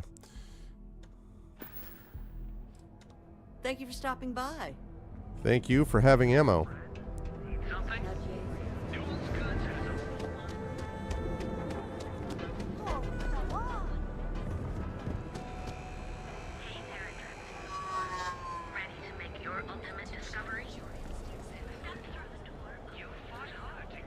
Okay, and last but certainly not least, did I get enough that I can actually get... Hey, I did. Lovely. So that means next time what we're going to be doing is this one, which is enter Generdyne through the storage entrance. And once I have in there, I now have enough stealth, I hope, that I can stealth through this level as much as I need to so I don't hurt anybody. And then once that's done, that will allow me to get more evidence for this, which hopefully will allow me to finish up this Burden of Proof Crimson Quest or come close to it, at which point I'll be able to go back. And I might do the Back to the Grind one and maybe a couple of activities after that, but then I'm going on to All That Money Can Buy, which is basically the last main quest heading into Neon or that I need to do, and that will get me rolling from there.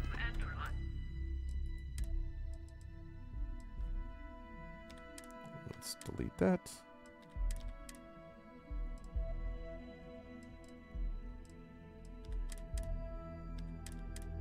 Okay, good.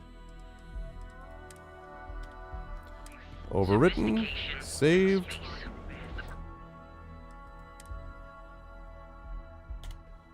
And let's go.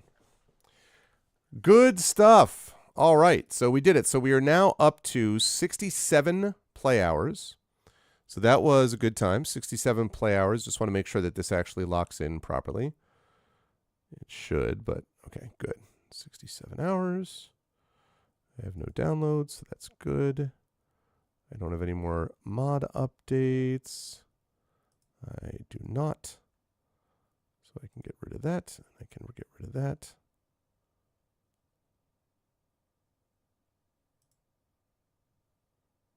And I can get rid of that. Awesome. All right, folks. So that is going to do it for me for tonight. I thought that I was going to be doing a largely TTRPG stream with Expedition for the Mysterious Peaks, but It was not to be because we had some player conflict issues, player schedule conflict issues. And so that didn't happen. But we did have a chance to hang out with three folks and talk about their characters and stuff like that. So if you missed that, I encourage you to look at the VOD. It's about an hour, a little less than that maybe, and some interesting discussion that we had in there. We will be back, though, with a full play session of Expedition from the Mysterious Peaks later this month. So you'll definitely want to be here for that. Tomorrow, Sunday, is going to be a special stream of the Strange Friends who are going to be playing a Porter's Day special. So that's going to be a good time. You'll want to stop by for that. And then next Tuesday, I will be back here with, first of all, a gamebook illustration stream with the amazing Tari Toons doing the Chasms of Malice gamebook playthrough. So there's that. And then we're going to be moving to GOG.com's Twitch channel at 4:15 p.m. Eastern on Tuesday for some more D&D with GOG Ghosts of Saltmarsh. So we got that going on. And then we will be right back here at 8 p.m. Eastern on Tuesday for an annual event that I really encourage you not to miss, because it is the Arvocalist, my amazing voice team, doing a Christmas Carol. And it is going to be not just the four regulars who are amazing, of course, Rem Alternus, KP, Indy, and Zach Clay, but it will also add in the alumni, if you will, of at least two of the alumni for the Arvocalist, Trent Sparks, and Little Red Dot. So it's going to be a cast of thousands, by which I mean a cast of six.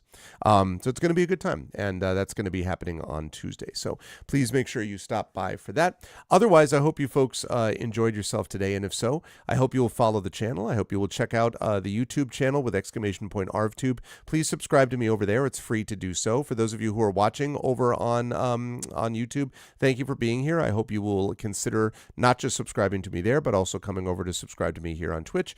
At the very least, following me on Twitch would be lovely. Yeah, thanks for being there on YouTube as well.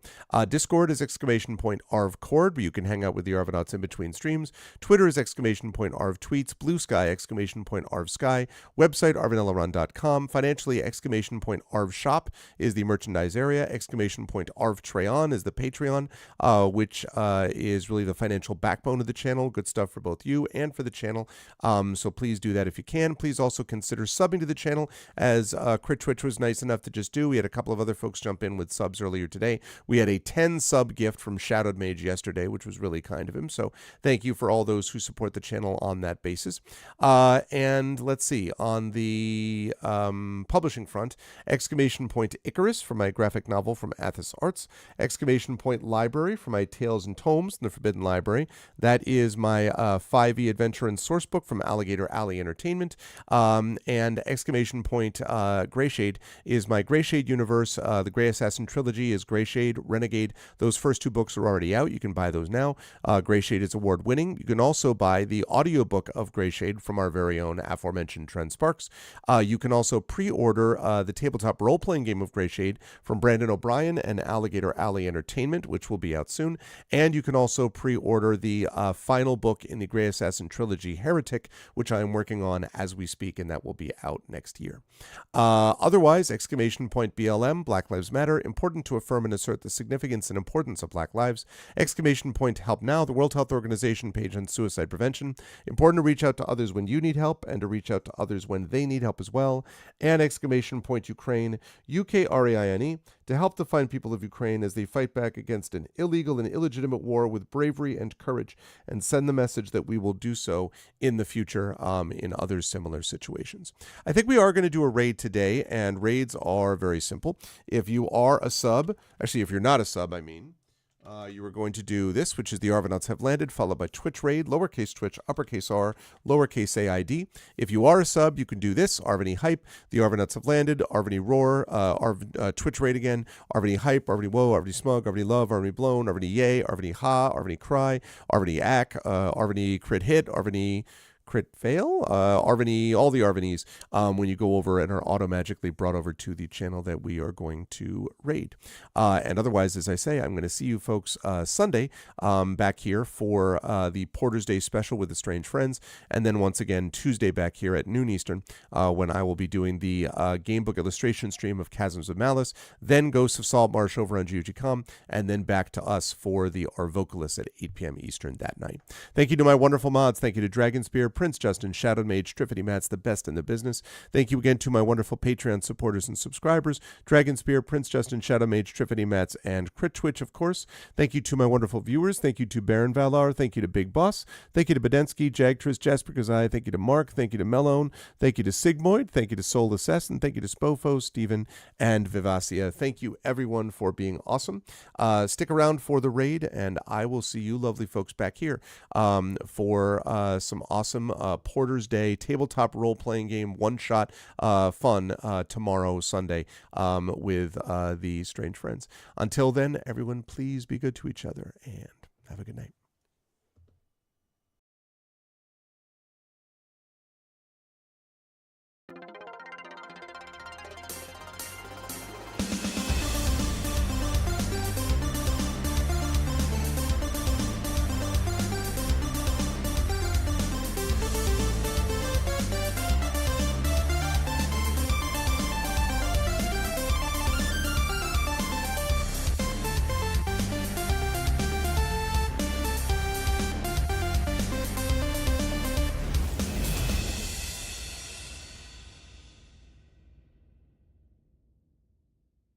Honk.